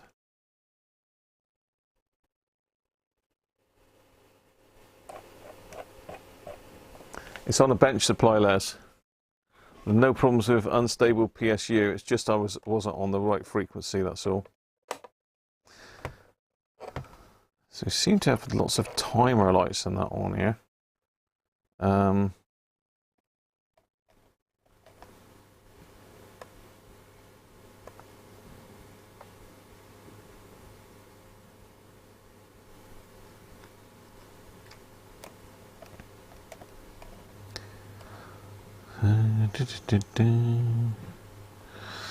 Yeah, so it does appear to be working. It's quite nice. It's got the original label stuck on there. It's one of those collector things, isn't it? You like to have all the labels and that stuck on. So let's have a go at getting it apart then. That's nice. It's got the little memo sheets in there. I've not seen that on one before. Yeah, little memo sheet. I don't remember it anyway.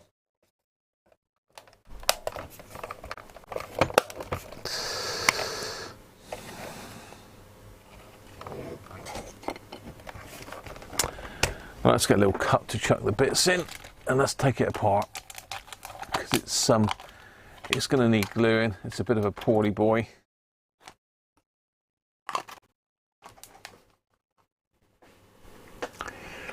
How are you, Danish, anyway? Hope you're all right, mate.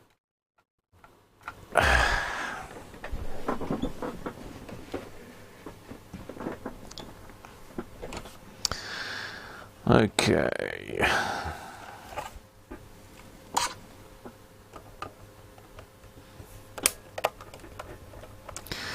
Let's have a look, see if there's any damage to the board inside, and give us a chance to have a look at the LEDs as well. So I can only assume that all the dust has got in there because that side's got smashed. It doesn't feel like anybody's been in here before because the screws are all sort of like, you know, nicely clicking when you undo them.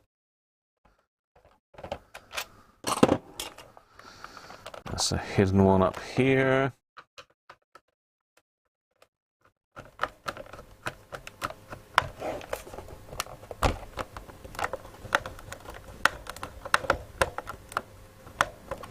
That one doesn't seem to be biting on anything, but then it is part of this area that's damaged.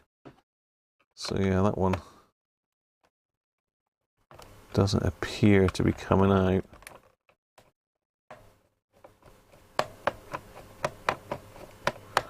So that one's broken inside, I expect. Area, we don't need to take that off yet.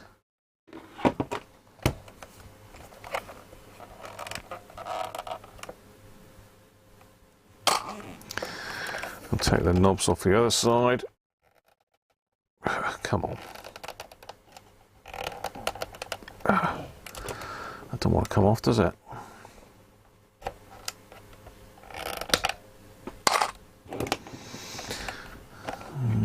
just a case of snapping it off all around from memory.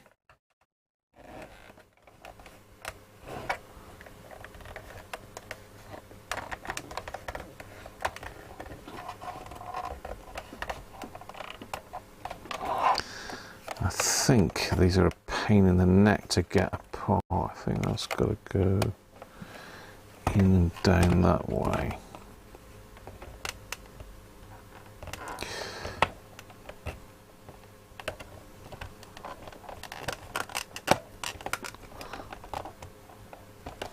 Okay, we're in there.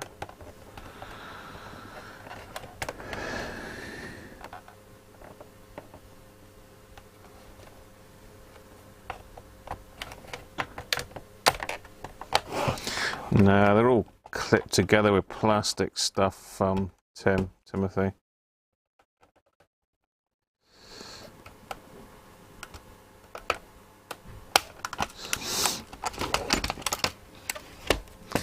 There she blows.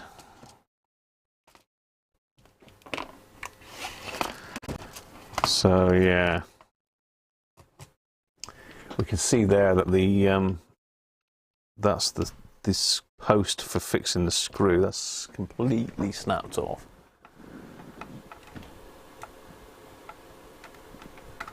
So this is the damaged area. You can see that's the post for the screw that should be attached here. That's gone.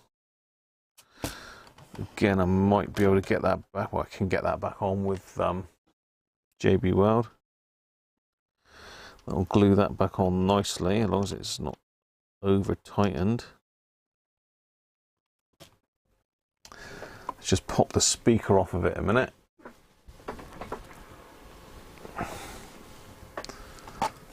Using my beer mug to rest.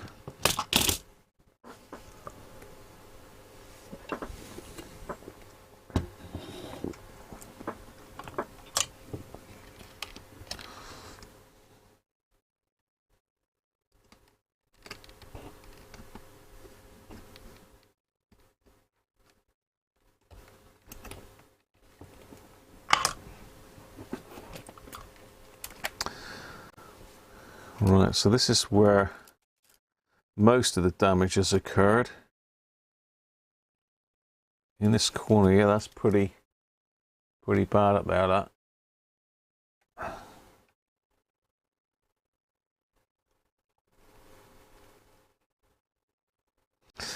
So I have got some special plastic glue that will actually fuse that together. It's broken up here as well. You can see that, but it's broken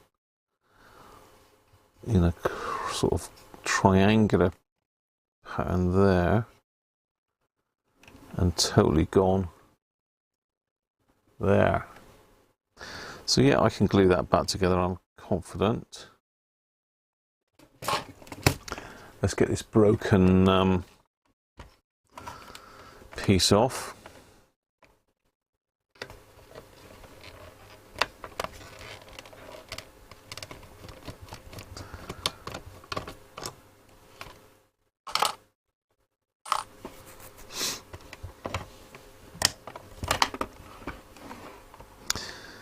And let me have a look in here just to see if there's anything else that's broken inside.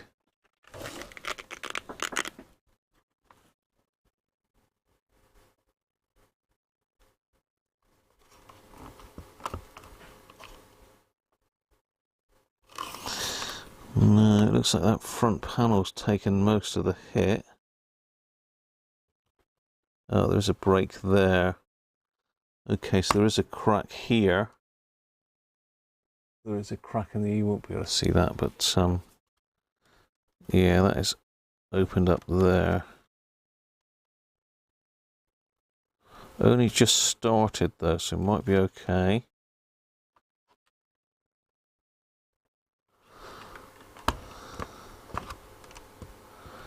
Yeah, it looks, I wonder if something was plugged into that socket at the time.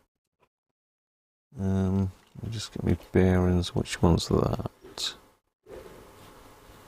That is... No, that's a recording socket, so I don't suspect that that would be used. Back in the day it would have probably, because recording from shortwave was quite a big thing. I used to do it. There we go. It's just popped out. I'm sure you heard that snick back into place. There's some damage there, but it looks like that's not too bad. I can probably just run a little bit of that glue into that seam, and that'll fix that.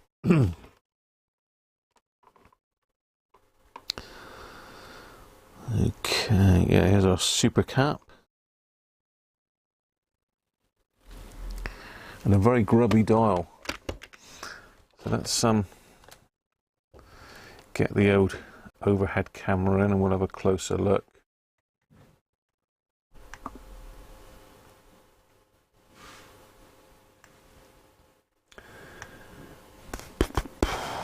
So there is our super cap.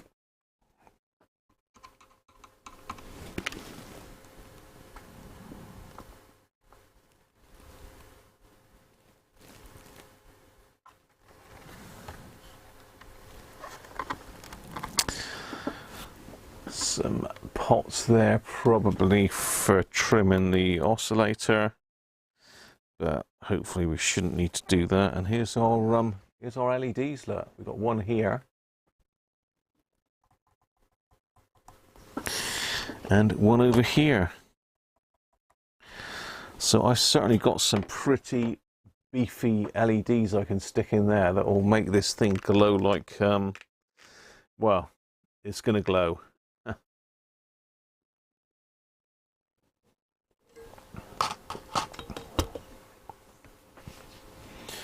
Just let me think. Let's get me bearings. Where's my speaker lead?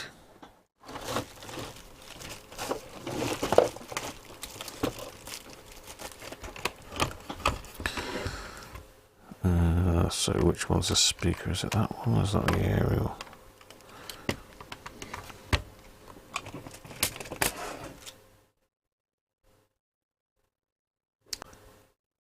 Headphones is there.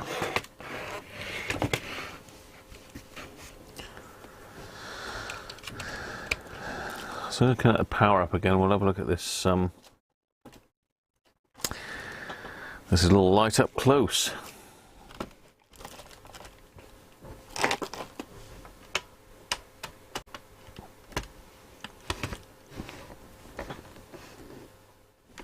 Let's get the glare of the light off of it.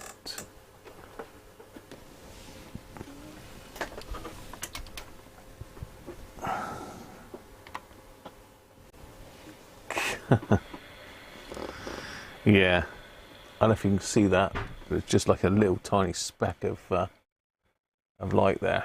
See that? If I cup hands, look at that. That is shocking, isn't it? But as I say, they're really meant.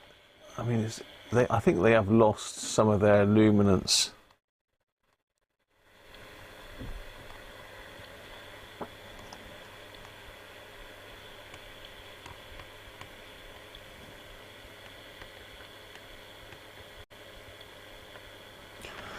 Right, okay.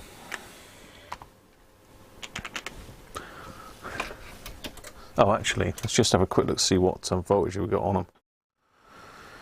Let's see what voltage we got on them.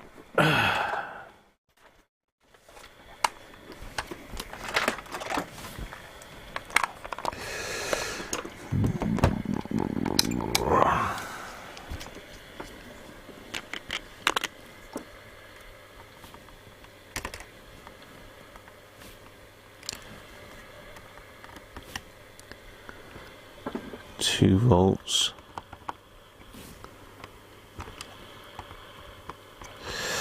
Let's find a ground.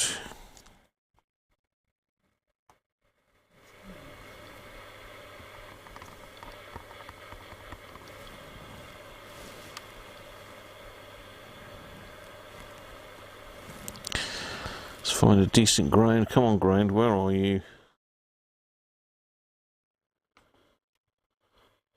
It's got to be there, I would have thought. That looks like a ground plane. 5.3 volts. Down to 3.3.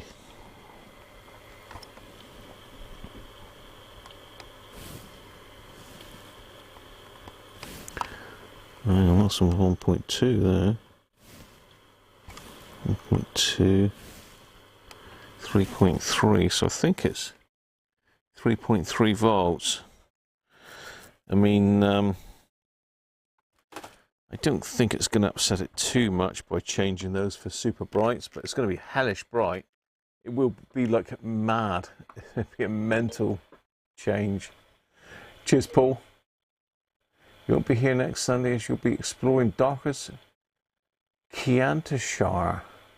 No ways. Thanks for joining us, Paul. Get me silly head off. Thanks for dropping in, Paul, anyway. And I found somewhere to put the Scorpion as well, so that one's going up tomorrow.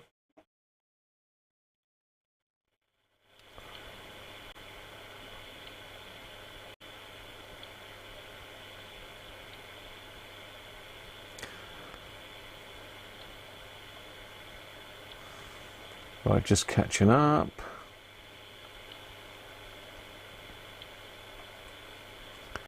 Just going to light the wood burner. I expect Mrs. Cruncher's got that one going. Lee. It's still quite warm in here. All the lights and everything on me. Clive's hammer.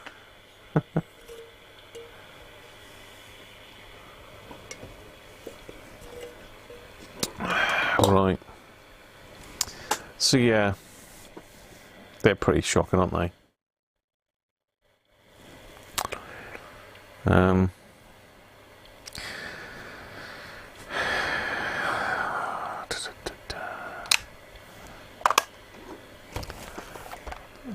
don't know what the supply is and what voltage it's dropping, but this board's going to have to come off. I suspect we've got a ribbon cable on the back of that. So let's have a quick look. We've got time to investigate a bit further. Turn it off. Pull that.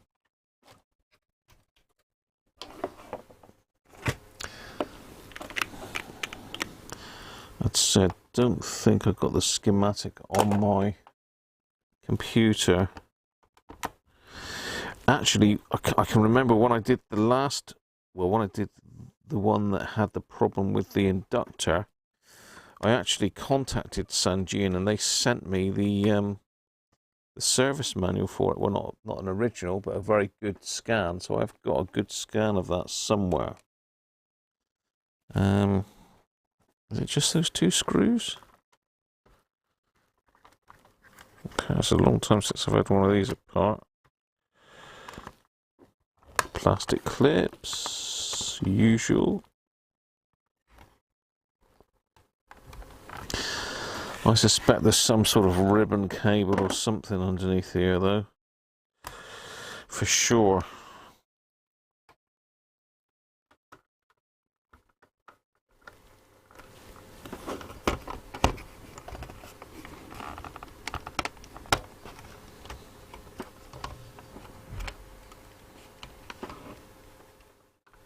No.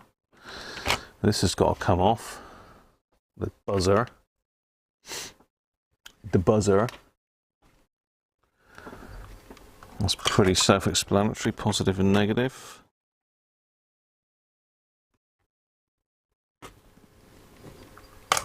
And we should be able to angle it. Ow, cool, that's hot, that solder that I've just heated up. Yeah, there we go.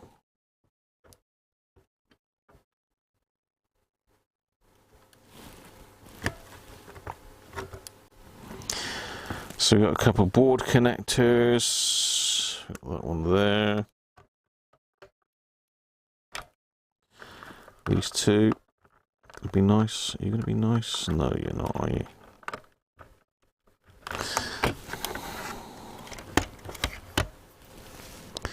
Call back my thumb then.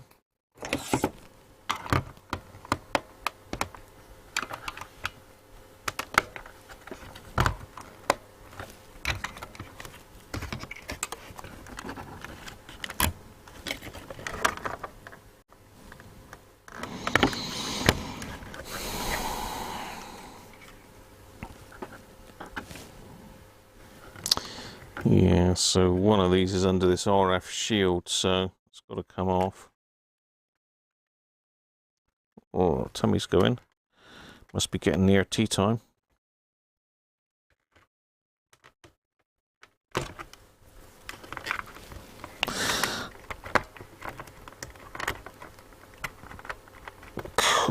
God, this does not want to come out of this connector. There she goes.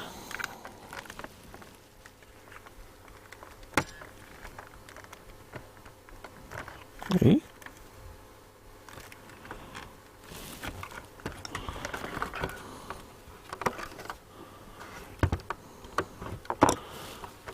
It can't be right.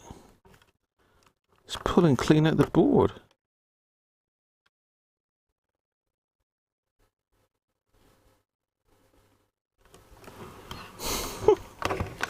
How bizarre. Let me just have to try something different with this one then.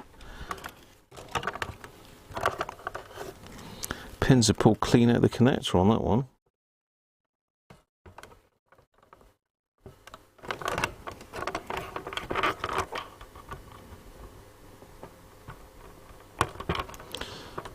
Okay. That's better.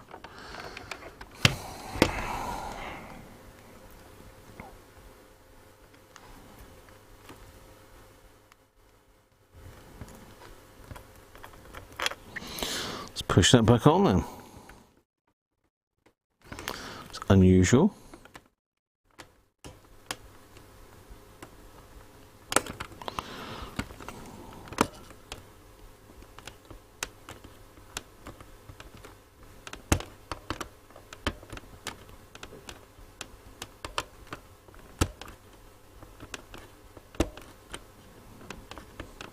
You'd think that'd be glued down or something, wouldn't you? There we are. Back in the room. Right, so we can put the main bit of the radio away for a bit. Just have a quick visual in there, but I don't think there's anything to worry about. It looks in good nick. Let's have a look at the damaged side of it. That is over here.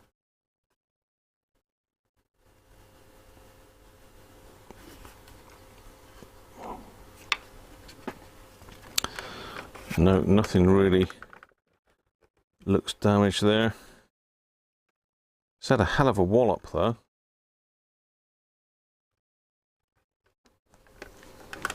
Right, let's put that to one side. Let's have a look at this.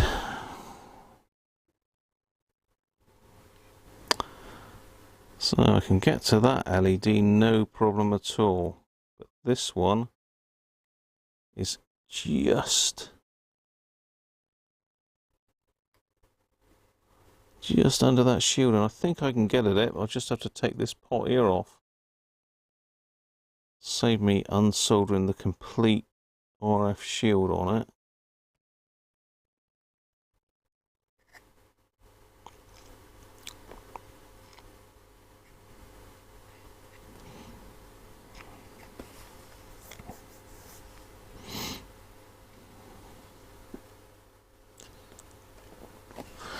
Okay, I think what we ought to do is try and get the service manual a minute. Let's have a quick look, see if we can have a look on the service manual.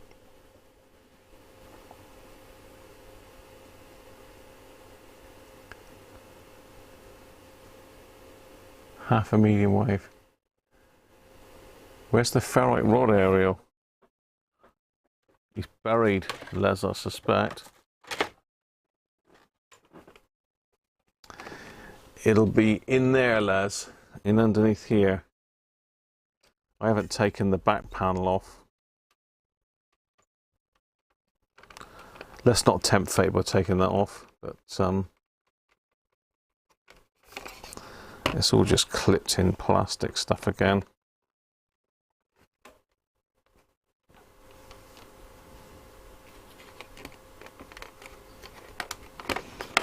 But yeah, it's in underneath there, Les.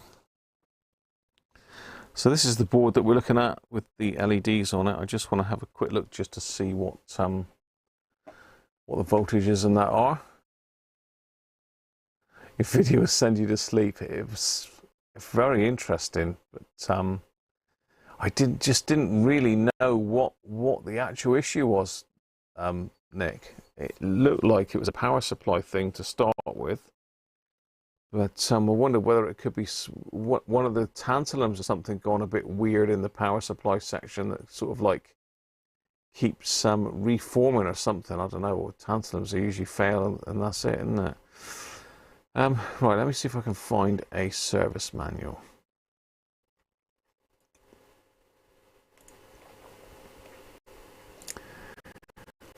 There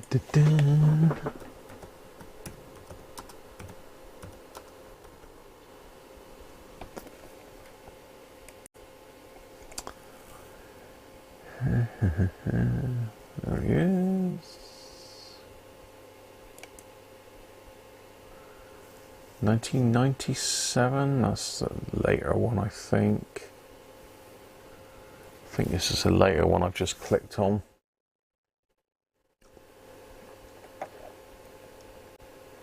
Oh no, it might be the one. 1997. I didn't think it was that late.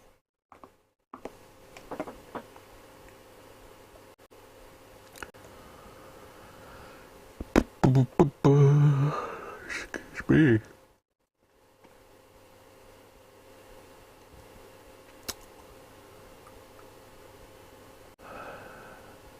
Schematic is one of the very last, so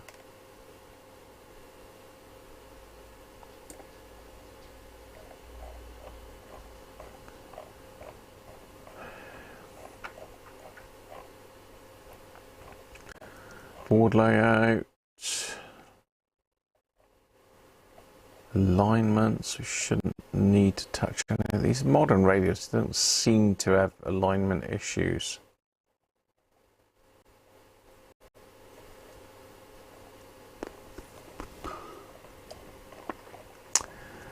Have we not got a schematic here?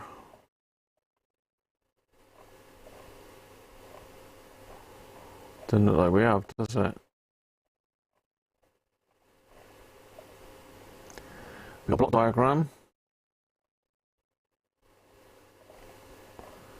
Disassembly instructions, no schematic. We should have a schematic. It should be on page 60 to 61.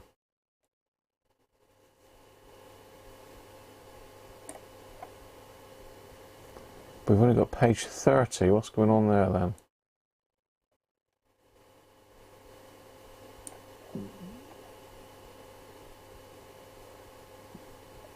.25 is the board layout.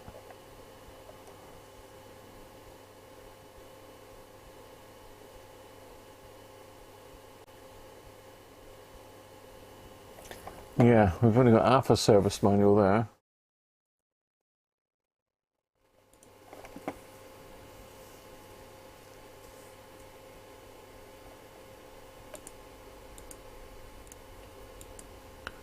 No, only half on that one as well.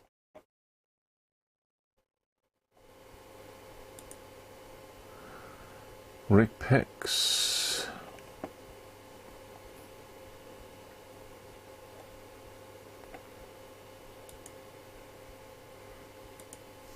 Rig picks do have some good stuff. TS9, so that's what the Sanjian looks like. Pretty much the same, isn't it? Service manual, 40 megs. Is this one any different, or is this exactly the same? Give us a schematic. So look down here then, there we got. Okay, we have got one. Right, let's go. And again. Oh damn, one too many.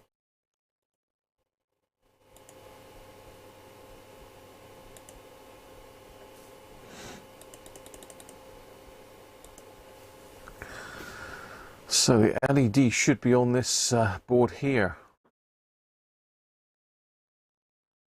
Or the LEDs.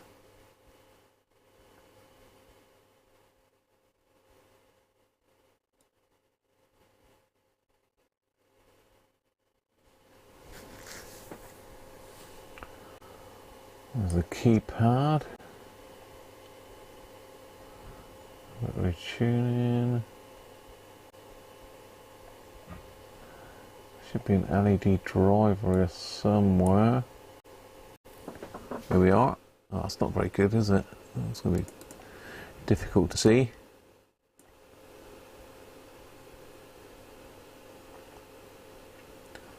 So it looks like they're in series then.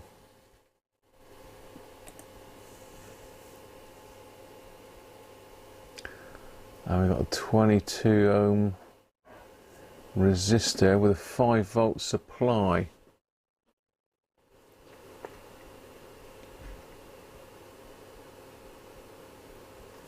So that's why I was only getting 3 volts on the other one, because it's dropping across there, I suppose.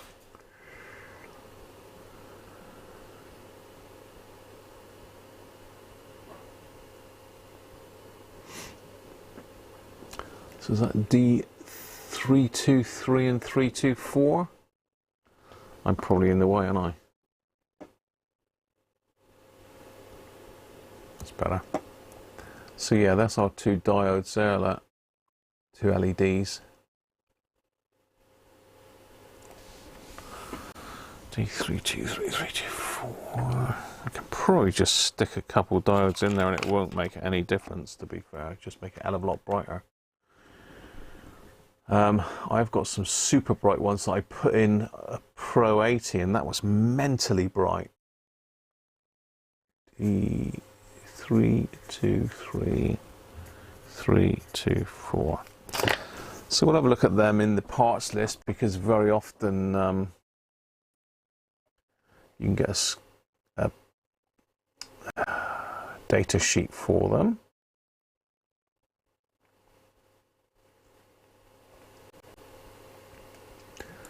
I'm going to have to go back the right way up now.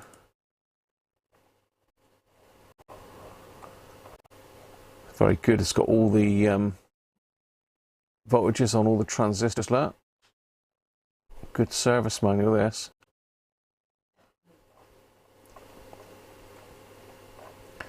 Trying to get to the what's that there? Oh, that's IC pin out.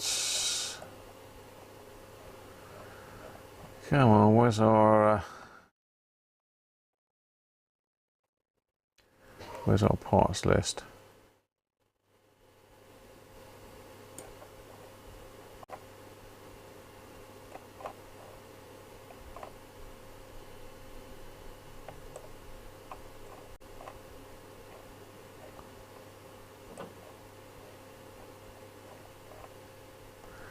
Okay, diodes. So we want 323, 324. There we go, LED lamp 3mm. No particular part code, just 3mm.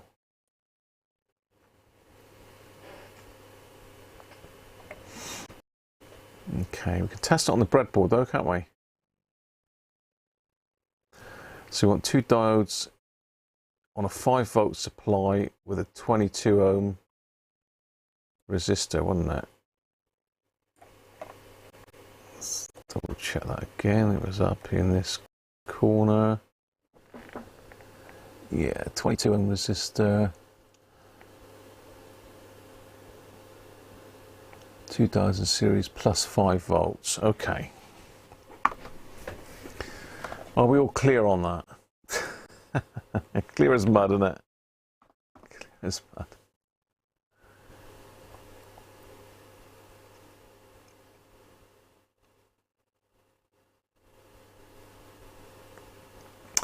You never found the issue.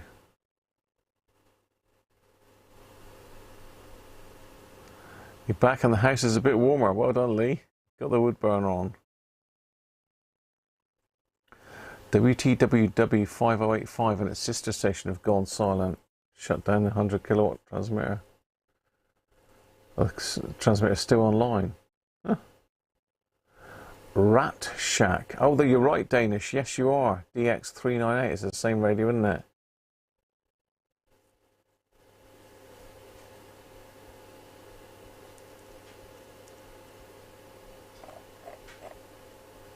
I did yours as well, Les, didn't I? I put some of the white ones in yours. The bright LEDs are too bright. The resistor could be increased. They're hellish bright, Timothy. They are very bright. I mean, the guy is partially sighted, I think, so the bright lights probably would help the matter. Now, is that a 22? Is that R22 just there? 201. No, it's not that one then. I'm just debating whether to just take this shield off, you know. It ain't difficult to get off.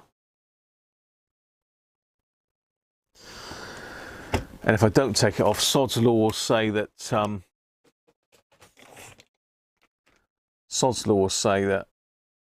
I need to get it off because the resistor will need changing. So let's get it off. I've got to find the right diodes as well, because I bought a hell of a lot of diodes to try and get the ultimate one for the Pro 80. I've done a few Pro 80s now. They seem to be coming in thick and fast. Well, they would be because of the capacitors have had it in them.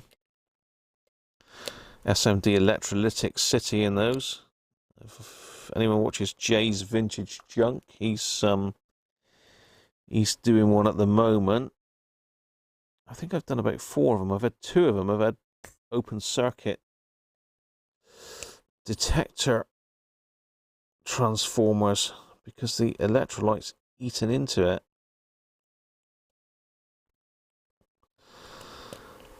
So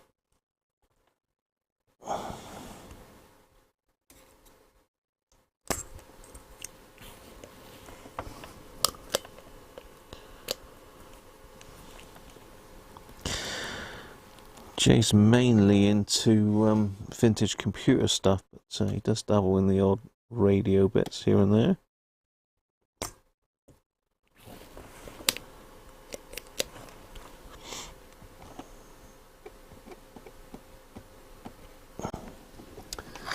I'm just getting this shield off.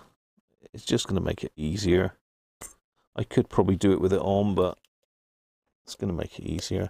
So Lee's going to want these once you see how bright this thing is. You're going to want these, Lee, on yours, mate. I'll send you up a couple.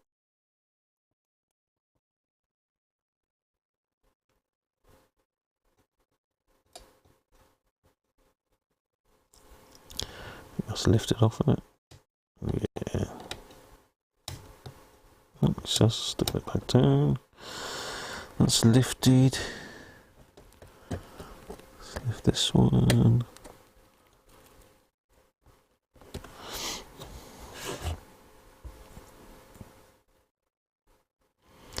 Lots of plastic goodness around to melt. At the same time. Come on. You know you want to, thank you.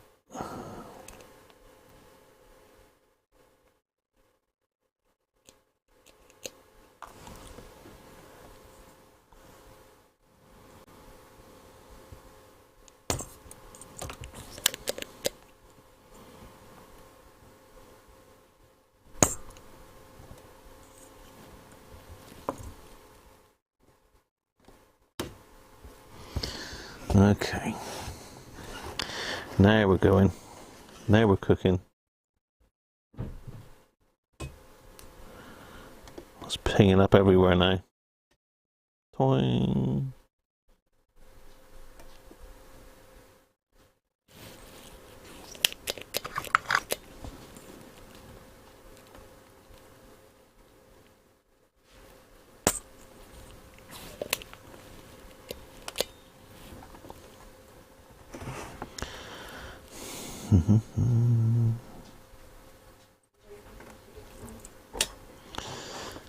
I think there's just one more to go.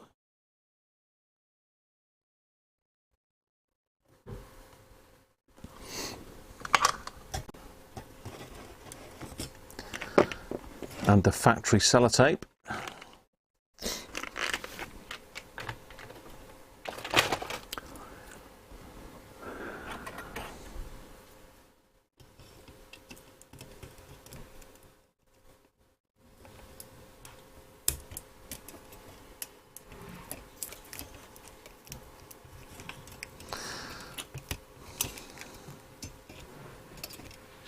Yay!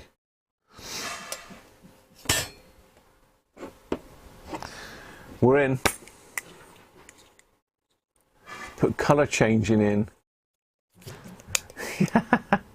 I did. I've got an LED here somewhere, Derek, that does do colour changing.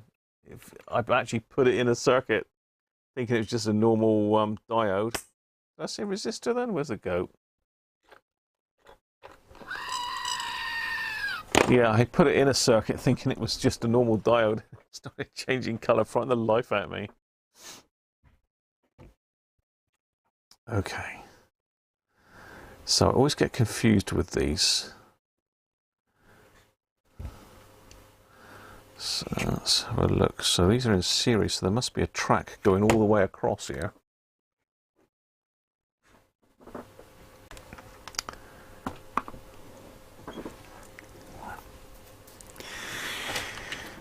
These are on series, there must be a link going right across, so let's have a look. Where's my pointery thing?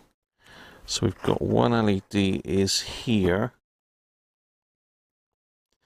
So these two are coming up on these top two here. One's going through hole, the other one's linking to that one. Yeah, okay.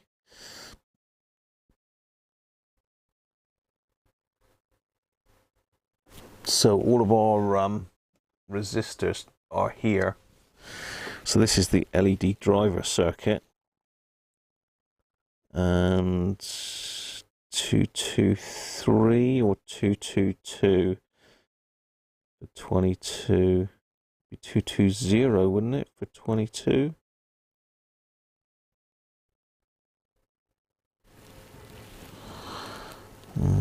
It's not over there. It's got to be here somewhere.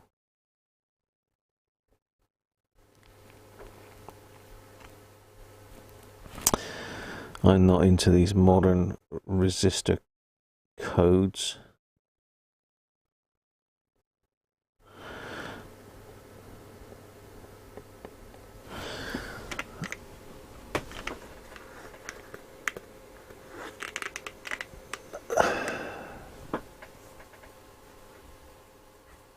Do you want some more? You got plenty of you. I do like a bit of SMD work. I do love a bit of SMD. So these, you can normally see there's a flat on, and the flat is the, I always get these confused, which is the anode and which is the cathode. I'm sure I wrote it in my little book, you know. I'm sure I wrote it in my little book, which one's which. No, I didn't. I thought I did do. I've started keeping a note of faults with specific radios now, or specific items.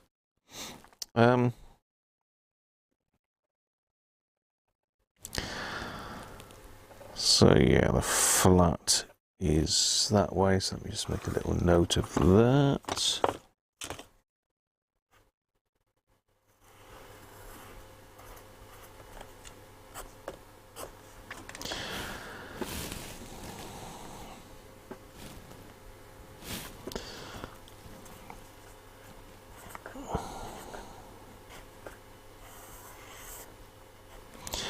So that is that way round.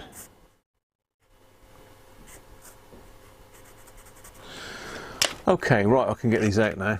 I'm just going to chuck them in because shall I put them on the breadboard first? I'll stick them on the breadboard. Million Chip, how are you?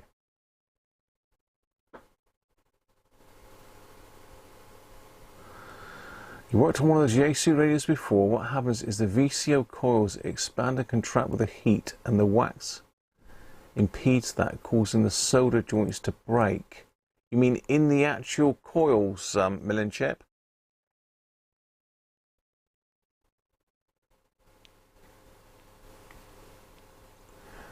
220 is 22 ohms. Yeah, I can't see a 220 there, Nick. I thought it was.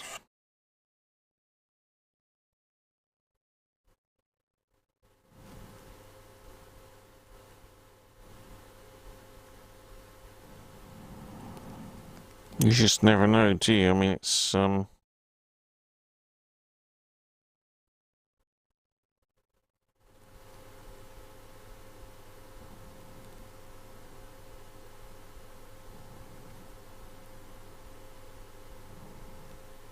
yeah, no, I can't see any 220s on there.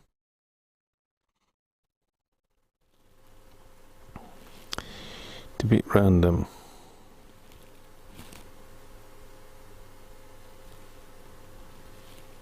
It's a nicely put together thing, though. It is a nice radio, this. Well worth saving. It's going to have a few battle scars, but anyway. Let's get these LEDs out, shall we? Pat! Thank you, Pat.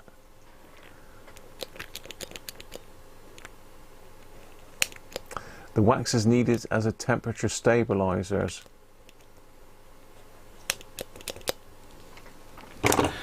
Yeah, it's not necessarily common folks, but things that I've done with radios and just stuff about testing transistors with multimeters, because I'm always looking that up. The DAC 10 asbestos washer size, the grommets for TR82, the inside of the 2001 DC to DC converter, dial cord layouts, yeah, just general stuff like that, really. Things that I keep forgetting. I gotta keep looking back up again, which happens a lot. Okay, let's get these diodes out.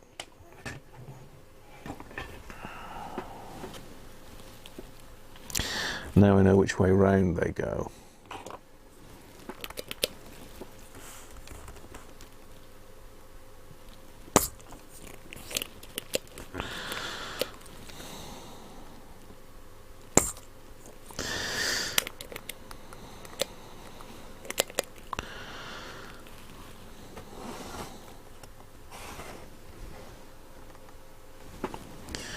So you can see this one, I could have took this pot out of the way maybe to get a bit better access, but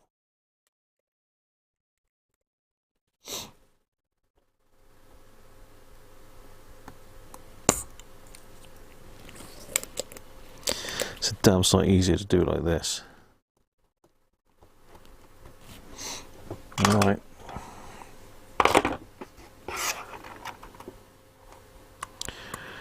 They're free now. So let me find them. Let me find the monsters. And these are hellish bright. They really are bright, these new ones. Now I'm trying to think what I've done. I've got a couple of little tiny boxes here.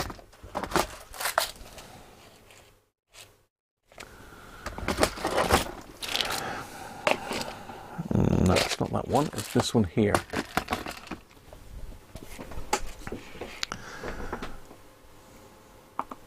So this is my box of green LEDs. Even though they're white, they are actually green.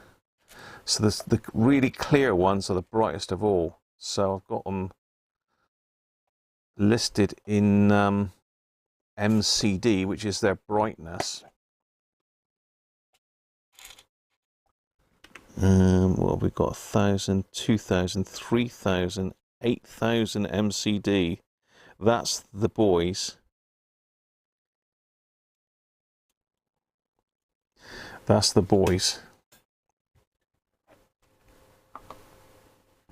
So yeah, these here are 3.3 volt, 3 mil, 20 milliamp, 8,000 MCD. I mean, 20 milliamps is around about there.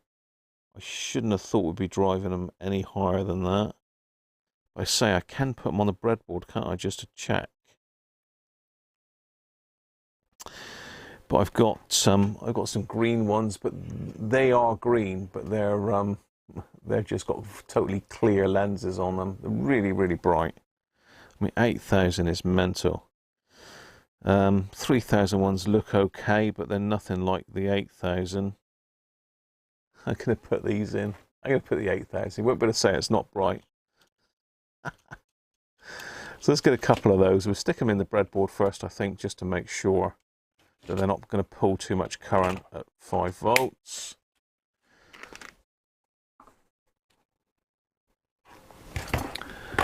Let's get one of the breadboards down.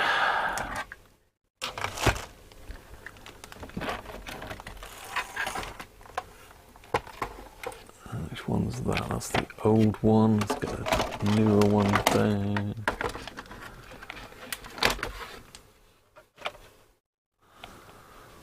I think I've got multiple breadboards knocking about here somewhere.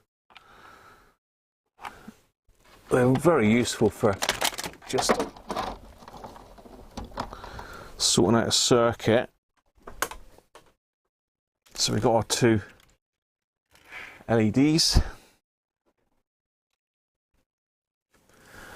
See, it says 22 ohm, but I can't see a 22 ohm resistor in there.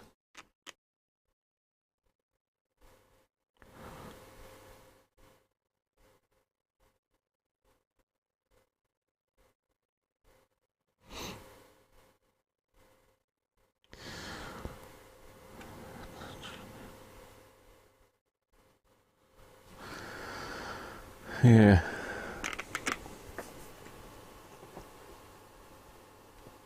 If you read a book, you will be able to. It'll make a good torch. It will do. It's going to be an amazing torch.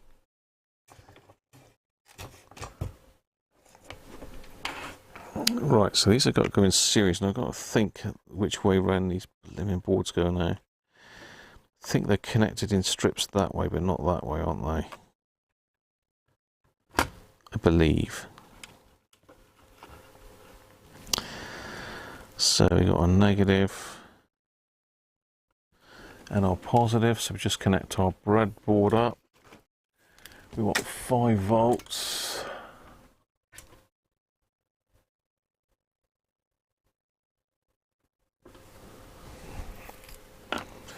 So these just plug in, which is great.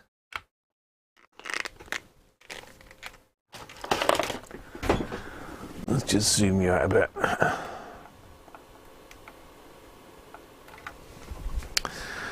So there's my positive 5 volts, that's my negative. I still can't see a 22 ohm resistor in that circuit, but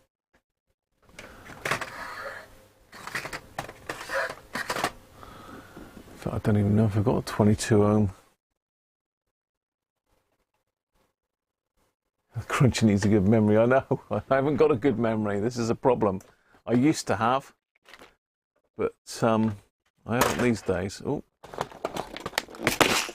right, 22. Oh, that's a massive one. Ooh. So the actress said to the bishop, "Oh, I've got a normal one." Yeah, got a 2 watt there. So 22 ohm. Doesn't matter which side it's on, does it? I suppose that's a negative. So we've got 22 ohm going back in. Turn down the current limit a bit, just in case.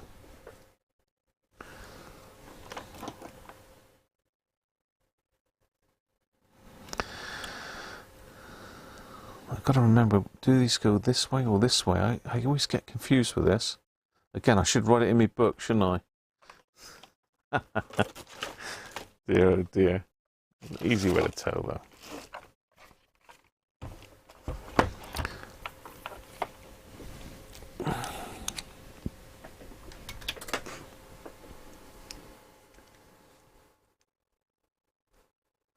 Yeah, there's 2 in series, Derek. It gets a bit funny, doesn't it, when you start looking at series diodes. There's 2 in series. And I have got a video saved in my YouTube read later or watch later playlist, which is brilliant for working out diodes, but so I'm just going to wing it for a minute.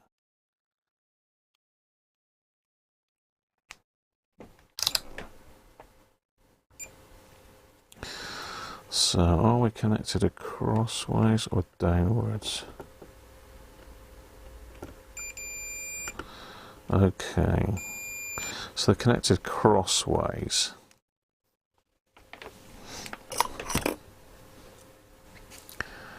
Not downwards. So that needs to be in there if that's on the negative. We've got our diodes, which are facing, hopefully these have got the little flat on them. No, they haven't, but the longer leg, I believe, is the right one.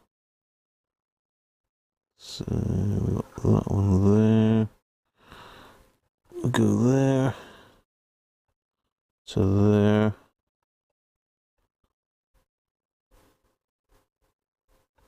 To there. Then I need a jumper. Let's get in a bit closer so you can see what I'm up to. Apologies, but it's a white board and it blows the light out a little bit.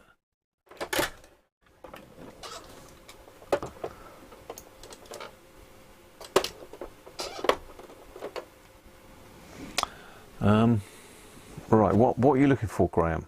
I've lost my train of thought now. Right, okay, the little jumpers. I need me little jumper wires. Ow. Which are jammed in up here.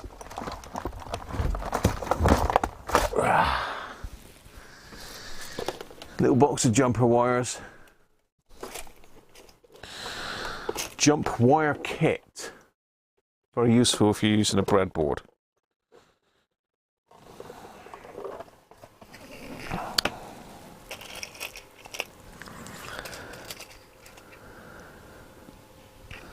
So we want to connect from there into that row there, don't we? Somehow. Will that fit there? Yeah, there we go.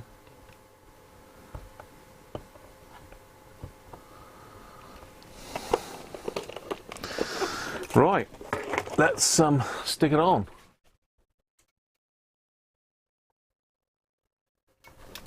Nothing. Let me just make sure I got this the right way round. So that's our ground. Okay, yeah, that's why. Because, no, that's right. I've got this wrong though, haven't I?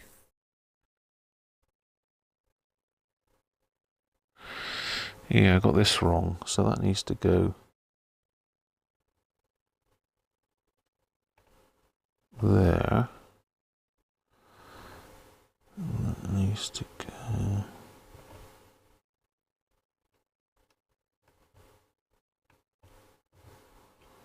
Try that. No, still wrong. Okay, what have I done wrong here then?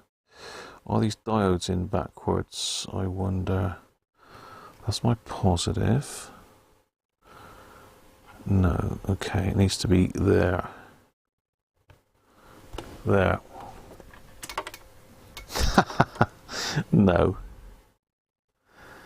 Because that's joined to there.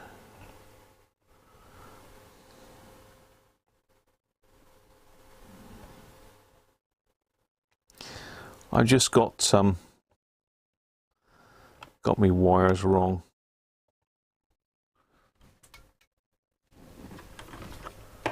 No, hang on man, let's have a look at this. So positive's coming down there, it's joining to that one, that's going that way, joining to that one, that way, into that, up to that, let's join to that. Unless that's not a continuity there. Oh, I've got to jumper this across, so got a continuity there, there. No, that is connected. Is that connected? Yeah, so that's connected to there. That should be connected to there. Oh, you see that? Huh. Ooh, ooh. What am I doing wrong here then? So they are.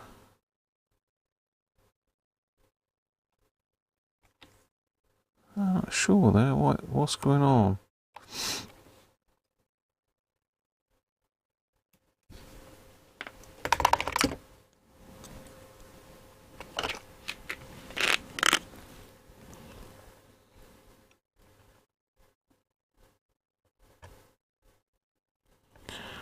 So unless I got them reversed, it goes to there.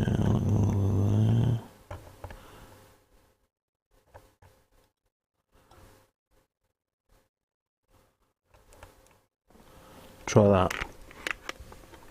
Hallelujah.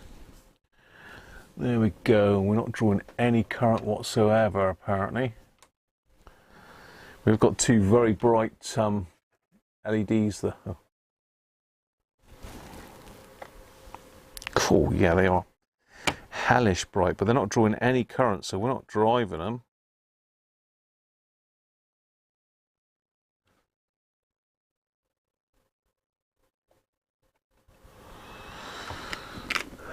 We ain't driving them.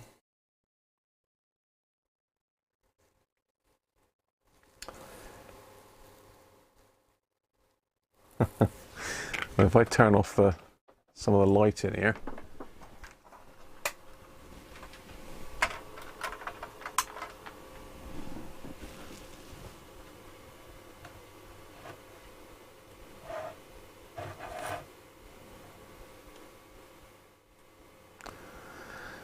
They are very bright.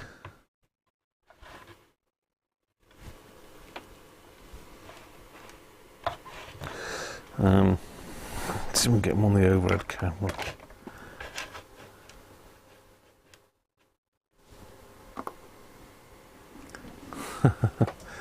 So even if I put the light on, they're still bright there.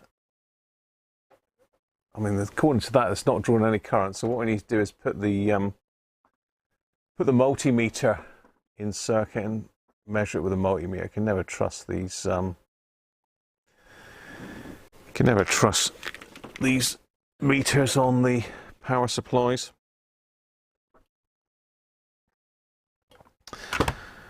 So let's get me meter in amps mode.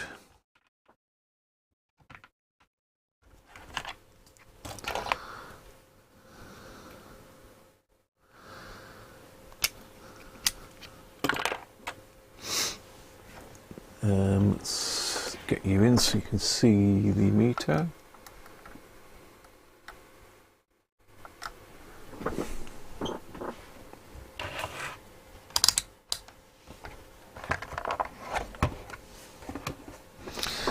So what we've got to do is remove one of these jumpers and just connect the positive wire in between. So if we just lift that one out, go from there, that's not going to do it, is it? Okay, that's it there. 1 milliamp it's drawing.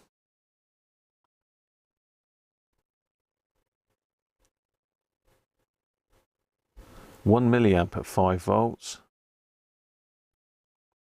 That's nothing, is it? They're rated at 20 milliamps, so they'll go a hellish lot brighter than that. They are switching on still, though.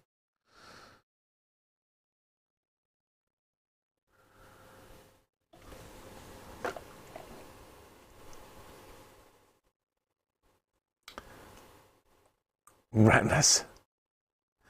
That is a 22 ohm in there, Harvey. It's not even slightly doing them. That's wrong. What's wrong? Rich, quickly. Tell me what have I done wrong? What have I done wrong? Rich, I didn't see that, mate. Don't need a resistor at all.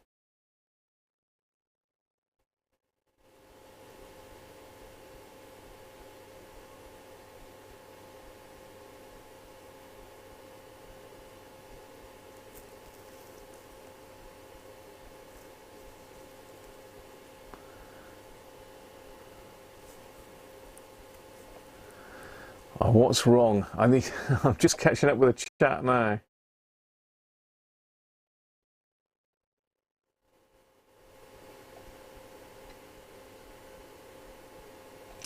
I don't know why, Rob. Should work.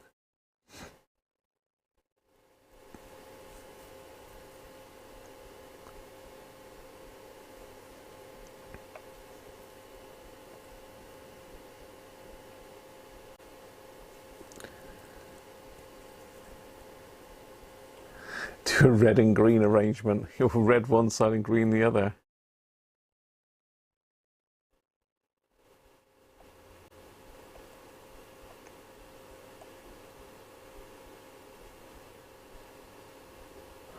Oh yeah, I've got the diodes right now. Okay, so I should short out the resistor then.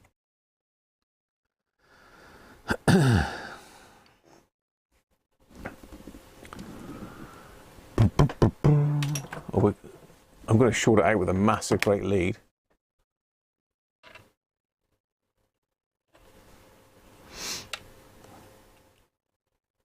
So let's see what we're pulling now, current wise.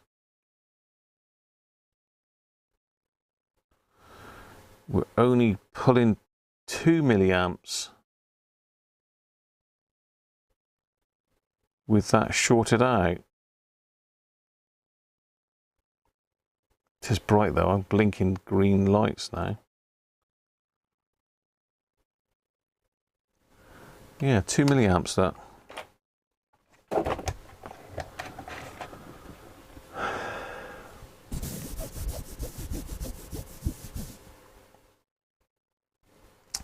Yeah, definitely 3.3, Derek.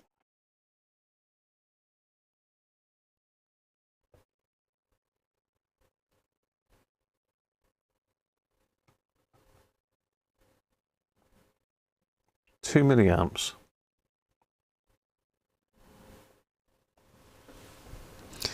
They're hellish bright though. What am I doing wrong then?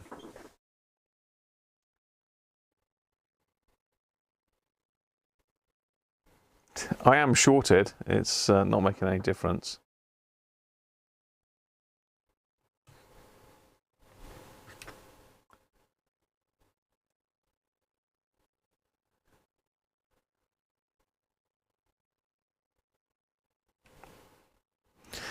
Bung the meter on diode mode. Okay.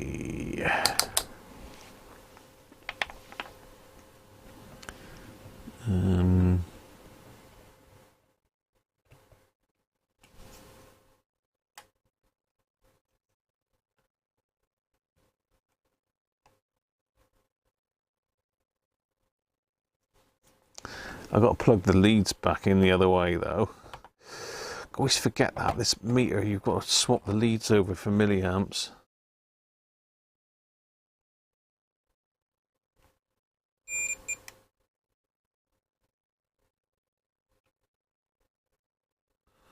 Yeah, I've got no... It's not reading as a diode one way and it's lighting up the other way.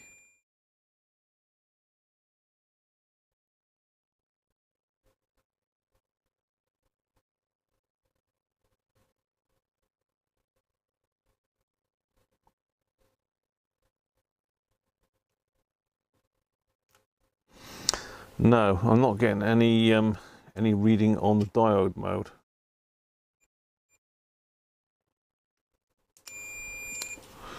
So I'm just going across it again. No.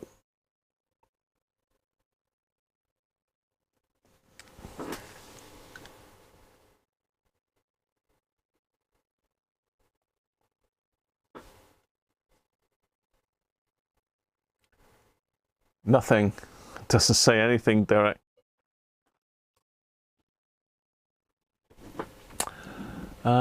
What do I do with my box of LEDs underneath here?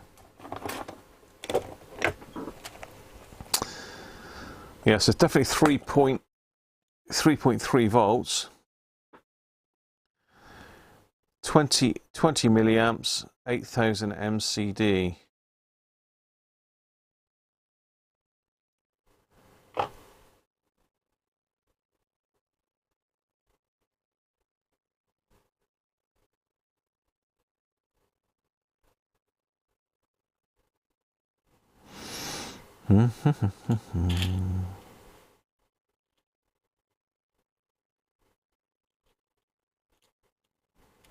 I'm not sure why I'm not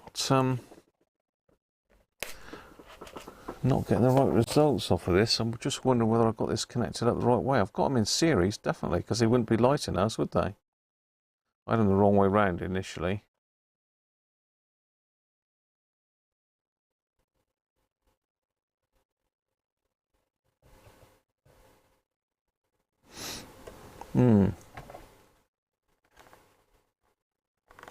Use a £5 yellow meter.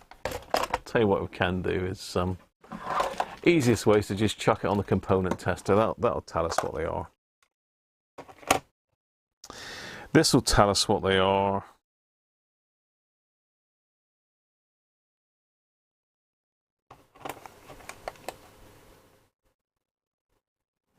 It says low battery.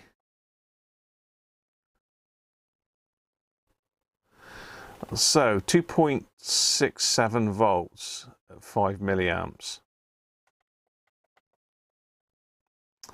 So 2.67 volts, it says. 5 milliamps. I don't know why my meter's not reading it.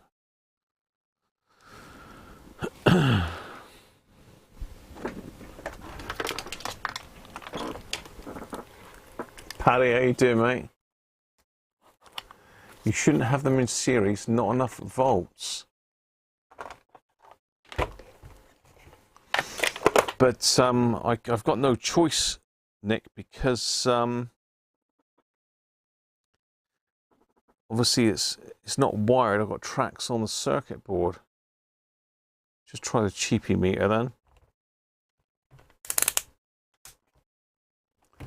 Cheapy meter for you, Harvey. Here you go.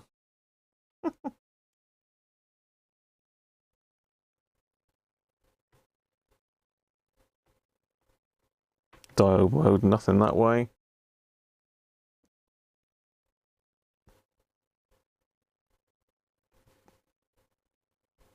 No, nothing. It's not enough to read it. So even the cheapy meter won't read that one.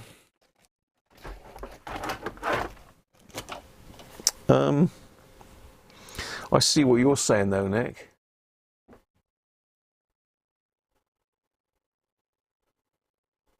The LEDs have a total series voltage drop that's too close to the supply voltage, so dim LEDs. But is that because these are, what am I trying to say here? These are too high a voltage. I need to probably go down to lower ones then, don't I? Because that's 6.6. Now, I wonder what these are over here. See, I've got... They're not as bright though, that's a problem.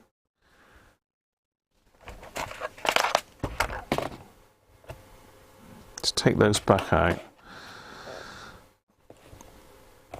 I'm going to end up with ones less bright than what's in there.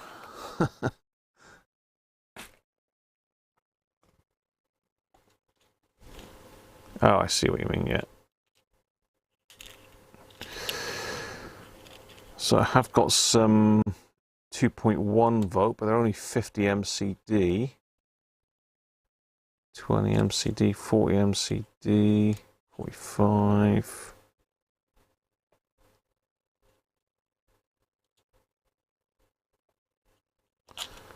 $400 at 2.5. I mean, let's try a couple of those. That's fairly bright. I don't know what brightness the ones that are in there are. That's the only thing. So I'm going to go with a couple of these. I sounded like Cluso then, didn't I? A couple of these.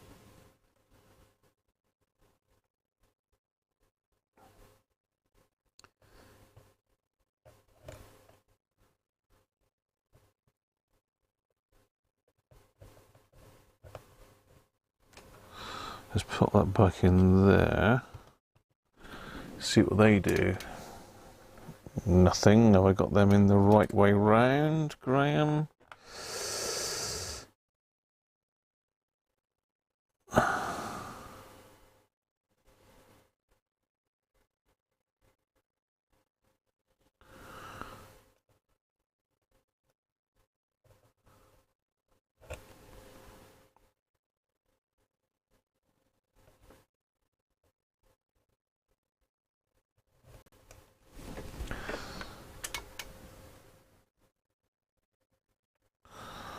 Okay.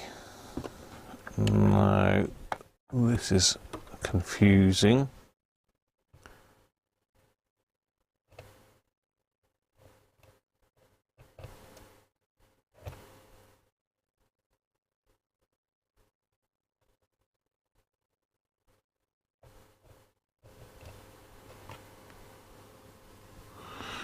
He's not lighting at all. What's going on here then?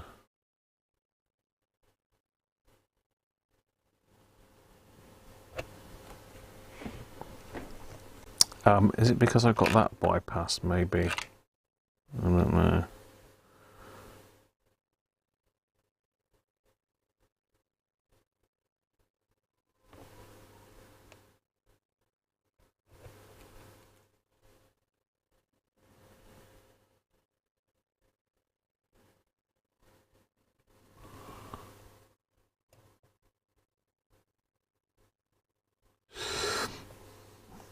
Come on, stretch. Oh, there we go. Yeah, that's pretty weak, that is. That is terrible. What's that drawing then?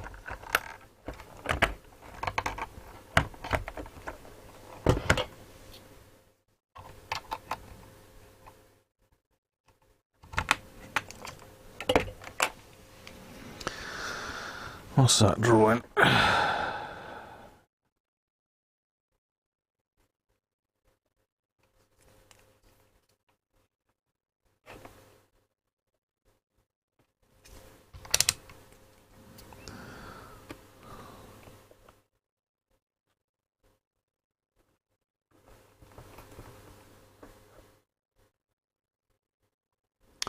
That's drawing 4.5 milliamps.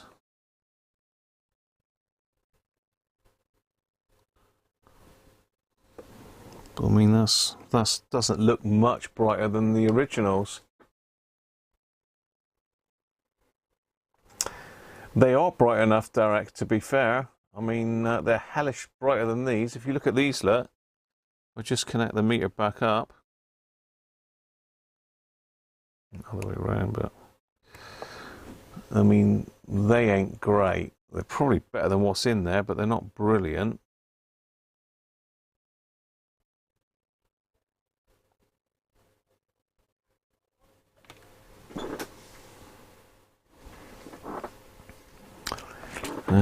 What else have we got? Let's pop those out. That was the 2.5 at 400, wasn't it? So we could go for...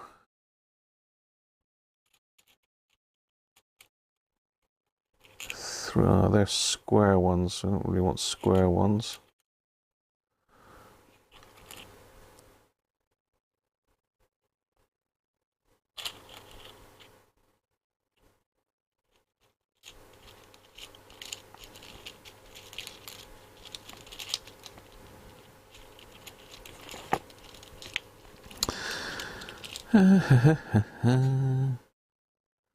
We'll get there in a minute.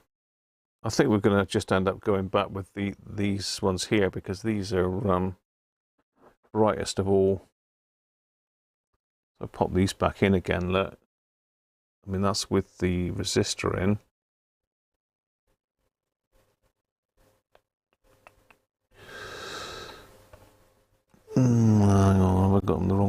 round again.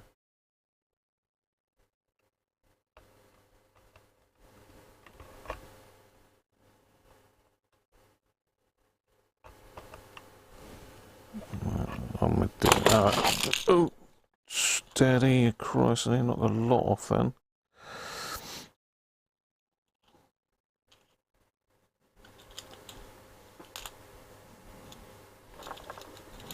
I nearly knocked the whole load off then. In fact, I think I may have jumbled some of them up. Let's shut the lid on those a minute.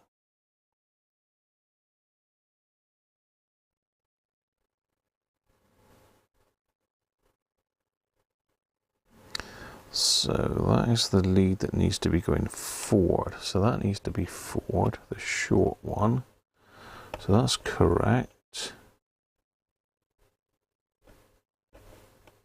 That's correct. Pop that back in. Yeah, I mean that's 1 milliamp, look. But that's hellish bright.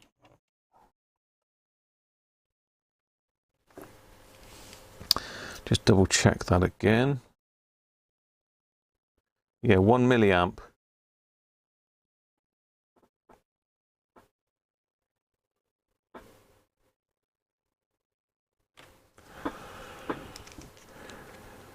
Is that resistor 22 ohms, not 220? Good call. It could be in the wrong box. You are right there, Harvey. Let's try that. It could well be that that is the case. Never trust your box.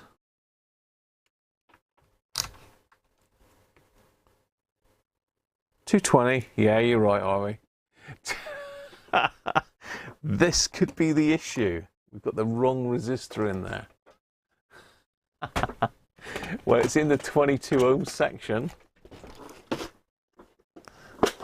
but it's a 220.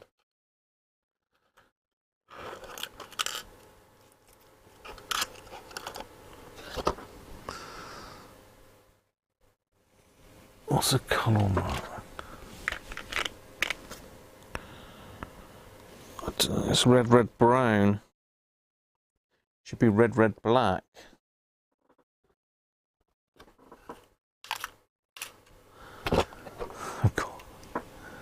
I got these. These are a bit overkill, but I think I had some 220s in with the 22s. Oh, what a fool! I thought it was way too low a current draw.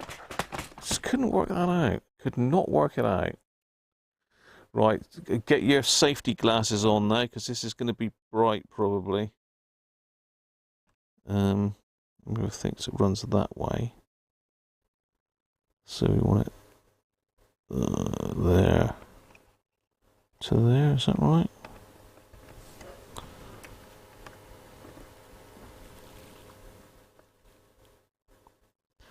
No, there to there. Well, it's not that much brighter really. Let's just lift that and see what the current is now.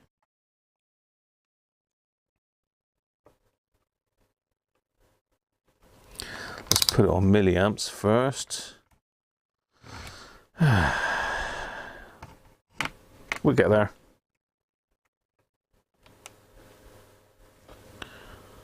Well, 2 milliamps. 2 milliamps with a 220 or with a 22.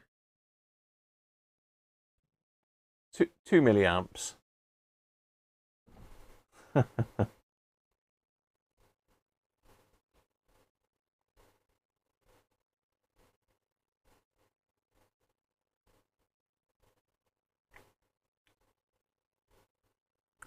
Yeah, 1.9 it is, Derek. It's a bit of a lag on the stream because I've got normal. Yeah, 1.92, 1.93 milliamps.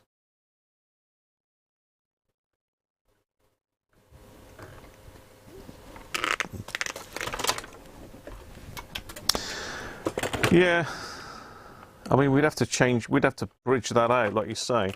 If I bridge that one out, no, we bridged it out just now, didn't we? We bridged it out just now and it didn't make any difference to it, did it? Oh, why was that? Let me just bridge it out again.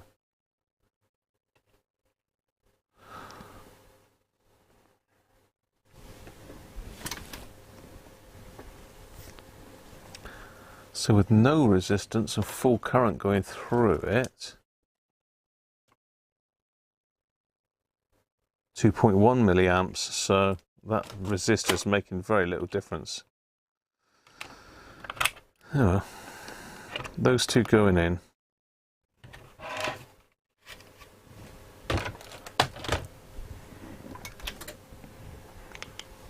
Right, back on the board. They are brilliant ones, these. Literally brilliant.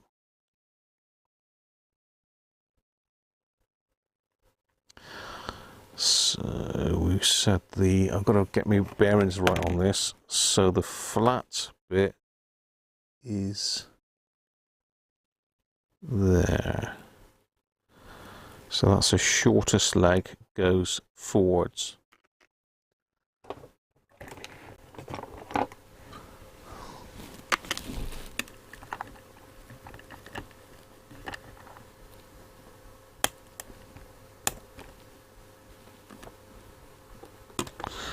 So we're going to bend these.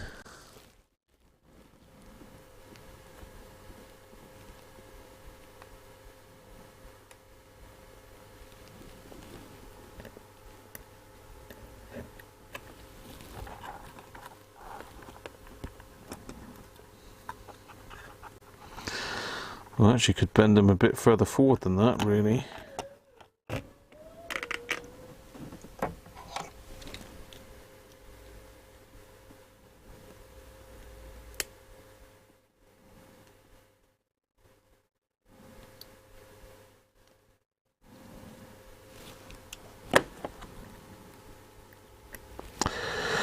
Boo, boo.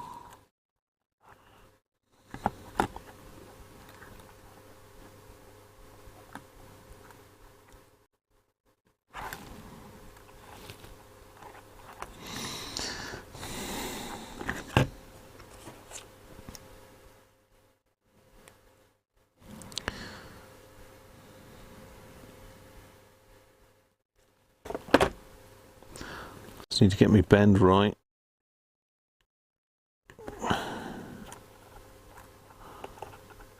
That's it. It's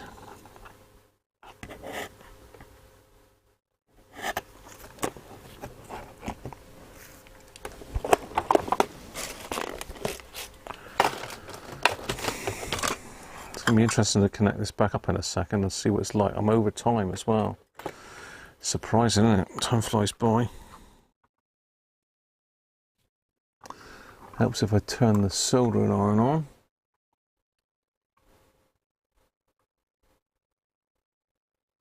Stick them in, gungadin.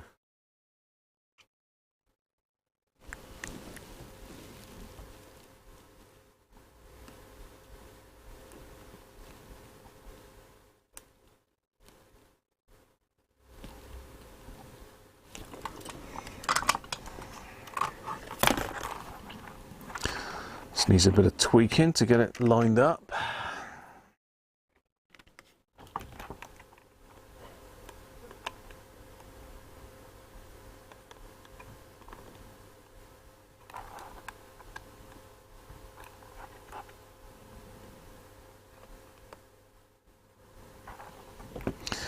That's that one done. Cut off the legs.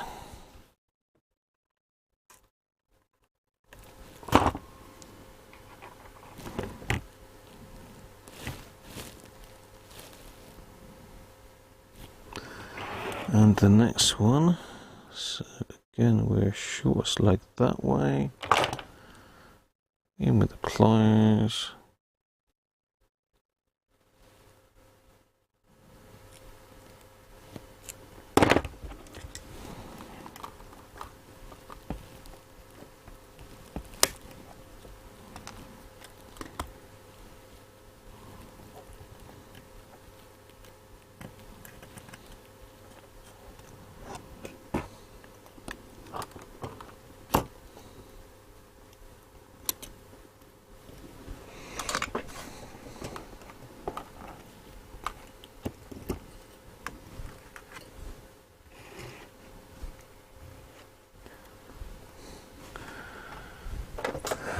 Okay,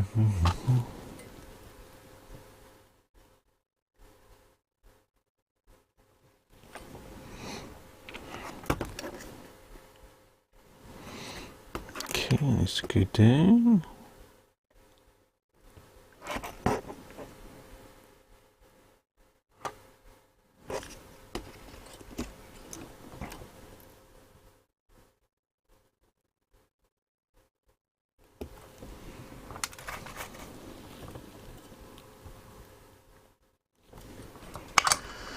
Alright, let's have a look at that one.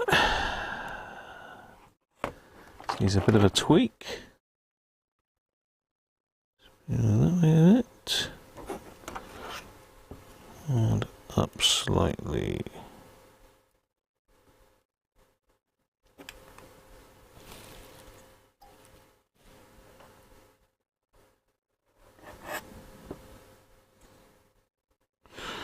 No, it needs to go in a little bit further, that one.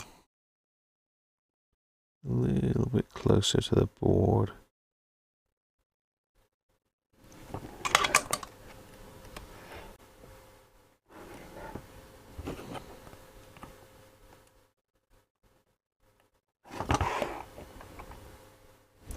There she blows.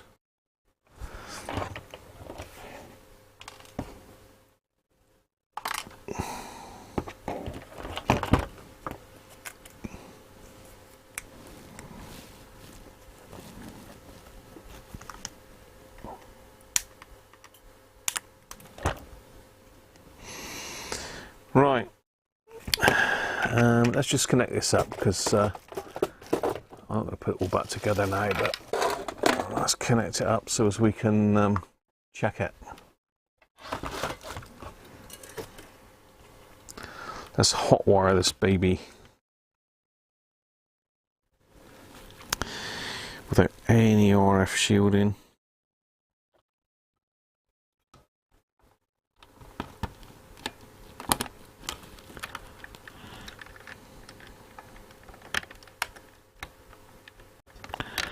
Come on, go in there.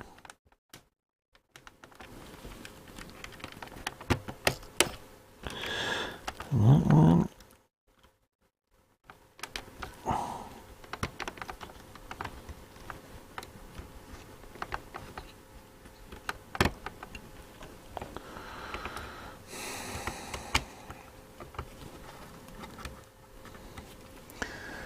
Better put that buzzer back on just in case it senses some blimmin' thing. You never know with these sets, do you? I say they've got quite a bit more work to do on this. I've got to glue it all up overnight, so this will show us if my LED mod has worked.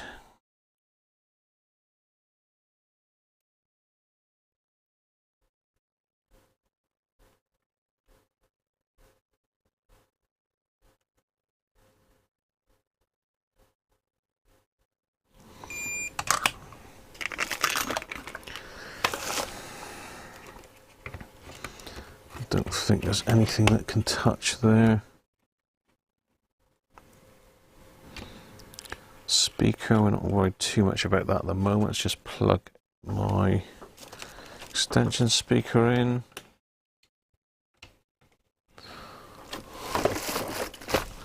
Five volts.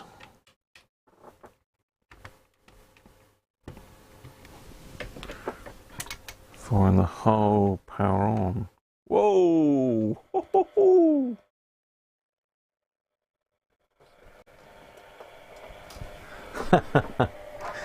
Yeah, I think that might have got it, don't you?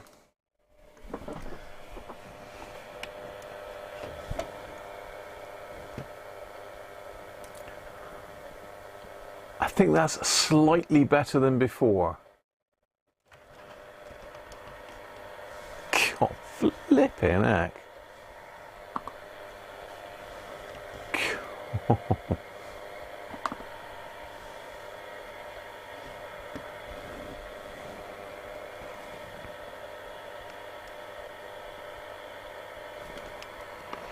I mean, it looks a bit blown out there, but here it's absolutely brilliant.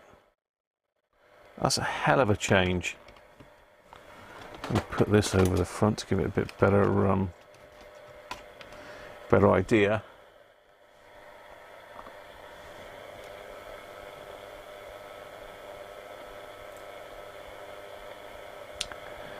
I say it's a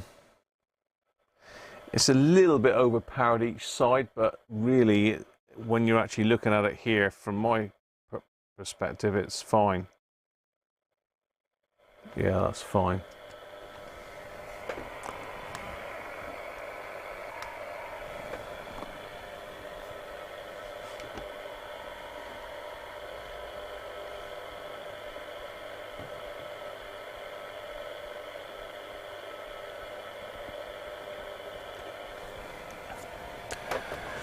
There we go. Let's turn the lights back on.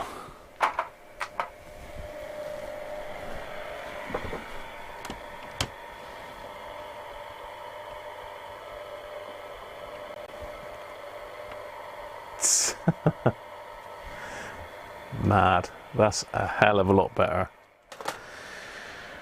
There you go. And drawing a lot less current probably than the old ones.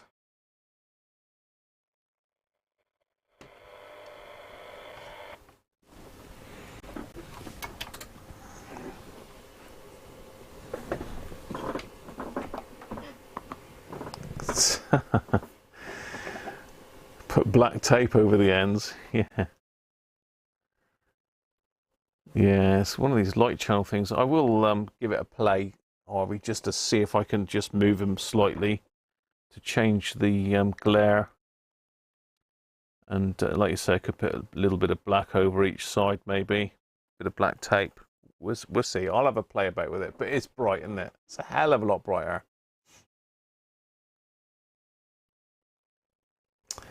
A hellish lot brighter. Thanks, Daniel.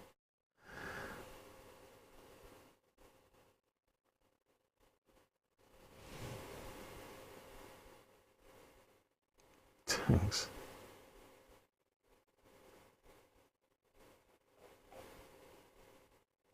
Yeah, thanks everybody. Well, there we go. Done. So I think we've covered everything I had in my photo, I think, haven't we? We've looked at the Grundig and sorted that. We've looked at the batteries.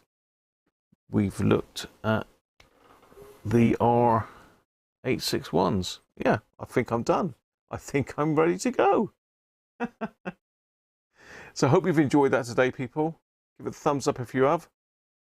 And thanks again to my Patreons and everybody for subscribing. All my new subscribers, because I do seem to be getting quite a few new ones.